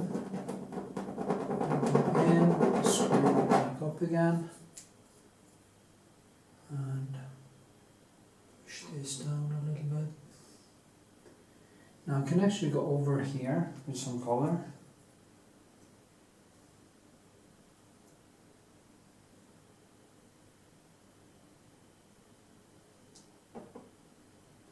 This.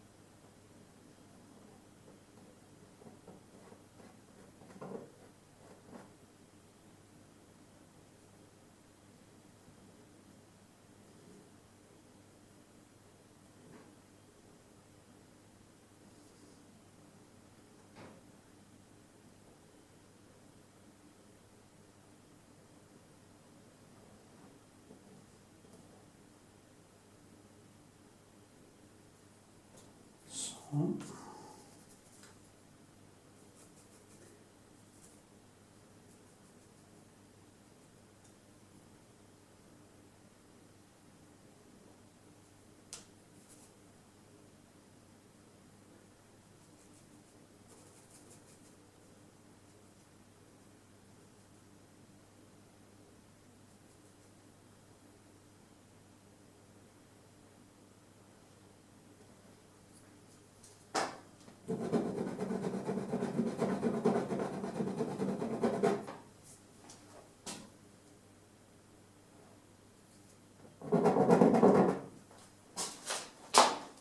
Yep, looks good. Need a thin pencil, very thin actually. Do I have one? There it is. So we can get in some very thin lines. That explains some waves.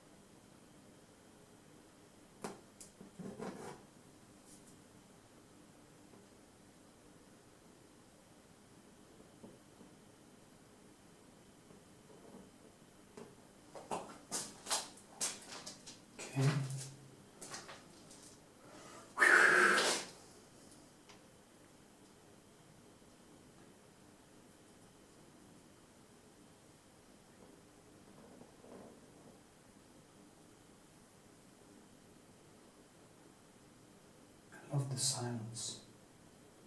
It's nice to have silence. Funny, I used to follow everything on Fox News now for 4 years, but suddenly I don't care anymore. I don't care about the impeachment, and I don't care about... I just care about painting again. So, that's good. Get my...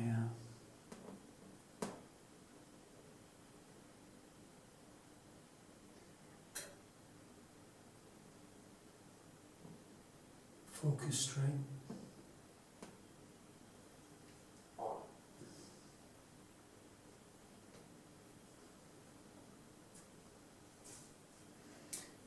I tend to get trapped in these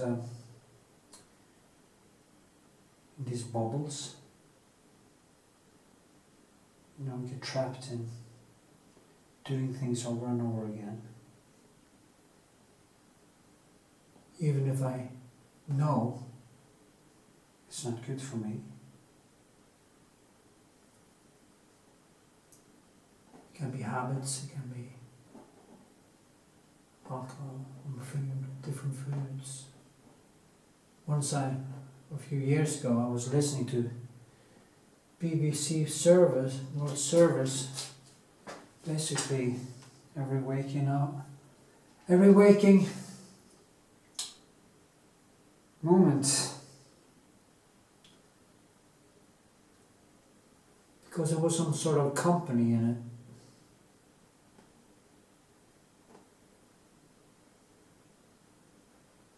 And when you've heard the same news over and over again, I don't know how many times a day, your brain feels like it started to rot. And the same thing with all the Trump stuff, you know. Trump is a very interesting person, and it's interesting to follow, but I've been manic on it last 4 years. I had to know everything. So I quit. I just want to paint. I play music. And I'm gonna become the best painter I can become within this lifetime. And that's my goal for the rest of my life.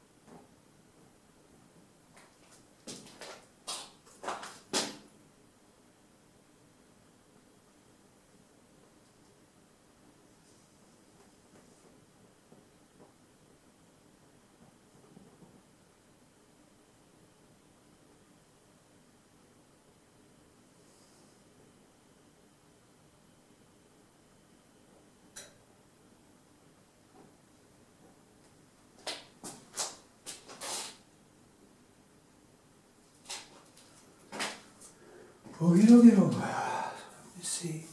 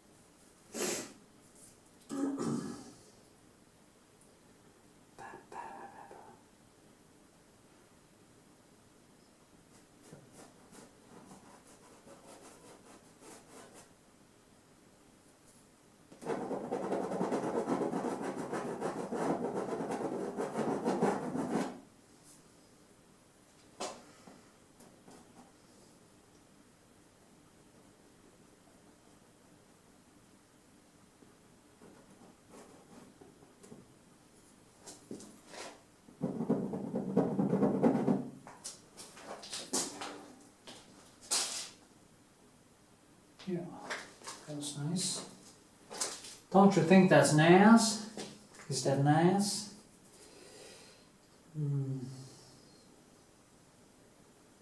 Probably.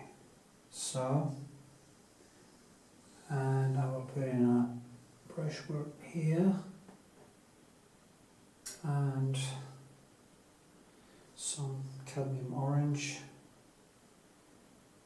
So I'm going to light it up a little bit here, get some warmth. See how that kind of works with the blue, and that's nice. Yeah, so going okay.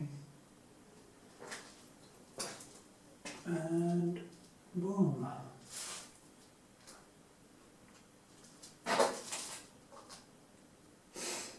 Yeah.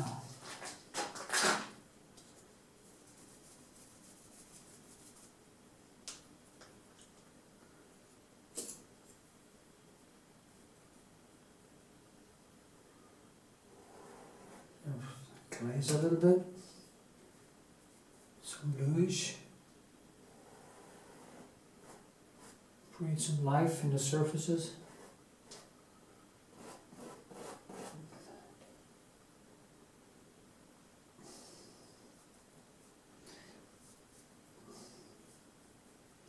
The life.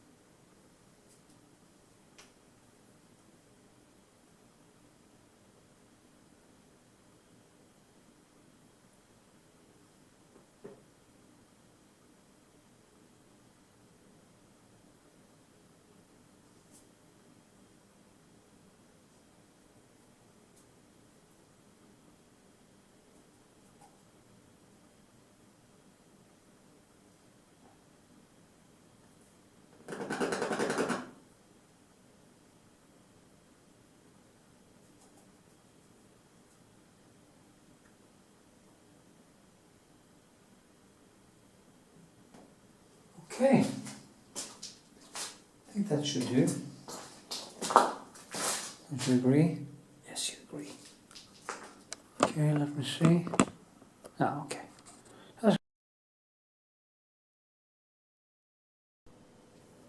Okay. I am now working just a little bit around the last things.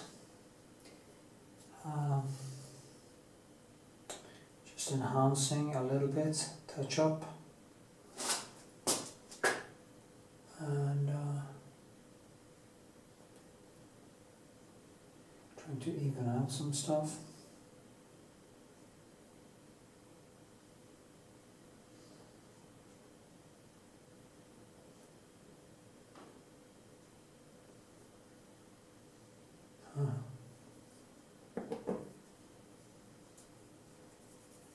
It's funny how my brain wants there to be more light, but it is kind of toned down, actually. So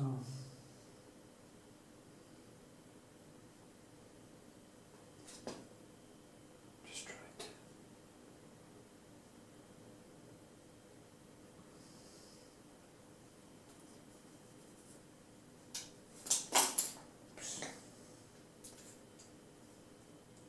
This one. Just going to put in some strategic brush strokes.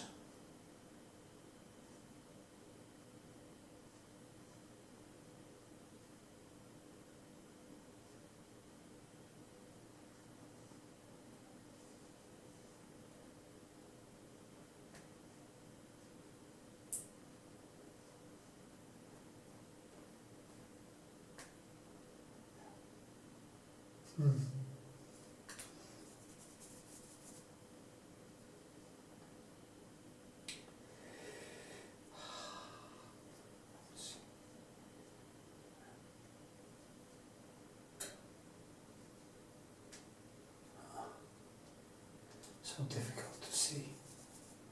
Strange, really. I don't want to overdo it because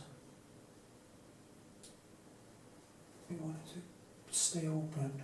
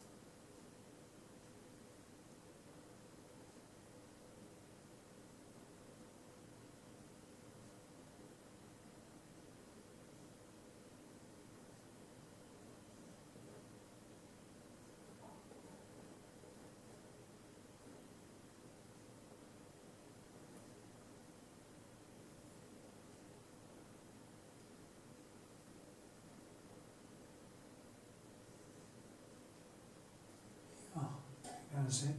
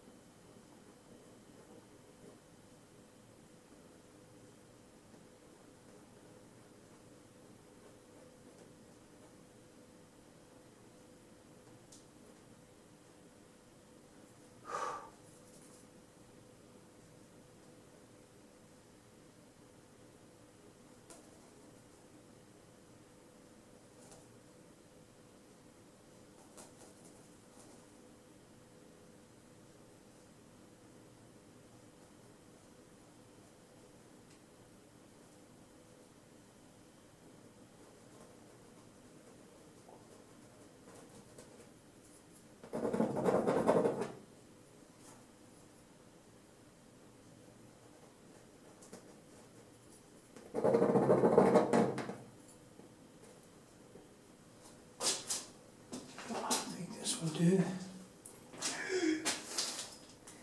Drying up now.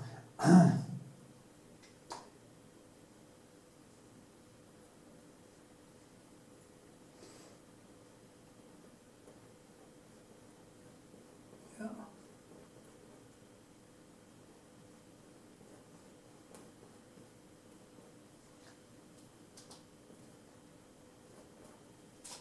So.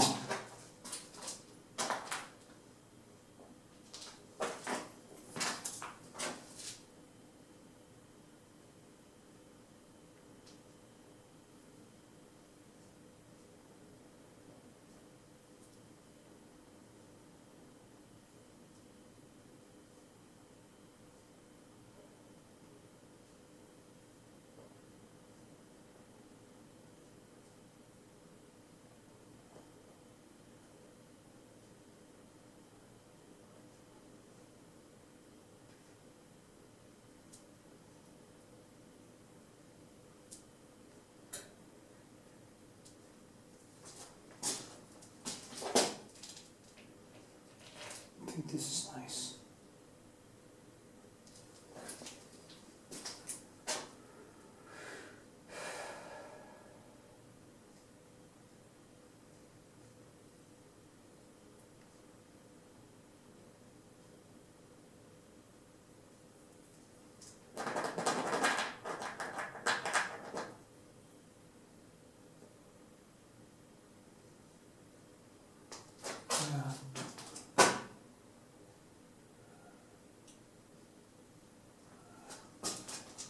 Yeah, okay, done. Da, da, da, da, da. Okay. Yep, and here it is, the finished painting. Finished landscape that I'm working on for a while. And it's a commission work, and I've actually painted this one 2 times before. One huge one a little bit smaller than this, and this will be the last time, I think. You can see how I'll build all the colors and all the textures, how I have done everything. I see the colors are a little bit too vivid, but that's how it is. Yeah, so seen to do this many times. So I'm not a photorealist. I do it quite impressionist with the brushwork, and I use quite strong colors. So yeah, okay, wasn't so bad, huh? Yeah. Okay, so studio. So with this, I hope you can give it a thumbs up, leave a comment, subscribe to my channel, and put on the bell so you get notification. This is a new channel, so because the other one was hacked, so that's how it is. Sometimes life stinks, sometimes, and right now it does, but I'm just gonna keep my thumbs up and hope everything turns out to the best. So until next video, stay cool and keep painting, because it kind of makes life worth living.